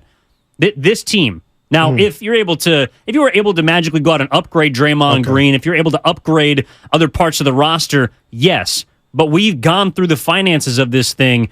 And if they lose Draymond Green, they can't get anything back. I'm with you. So they're not going to upgrade that position. Draymond Green does so much for this team, even if he's not the same player he used to be. But the whole Jordan Poole, Draymond Green dynamic, and this is why I think it's unfair to the kid, but it is on Jordan Poole. And I think that's why he's caught a lot of unnecessary flack this season is when he was playing poorly, it's understandable. He got punched in the face by a teammate. His mind's all over the place. He just got his bag that kicks in officially next year. He's embarrassed. He's embarrassed. He feels like his teammate not only didn't have his back, but literally put him on the deck. And each time he goes out there and, like, to your point earlier, I think it was a couple weeks ago, that's why we see him toss Draymond Green's hands down when he's coming to the bench. Like, get off me, man. Like, you did that to me, and then you want to be big brother? Well, you're going to have to let that fester a little bit. But Jordan Poole's got to be the one to forgive. And I don't know if he can do it. That, to me, is in a way the biggest thing that the Warriors are trying to figure out is if they can coexist. And I wonder if Warriors fans feel the same way. I know, I agree with you. I know we're not mind readers, but I'm going to go psychology. We've had 6 months to figure out and determine something is still up. I understand it. But what you're asking is a big ask, Evan. What do you see thus far from Jordan Poole that makes you think they can come together and be whole? I ask you that because I think Joe Lacob knows that they can't, and that's why, as much as I don't want to see Jordan Poole in another uniform, I keep saying it, Evan, I think we're staring that in the face, and it's all up to the individual. I ask you what you think Jordan Poole could fetch you on the open market. I think it could get you something. Well, it looks like Anthony in Antioch has an idea about what the Warriors could do this offseason as it pertains to Draymond Green. Anthony, what's going on, man? Welcome to 95.7 The Game. You're on with Evan Giddings and Gerald the Guru Johnson. Good morning, you guys. I'm of the belief that Draymond Green and Jordan Poole can't exist with each other anymore. And it's unfortunate, but it's just how it is.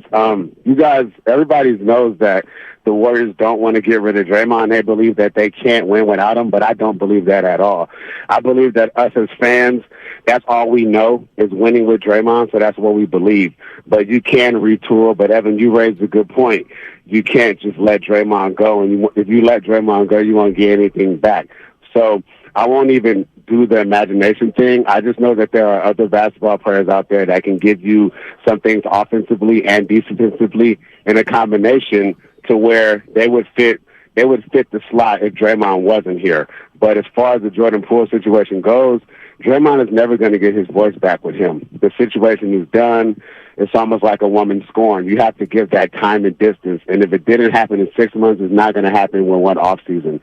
I think it's super unfair to put the ball in Jordan Poole's court, but I really do understand what you're saying, Evan. It's just the way it falls. But he's shown that he can't get over it. Like, his play this season was nothing like his play last season. I've never seen any player fall on the ground as much as we've seen that young man fall. Even when nobody was even in front of him, he just was making boneheaded decisions, and that can't just be all he regrets. It has to be a combination of what he was feeling and what happened and him knowing that the team didn't have his back or they didn't show that they had his back enough. So looks like we're going to be done. We're going to stick with Draymond. But as a fan, I just want to go on record and say that I disagree with Steve Kerr. They totally can win without Draymond. They would have to maneuver some things, but there are other quality basketball players that would be able to fill his shoes in combination. Not one player, but you can get other players back that would definitely fill the shoes that Draymond does. Wow. I mean, that's fair. And look, if you feel like they can win it without Draymond, would love to hear why. 888-957-9570. Evan Giddings and Gerald the Guru Johnson here with you. But as it pertains to Poole, I feel for the kid. No doubt. Statistically, he had his best year in the NBA. We all know it didn't look that way from time to time. But he's been moved around so much, not only, of course, getting hit by Draymond, but his role going up and down. He did a lot of it to himself with the pouting, being on the bench, going back into the locker room during playoff games. But I don't know if anyone at age 23 could go through what he did. Seeing the highest of highs of the championship year, feeling like maybe unfairly you're supposed to be the next man up, getting knocked down by your teammate, and then coming back and being expected to say, boop, don't worry about it. It's all good. Well, you know what? I'm not mad at any of that, but you just talked about him falling down, and I'm the one that dubbed the whole phrase of the dress shoes, the Stacey Adams. I won't put that on Draymond Green, but what I will talk about is the Jordan Poole that we were introduced to, the one that got sent down to Santa Cruz for a litany of reasons. But he went and rectified him. He went and fixed him, Evan. He went to the lab, the real lab, came back and took it out on opposing NBA defenses. He was getting buckets. Steph Curry was out. And you could count on him. Klay Thompson was out. Steph Curry was out at different junctures. He had the cathedral that is Chase rocking. And you saw this dude, like, the ability to get to the free throw line, to average 20 points. That's nothing to sneeze at. But when I saw his, not equilibrium, but his balance just go down the toilet and his ability to fall down, the last second possessions against the likes of Detroit and Orlando, and he's falling down, I couldn't put that on Draymond. But then what happened, Evan? Steph Curry got hurt, and Klay Thompson this season, Klay Thompson and Jordan Poole made beautiful music. They won 5 games in a row before dropping the 3. They did. And you were looking like, okay, if the Warriors need to go small, you know who's going to start? It's the 6th man, who was then Jordan Poole. So he got accustomed to that. Driving to the arena, coming down, Chase. You knew, okay, I'm in the starting lineup. But guess what? That start to change. And my point is, why, Evan? Why did Dante start getting? Why did Jordan, like, they were playing him, and it wasn't on purpose. But I believe he started taking that personal. Like, how the hell is Dante in there over me when I was holding it down? When I used last year to get the bag and help you guys in the playoffs, this year that changed. And maybe management thought it would change and he would be okay with it. But I really believe if we're going to go Pampers and age, that he was on the bench like, damn, Evan starting? Oh, hell no, that should be me. And I think he became his own worst enemy. Well, and this is where I do think some of the fault can fall at Steve Kerr's feet, because it's his job. Whether you like it or not, it's his job to win basketball games. That's what he's brought in to do. It's not his job to pamper the kids, to develop the young kids when you're trying to win a championship. That all is ancillary. Ideally, it happens, but as we've seen over the last couple of years, it didn't happen with Wiseman. It has happened a little bit with Kuminga. Moody probably has made the biggest leap because he's playing in the biggest minutes in the biggest games, and Jordan Poole, of course, was a 6th man on a championship team.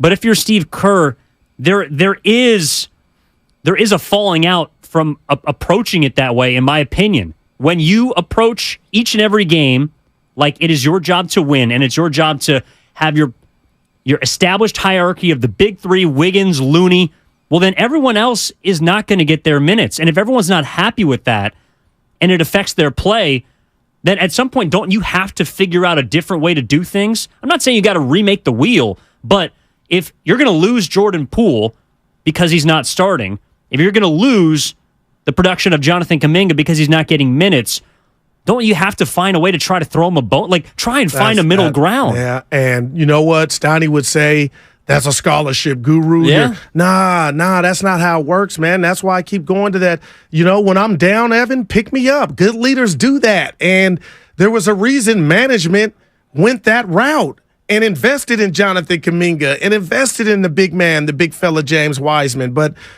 all season long, I've experienced a lot of basketball hurt with this Warrior team. Because every time from afar, because I'm not in the know, Evan, I thought I knew or had a good feel on the pulse of the team. Okay, the championship blood. That's all right. The pedigree. I waited at every juncture for that to – is it? Okay, it's still there. It was there last year, but it wasn't there in L.A. in Game 6 last Friday night.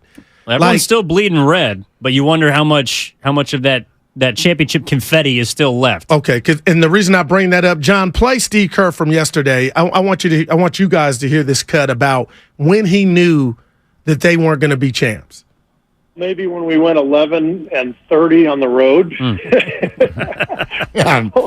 I mean, championship teams don't go 11-30 for a season on the road. So in my mind, what we tried to do was really piece it together at the end, and find what we had last year. And we did that by getting Wiggs back from his absence and trading for Gary, because that's what we knew we had a year ago. Those two guys were such integral parts of our championship. So we tried to scramble And obviously we wanted Gary at the trade deadline, and then he had the injury, and so he only played a handful of games at the end of the regular season. But I loved our guys' fight and their connection down the stretch. We win 6 in a row. We get to the playoffs. We come back from 2-0 to beat Sacramento.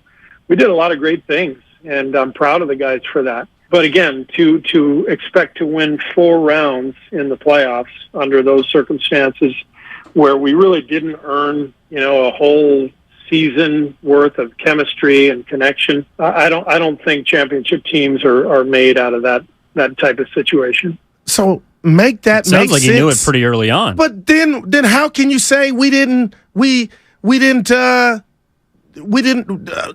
Draymond saying what was the word I'm looking for? That they didn't have the respect. They didn't have, like, they couldn't coexist, Draymond and Poole, or no, that they had another level, that they maxed out. Oh yeah, that they maxed out. So here I am bumping my gums 20 hours a week, saying, okay, yeah, you lost 30, but when it's go time, you got that pedigree that we just talked about. You got the know-how. You know how to do it when it's go time. But to hear him say the regular season basically dictated what his gut told him. So I can't believe he went into that Lakers series. Evan, help me out. Help me get the answers. Yeah. He didn't expect to win then? Well, I don't think he didn't roll over. I don't think anybody in the team did. Obviously, otherwise the Warriors would have lost in the 7th game to Sacramento. But Stephen Curry put the team on his back that game. I think they believed they could each and every step of this year win a championship. But once you remove yourself from it and you look at all the breadcrumbs, it's taking you down the path of, damn, we just didn't have it. But when I hear the road record from Steve Kerr, I do wonder how many times on the road this year, after blowing a game against Utah, or losing at the beginning of the year to Charlotte, how many times he's in his hotel room staring at the wall saying, man, I just don't know if this team has it. But then why, if it is going to be a similar roster next year, a similar situation, everyone a year older, why would it be any different? I do wonder that. And I'm curious if Adam wants to talk about Kerr and the potential message that he's sending to both his team and the fan base. Adam's in San Francisco. What's going on, man? You're on 95.7 The Game with Evan Giddings and Gerald the Guru Johnson. Hey, what's up, Evan? What's up, Guru? Hey. Yo.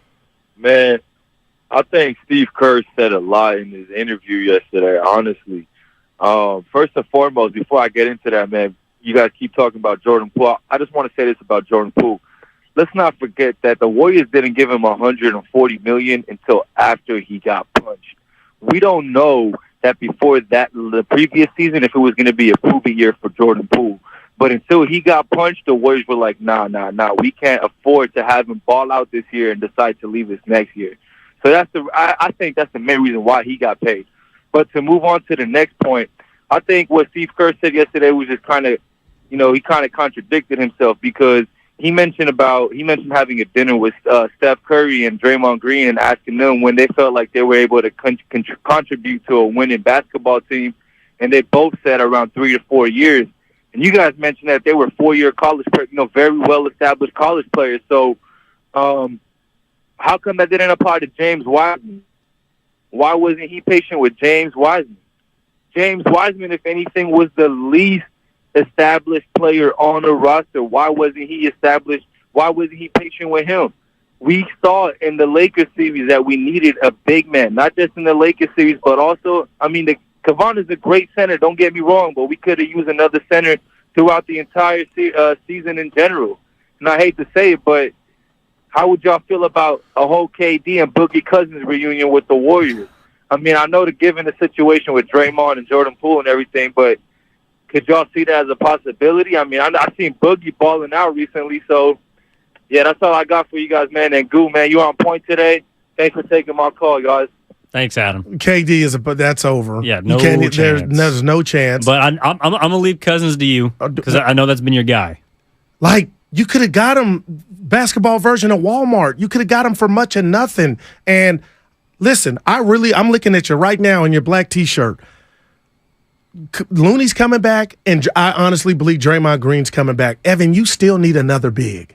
Okay, I don't know how you're going to get him. You need another big. They need some more size. Jokic is going nowhere if you got championship aspirations. Anthony Davis is not going anywhere. You need something, Evan. So I'm curious to see how this goes down. But when you talk about being on the same accord, I just don't understand how Lacob, Myers, and Kerr on draft nights in years past could say, okay, we're drafting Evan Giddings. Yeah, we know he's raw, he's young, but I'm trusting you, Steve, to get him up to par, to get him ready. Okay, it won't be year one. Guess what? It won't be year two. But in year three, I'm going Kuminga. We got to see something. So I don't know where this thing is going, but right now, Evan, it looks like there's more questions than answers. And again, it goes back to our guy, Bob Myers. Like, when does the first domino fall? Because he is it to me. Well, it's got to happen by June 30th. And then after that, it's free agency.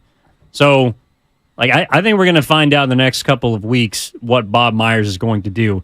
He did said it to you and Steiny on this show. You don't have to make a decision until it's time to. And I believe he won't. But that clock is ticking because you can't be a part of making future decisions. And I don't know, maybe he hasn't been. But if he's in Chicago checking out the combine and looking at players. He working. He is. Yeah. But you can't be working towards something you're not going to be a part of. And I think that's what he's trying to figure out right now. And I do wonder how fans feel about, if Draymond Green isn't integral, do people look at Bob Myers as integral? Because I think one is more important than the other. One works in the front office, one's a player. But you can make the argument they are hand in hand. They are lockstep in their importance to these 4 championships. Yeah, and we know Draymond Green runs hot, rightfully so. He is the junkyard dog. He is the heart and soul of this Warrior team. Evan, I talk about that Pelican game where it looked like Draymond was going through it.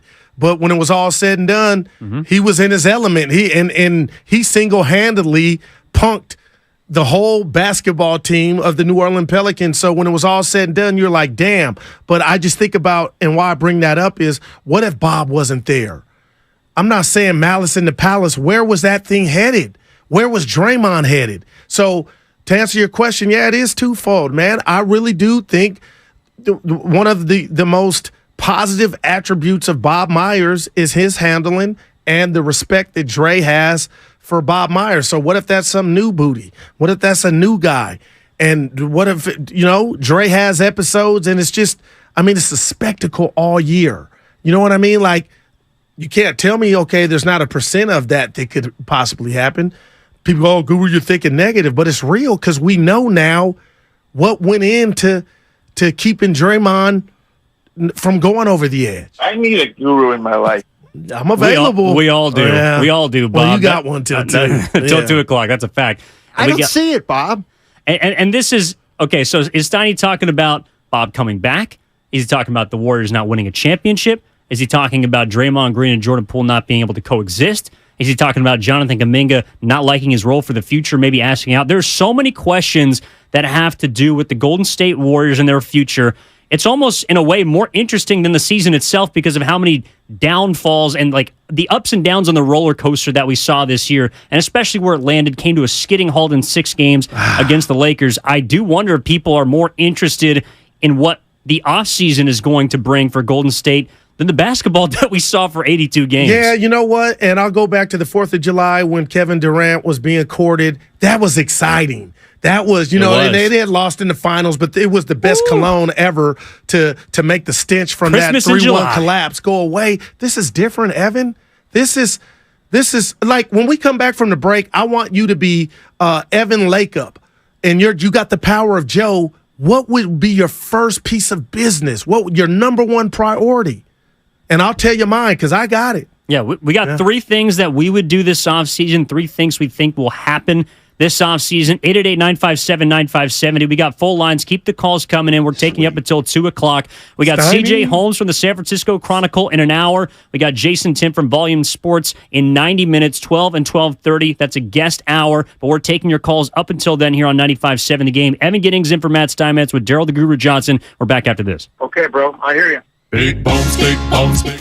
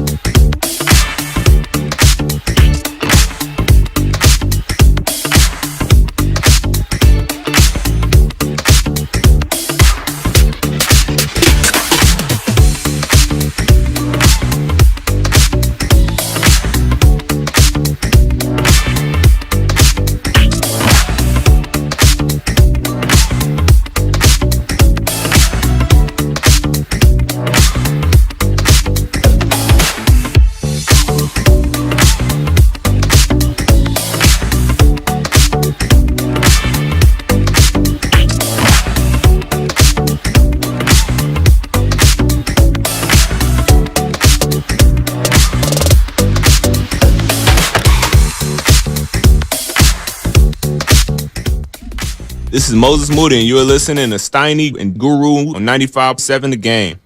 Moses Moody, a playoff contributor. If you stay ready, you ain't got to get ready. Those are facts. The great rapper Sugar Free. Yeah, that's his. Those are his bars. But Evan, every time I don't want to take a victory lap on Moody because I knew he could play. I never said he was a superstar, but I think I want to break my keyboard. The more I saw him play in the offs, it's like, why was he ever a DMP?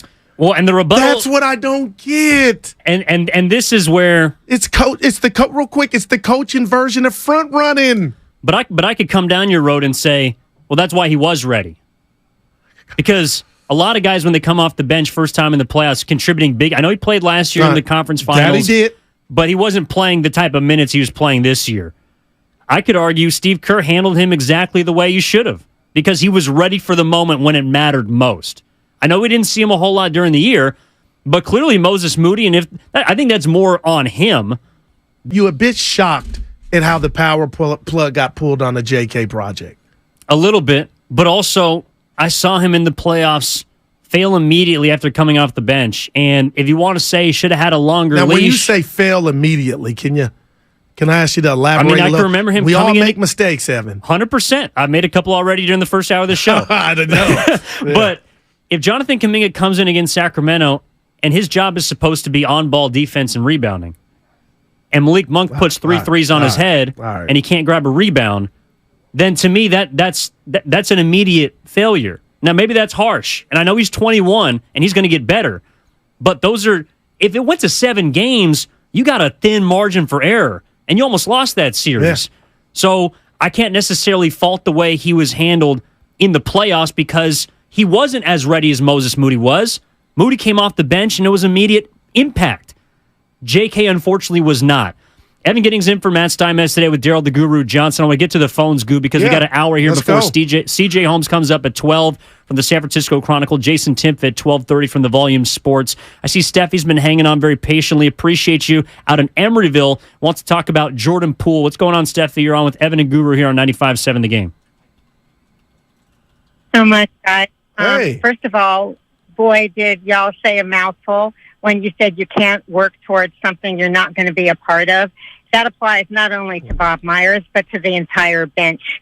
And that's one thing I wanted to say. The second was we keep talking about Jordan Poole and Draymond Green from the standpoint of conscious choices without thinking, unfortunately, about what happens when trauma is experienced by a targeted person like Poole, because just understand that the body gets truncated from the mind when trauma is triggered. And if you notice with Poole, when he's alone by himself making shots, he is much better and doesn't lose the ball as much as when he is surrounded by players closing in on him and then the ball goes out of his hands. I just like to bring up the point of trauma should have been treated in the very beginning. This was an organizational failure to try and do something that is even done in the school districts where the aggressor remains and the target gets moved to another class instead of training the aggressor to self-regulate their impulse control. Wow. She went there. A lot to chew on there. Yeah. I agree with the aggressor. Like, what message are you sending to now that all the dust is settled, because I'm going back to October when that punch, what message are you sending to everybody in the organization that you can take off and rat-a-tat-tat a youngster like that and not get a 1-game suspension? So I'm questioning everybody right now. Well, but this is also where context matters, because that one game that he would have missed would have been ring night. Are you okay with Draymond Green not being there to receive his championship that he was equally a part of as much as Jordan Poole? It ain't got nothing to do with that. If you are really sincere about laying and embarrassing your teammate out in front of the world, Evan, what was the clicks and the views on that thing? It was in the millions. TMZ. The last thing I would have been thinking about is ring night. How selfish and how could you just ignore Jordan Poole? Like, I would have been, hey, Bob, I can miss this one. I've been a part of 3 of them. This thing was going to get worse every day, and it did of the season. But what message are you sending Jordan Poole by letting that go? Well, and whether it's for ring night, Evan. But whether it's fair or foul, and I'm curious what Warriors fans think about this. Appreciate you, Spadone. Were you more worried? Because I think the Warriors were more worried about losing Draymond Green than losing Jordan Poole mentally. Now, we saw them. I mean, it clearly affected Poole the whole season. I think Draymond might have had one of his better seasons in recent memory. He played over 70 games. He was all defense again. He was there for you in the playoffs outside of one game he stepped on a guy's chest. Like, I think they didn't lose Draymond Green, and that helped them max out, so to speak. If you flip it, if Draymond Green isn't there mentally this year and Jordan Poole is, do you think they max out or go even further? Because I think that's what they were weighing in that moment. I'm not saying they shouldn't have suspended him, but you haven't checked him at any point in his career outside of KD. And that's only because KD is a big boy. If you lose Kevin Durant, that's 100% different than losing Jordan Poole. And they did. Well, they did, but they might have won the championship still if he was healthy. They probably would have won the championship. I think, and Steve Kerr is talking about it yesterday. They don't feel like they can win a championship without Draymond Green. And if he's not there mentally because he feels slighted. You didn't win one with him this past season. I'm just going recency bias, That's Evan. true. That's true. But 8 months ago, you're thinking you're coming off the chip. We're going to be right back and rolling. Jordan Poole, it's going to be okay. So you're going Malcolm, and I'm shocked, Evan, because I love you to death. You're my baby brother. But you're going Malcolm X. By any means necessary. It's winning at all cost. So to suspend Draymond, or for me to even bring it up to send the message to the other 14, 15 guys on the team, that would have been that carries more weight than Draymond being pissed off when he's a master of confrontations. Like, he would have been okay. And I think looking back on it now, that might have been the right thing to do for Jordan. Now you got his new money kicking in, and you don't know what Jordan. I don't believe the Warriors know why he took a step back, because he did take a step back. He was not the same player. But I'm glad you mentioned that because, all right, you went Malcolm X, I'm going to go Chris Tucker. Money Talks. I think that they wanted. One of my wanted, favorite movies. Shout out Charlie Sheen. I love him. But you wanted to they gave Jordan Poole the bag or the extension after the punch.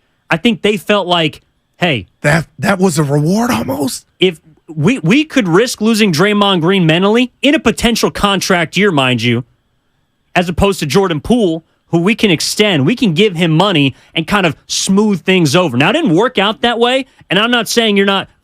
I believe that you are right and that they should have done something at the beginning of this year.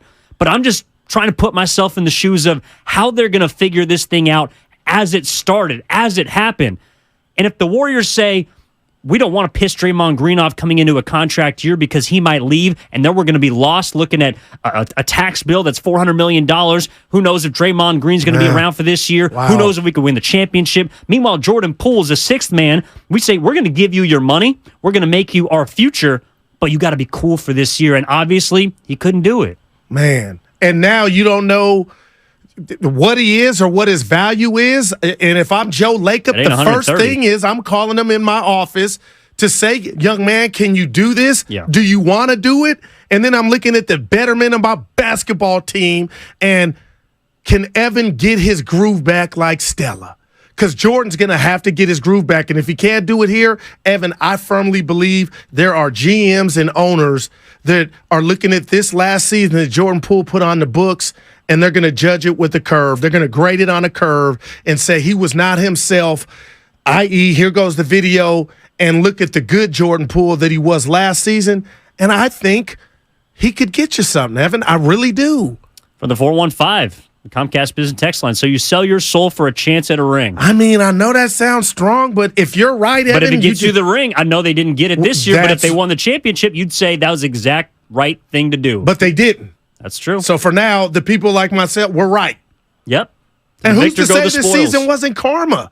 Because they didn't do anything for Jordan. I think that's why they believe they can win it next year, because they can try and reclaim some of that positivity, that Warriors culture that they lost this year. I mean, I'm talking obviously. No, I hear you, man. Cliches, but I honestly think that's all you have in a way to cling to until you know about Bob Myers and what Draymond Green is going to do. I want to get back to the phone lines. We got full lines here. Nick in San Francisco wants to talk about Jordan Poole and discuss his potential role with the Warriors. Nick, what's going on? You're on 95.7 The Game with Guru and Evan. Hey, what's going on? Thanks for taking my call. Long-time listener, first-time caller. I love the show. Thanks, man.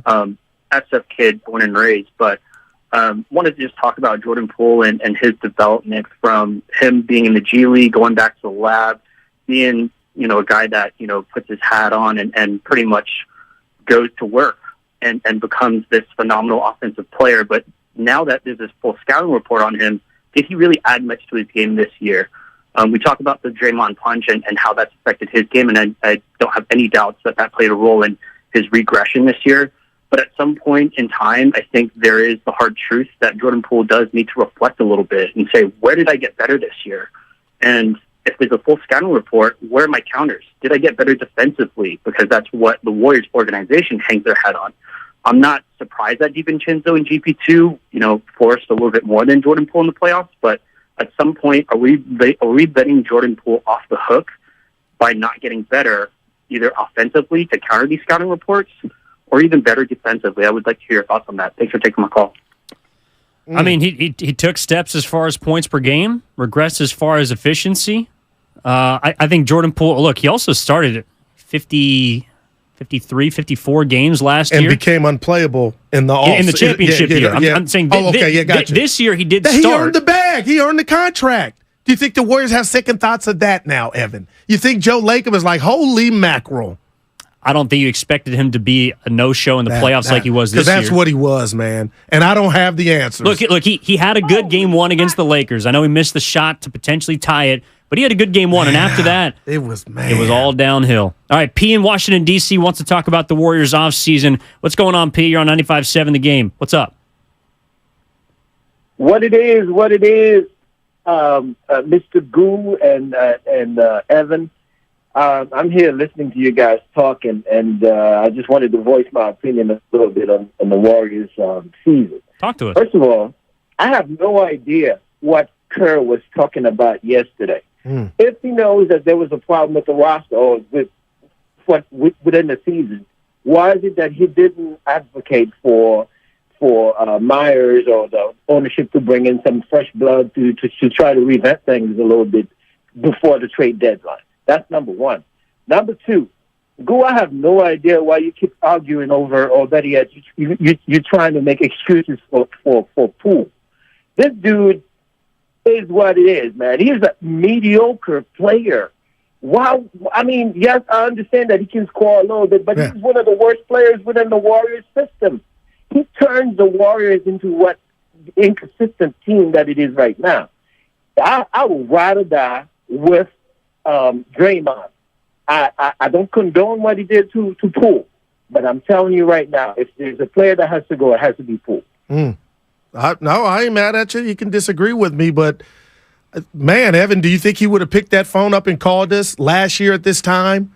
After, they were getting ready for the Western Conference Finals, but after the season Jordan Poole put together, do you think that call we would have had that call? I don't believe so. No, nobody's getting the bat phone out at the end of this season to make that call, but I then wonder, and maybe it's just superlatives, and maybe they're trying to gloss things over and make him feel good because they know that he's probably going to be a part of the immediate future. But why is Steve Kerr calling Jordan Poole a member of the foundational six? And why at the end of Game 6 in Los Angeles at the Crypt, Stephen Curry is looking at Jordan Poole's locker, pointing to him and saying that's the key? Man, I wonder. I mean, I'm serious. I don't have the answers, but I do wonder if the Warriors view these two as inseparable, because to me it feels like they're more aligned with Draymond and Jordan Poole needing to figure things out and needing to be together if this team wants to get back to where it was at the tail end of 2022. Evan, I'm not mad at that, but I feel like the clock's already ticking. We're in the third quarter. We're after halftime, going into the fourth. In regard to, you had 6 months for that to get fixed. Andre Iguodala couldn't fix it. And I'm just throwing his name in there. It looks like Bob Myers couldn't fix it. Lacob, nor Coach Kerr, Steph Curry. And I got to tell you something. You talk about Curry looking at Poole's locker.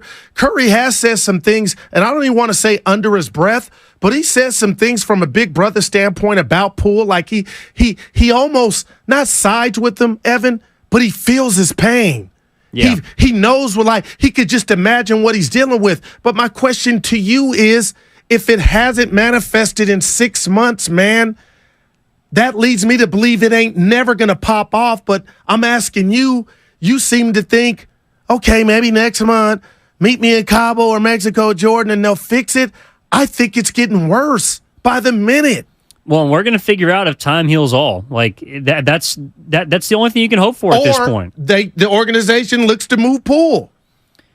And then I wonder what you can get for him. Like if that's where and I think those conversations undoubtedly are being had. I mean, if you could go trade, if you could go get, I don't know, Jaylen Brown involving Jordan Poole, you'd absolutely do it. Right. But I don't think that's realistic. Yeah, no doubt. And I don't think that Jordan Poole's stock right now, compared to last year, is any higher. It might be the same to some, but I can't imagine it's higher than where it was at the end of the championship.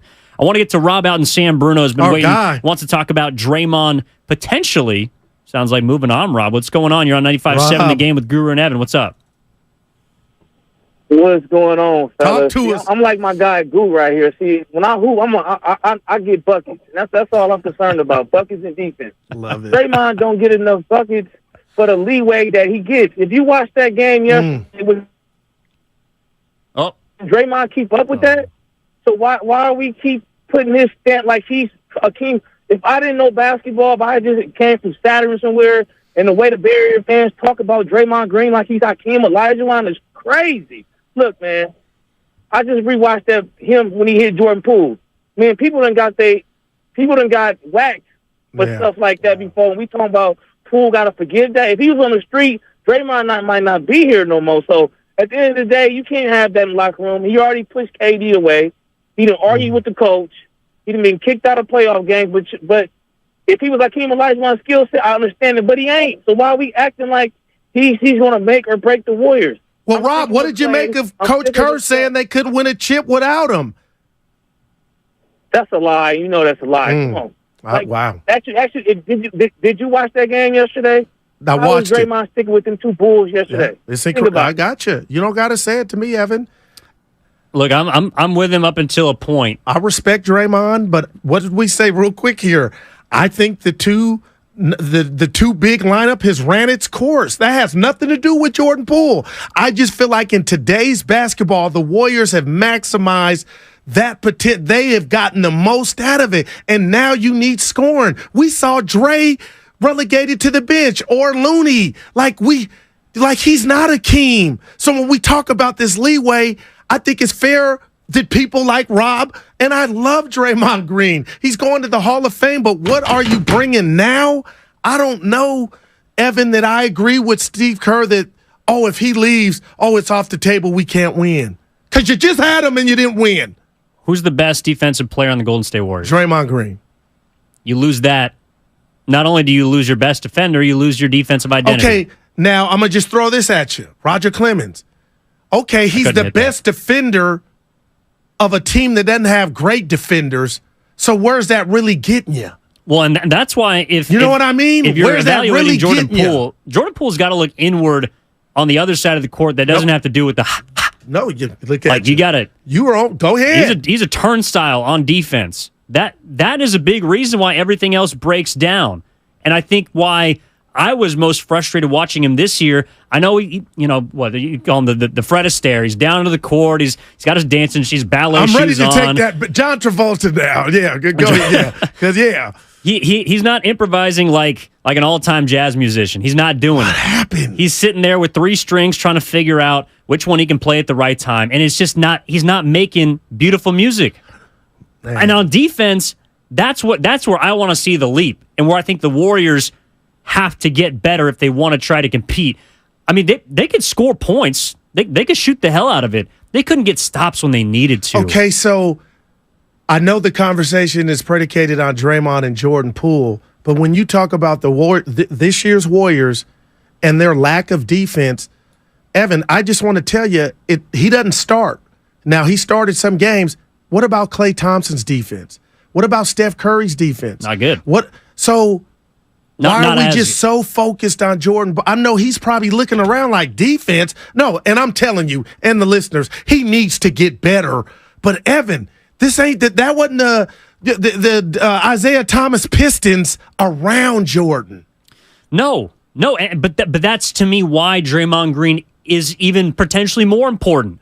He's the only guy that can, in my opinion, right now, with the way maybe Wiggins as a two-way guy, maybe Kuminga, if he takes a stride and can get on the court, can take those defensive sets. But who else is going to clean up the mess when the kids are at the table fumbling with the food, dropping it on the ground? Like, who else is cleaning that up besides Draymond Green? I like that analogy. I'm going to give you a 4. But so that's the only reason why I see Draymond Green as So you're going integral. $90 million over 3 for where he's at and where he'll be, or 75? Like, where's Evan Lakeup at on the Draymond? What we think the imminent extension? Like it's supposed to happen. Are you saying that's which way I'd go, Goo? Well, and look, if we're going to talk about, do you want to do your 3 things right now or at 11:30? We'll do 11:30. Okay, 11:30, because I think that's the next place in this conversation is what does Lacob do? What does he want to do? What I would do is bring Draymond Green back. And this would take a lot of fidangling to steal from you there. But I would try and align the big 3 along with Steve Kerr and ideally Bob Myers, because he's at the front of all of this, with contracts that end at the same time. If that's next year, if that's in 3 years, Curry's done after 3 seasons. Clay's going to get an extension then. Clay's got to get an extension too. But he's got, and this is what makes it so difficult, is I think Klay and Dre have to be okay with taking a pay cut. Wiggins took a pay cut. I know Jordan Poole got the bag, and that's who we talk about going from $3.9 to $27 million. But Andrew Wiggins took a step back financially to be here. Draymond Green and Klay Thompson, in a way, have to do the same. And that, to me, like if you're talking about ways to try and solve the relationships and how Jordan Poole and Draymond Green can coexist, one thing that I think could help is if Jordan Poole saw Draymond be willing to sacrifice something, saw Klay Thompson being willing to sacrifice something. Because to their credit, and they've earned it with 4 chips, those guys have not had to sacrifice much throughout their entire careers. That might be a message to the young guys and Kuminga to saying, hey, you had to sacrifice your minutes this year in the playoffs. You had to sacrifice your role. You didn't show up when we needed you to, and so you had to take a step back and sit on the bench. We're now going to be the ones at the top to take a step back in terms of dollars, and that's how you need to approach this year when it comes to your role. I like that, but that falls under me. I know it's not raining the umbrella of financial. The Jordan Poole thing is violence, Evan. Violence and embarrassment and shame. And I wasn't laughing. Can you please tell the listeners that cartoon that's making its rounds, they do it for all the NBA great. Oh, the Jordan Game of Poole, Zones? Man, that's incredible. Like, Jordan, Evan, just imagine if that were you, man. You forgetting that? No. But I also know what I'm paid to do and what I want to accomplish and what I want to get done in my career. And that might be enough to put that to the side. I don't know. Right now, it's not. Right now, it's not. All right, coming up next, we're going to discuss the 3 things we want to see happen from both the front office perspective and what we would do. Daryl the Guru Johnson, Evan Giddings in for Matt Steinmetz here on 95.7 The Game. Also got some news, Goo, an update on Bob Myers. And a potential sign of where he might be heading or not heading this offseason. All right, this Monday we will be bringing you the Warriors Summit. Bonte and Shasky, Steiny and Guru, Wildern Dibbs, and John Dickinson will be live from 4 to 6 p.m. at Buon Vino in Walnut Creek. The address, 1501 North Broadway, Suite 138. The show is open to the public. We're going to be having an open discussion about the questions, concerns, and issues the Warriors have this offseason. That's this Monday, May 22nd, 4 to 6 p.m. at Buon Vino in Walnut Creek. Brought to you by Kirby, your driveway mechanic. Check out Kirby at CURBEE.com. 888-957-9570. More discussion about the offseason and which way it's going to go. We want to hear from you on 95.7 The Game. You know,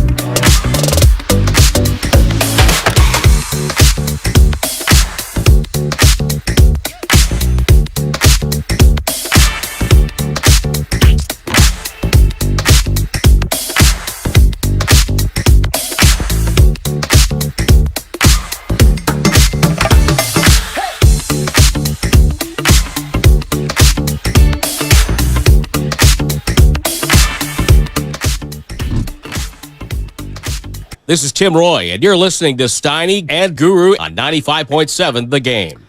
Evan Giddings in for Matt Steinmetz here on a Wednesday, take you up until 2 o'clock with always the man, Daryl the Guru Johnson. What up, Lo? Joe Spadoni in the back. John Playing Lukin, the hits. playing the hits. Come back with the boss.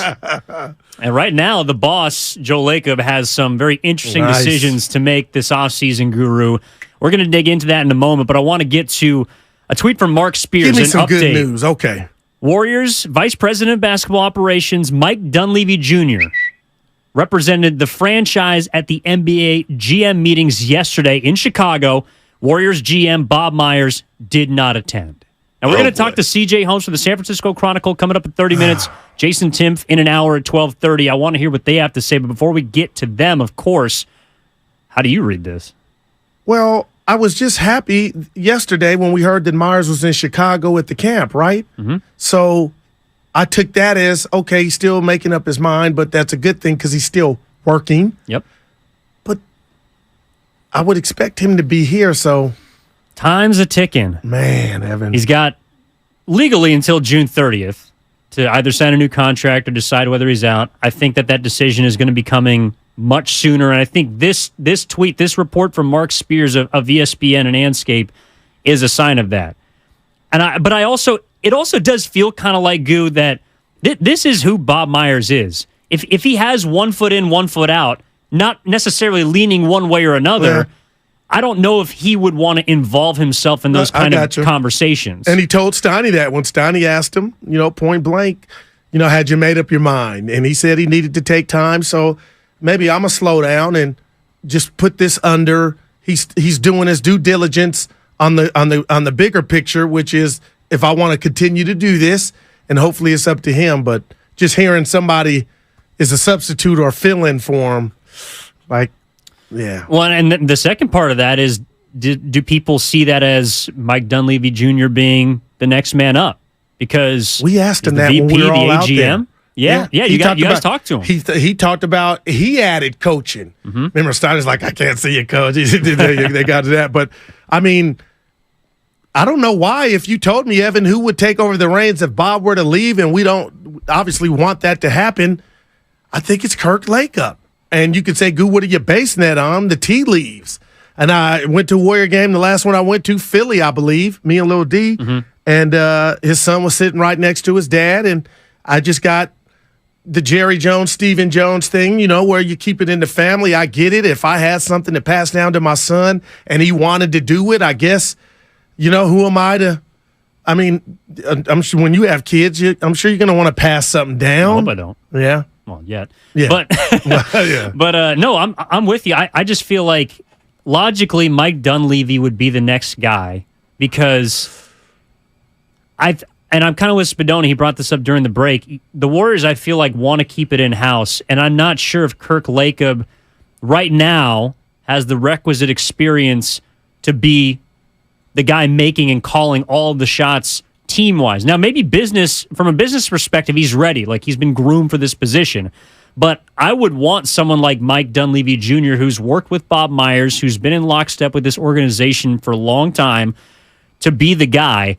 I just don't know if he'd want that, because it's funny. Like, you guys have tossed around throughout the year, who would want to follow Steph Curry? Is it Jordan Poole? Is it somebody else? That, yeah. Okay, well, Steiny. Yeah. I also wonder how many people want to follow Bob Myers. Well, people want to work. And that's why I don't believe in that theory. People want to work, but they don't want to fail.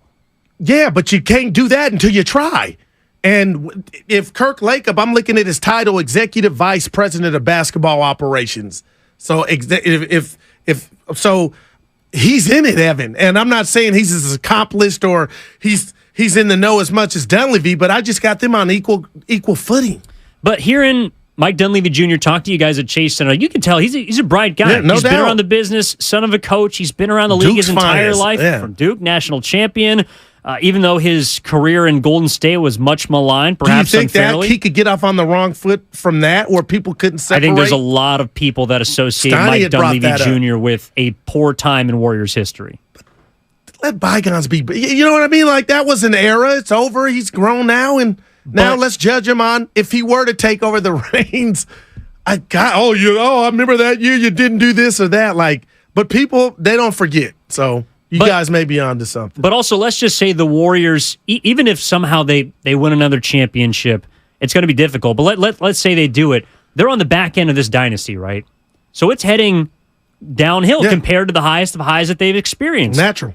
So do you want to be the person that's associated with the downfall of a dynasty?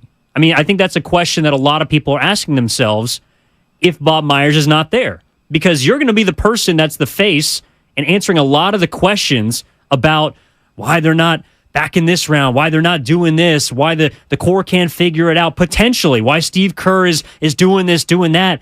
I don't know if there's anybody outside of the organization that is equipped to handle that. That's and I don't know if Mike Dunleavy Jr. wants to be a part of that. That sounds like a lot to handle, even if, to your point, you're being compensated pretty well for it. Yeah, but Evan, again, I'm not mad at that, but I don't prescribe to it because it's like when LeBron left Miami or when he left Cleveland. You had coaches that want to coach to get their feet wet. They want to try. I don't think nobody's saying I don't want the job because I might fail or it's a tall task. And to be honest, whoever takes over, if somebody were to take over for Bob, this is to get this thing back, Evan, this is not easy, especially with the constraints they have. I just don't buy into they had the good times, now it's about to be bad. I don't want to try it. No, I don't think the times are going to be bad, but maybe not as successful, but well, you've already experienced the euphoria, and I just don't know how. It's going to be a very difficult task to replicate that. Whoever takes over. Whoever it is. Even Bob Myers, if he comes back, I'm sure he knows what he's stepping into. No doubt. If he resigns, he knows this is going to be tough. I wonder how much of that has tough. it to where he might not want to come back if he decided not to. Just a thought. I think that might be part of it as well. I do want to clean up a couple of these calls people have been waiting on before we get to our three things we want to do here in this offseason. Evie Giddings filling in for Matt Steinmetz with Daryl the Guru Johnson here up until 2 o'clock on 95.7 The Game. Let's go out to the Bay Bridge where Ian is hanging on. Wants to talk about Draymond Green. Ian, what's up, man? You're on 95.7. How are you doing? Oh, night. Let's go to Victor, not Wembanyama, but he's out in Sonoma. Wants to talk about Jordan Poole. Victor, what's up? You're on 95.7 The Game with Evan and Goo. Can you hear me? Yes, sir. Hey, I listen to you guys all the time, but I never get on because I'm usually driving, and I got to get out the car. Just want to say a real quick thing. Out of 4 million, you guys always spark my imagination. Jordan Poole is a basketball player, obviously. You get to that level, there's so many things that have to happen right for an amazing basketball player to get to the NBA, which we all understand. And one of those things is confidence and ego, and you're a man. Usually this is happening in a very competitive environment. People are always calling you out, telling you aren't good, are good, prove yourself, this and that. Draymond Green comes punch him in the face. I mean, I could see this guy being a head case. I love Jordan Poole. My kid thinks he's going to be in the Hall of Fame. I love that. Draymond, we won champs with him, and he's a crazy smart basketball player. He can't score a lick most of the time. He's got to focus on getting his offensive game back. I think to back you up, Goo, man, we didn't win with Dre this year. We did not win with him, man. He got stepped on somebody again. We basically lost that chip to LeBron in Cleveland because he grabbed or kicked, I can't remember, LeBron in the nuts, man. You don't do that. Who does that? You don't do nut shots, man. Everybody knows the code of honor. That dude has a problem. He's crazy and great and Hall of Famer and everything, and I got respect for him. But I also feel like we ride or die with Dre, and we're about to die with Dre. That's all I got.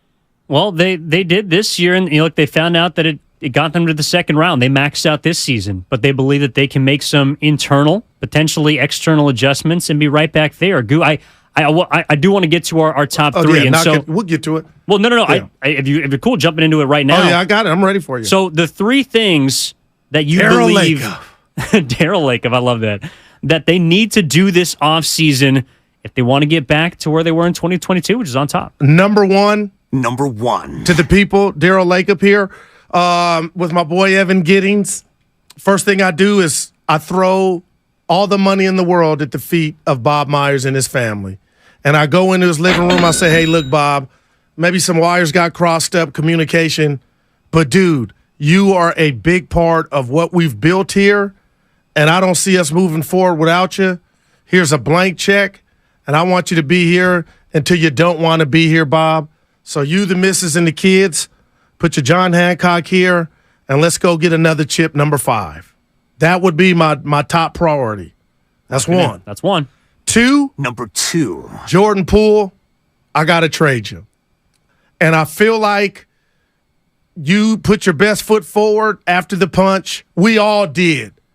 But something is still bothering you. And when I heard the interview where you talked about your parents and you talked about the Bible and the scriptures, the word, that let me know this thing is not going away for you anytime soon.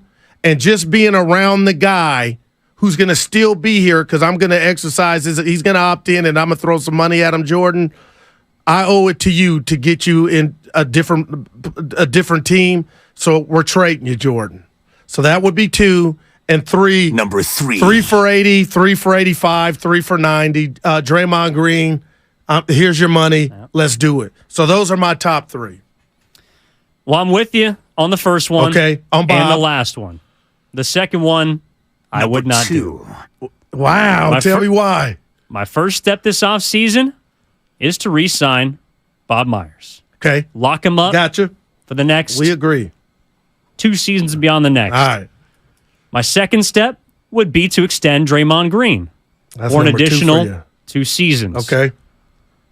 My third step would be to extend Klay Thompson beyond next year for 2 years. Wow.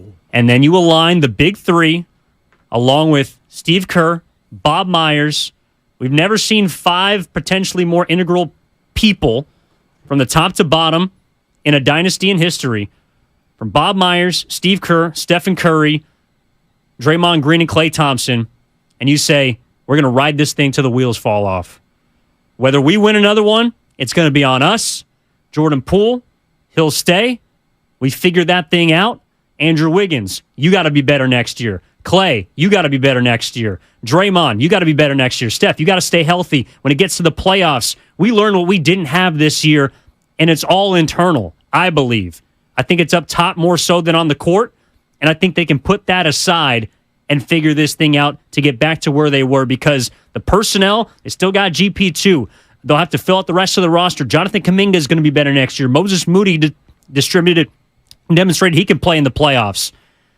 And I think they're able to figure this thing out from the inside out. Okay. All right. I'm not mad at any of that, but I will say this. You think Draymond Green, a clutch client, is taking 2 years? I think it would take 3.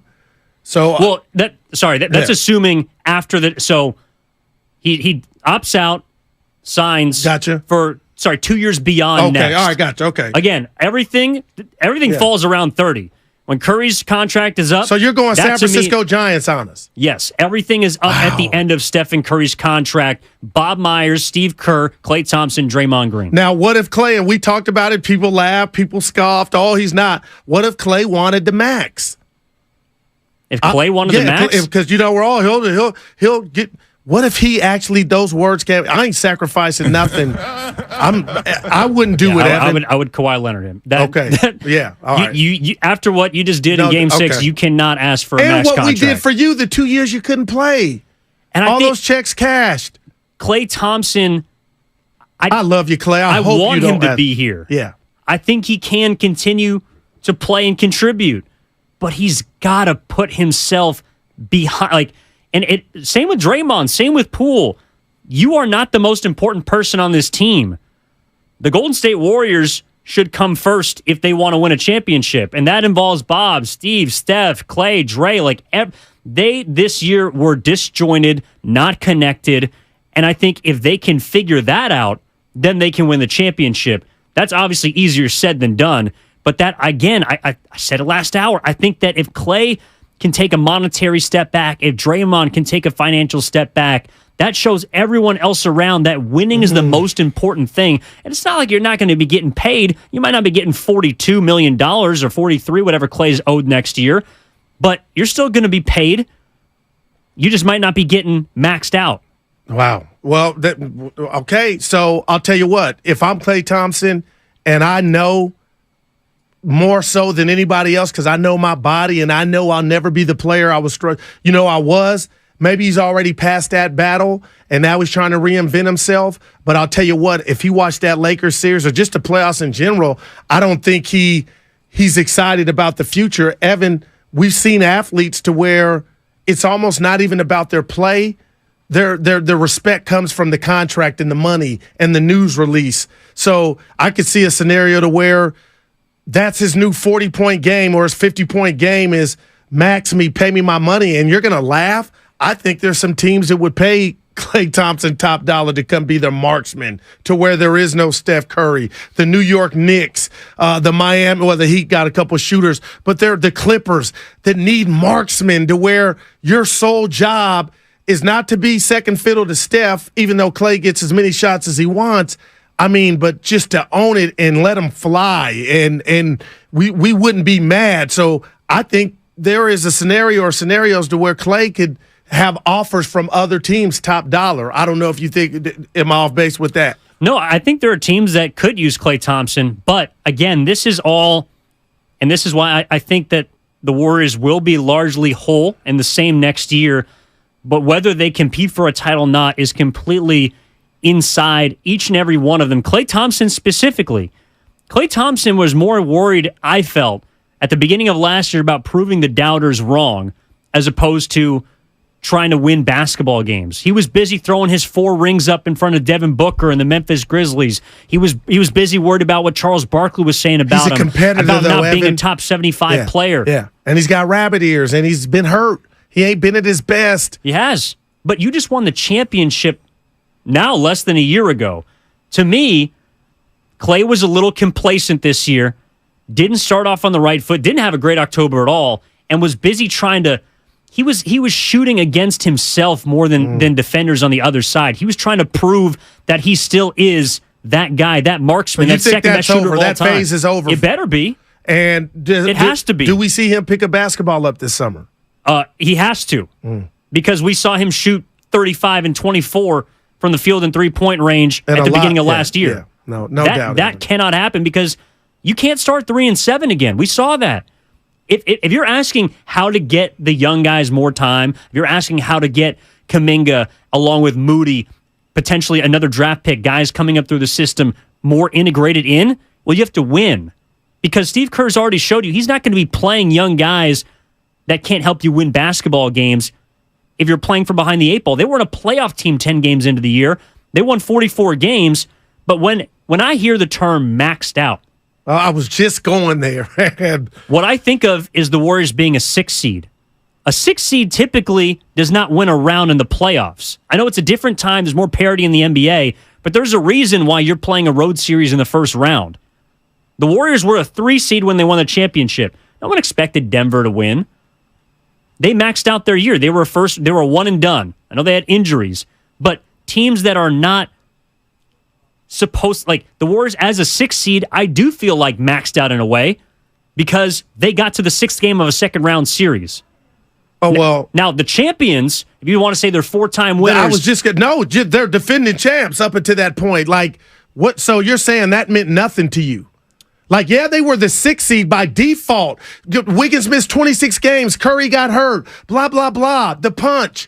But, Evan, you can't tell me when the playoffs started that number next to the Warriors was your opinion of what you thought of them.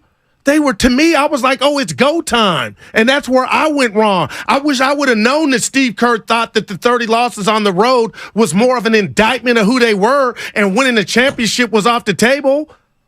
Well, but he told you that after the season. Yeah, so I find him. So I'm at fault for believing what I thought was what champions think and how they move. It wasn't about the seeding.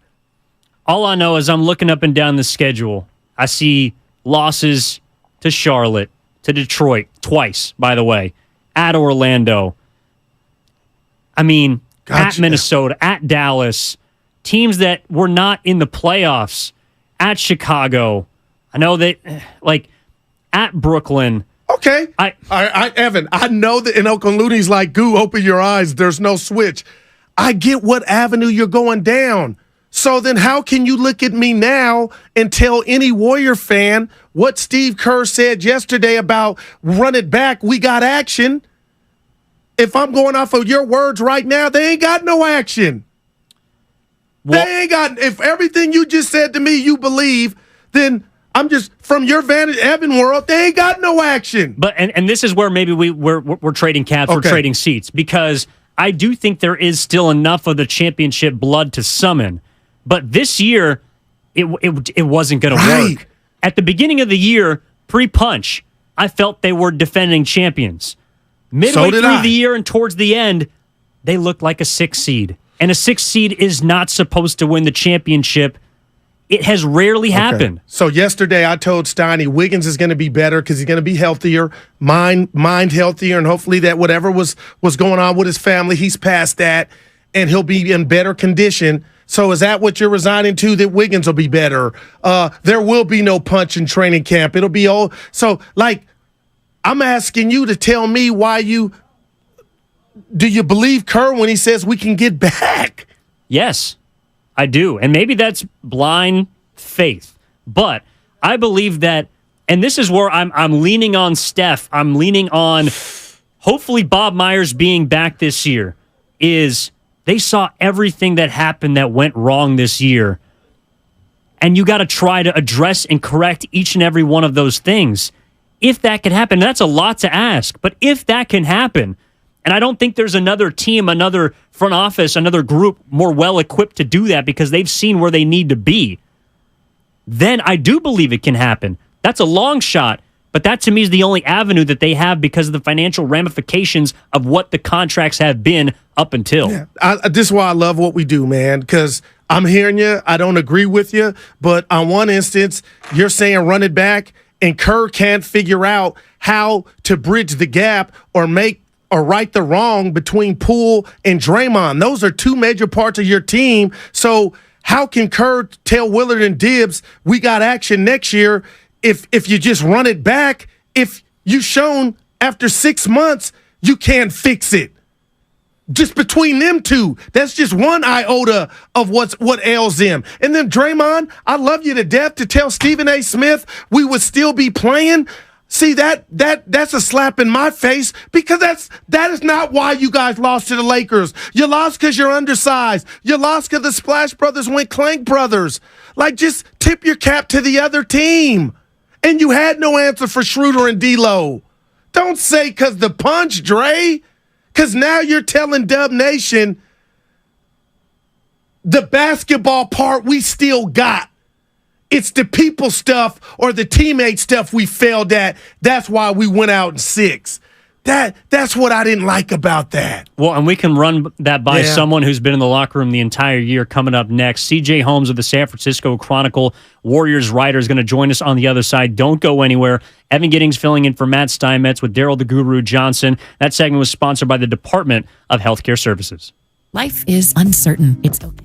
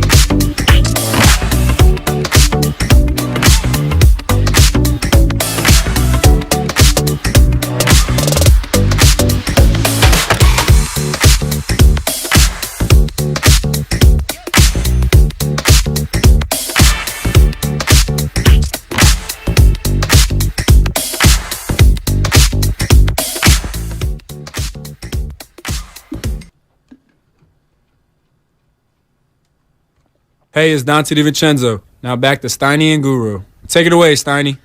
Evan Giddings in for Matt Steinmetz here on a Wednesday with Daryl the Guru Johnson, of course, taking up until 2 o'clock. But now we want to head to the phone lines and welcome in San Francisco Chronicle Warriors writer CJ Holmes. Has been there the entire season, has seen the ups and the downs of this specific group. CJ, I really appreciate you joining us, man. How you doing? My guys, another season has come to an end. I am tired. Look at CJ. CJ, I want to start before we get into the comments that you were in person for yesterday from Steve Kerr.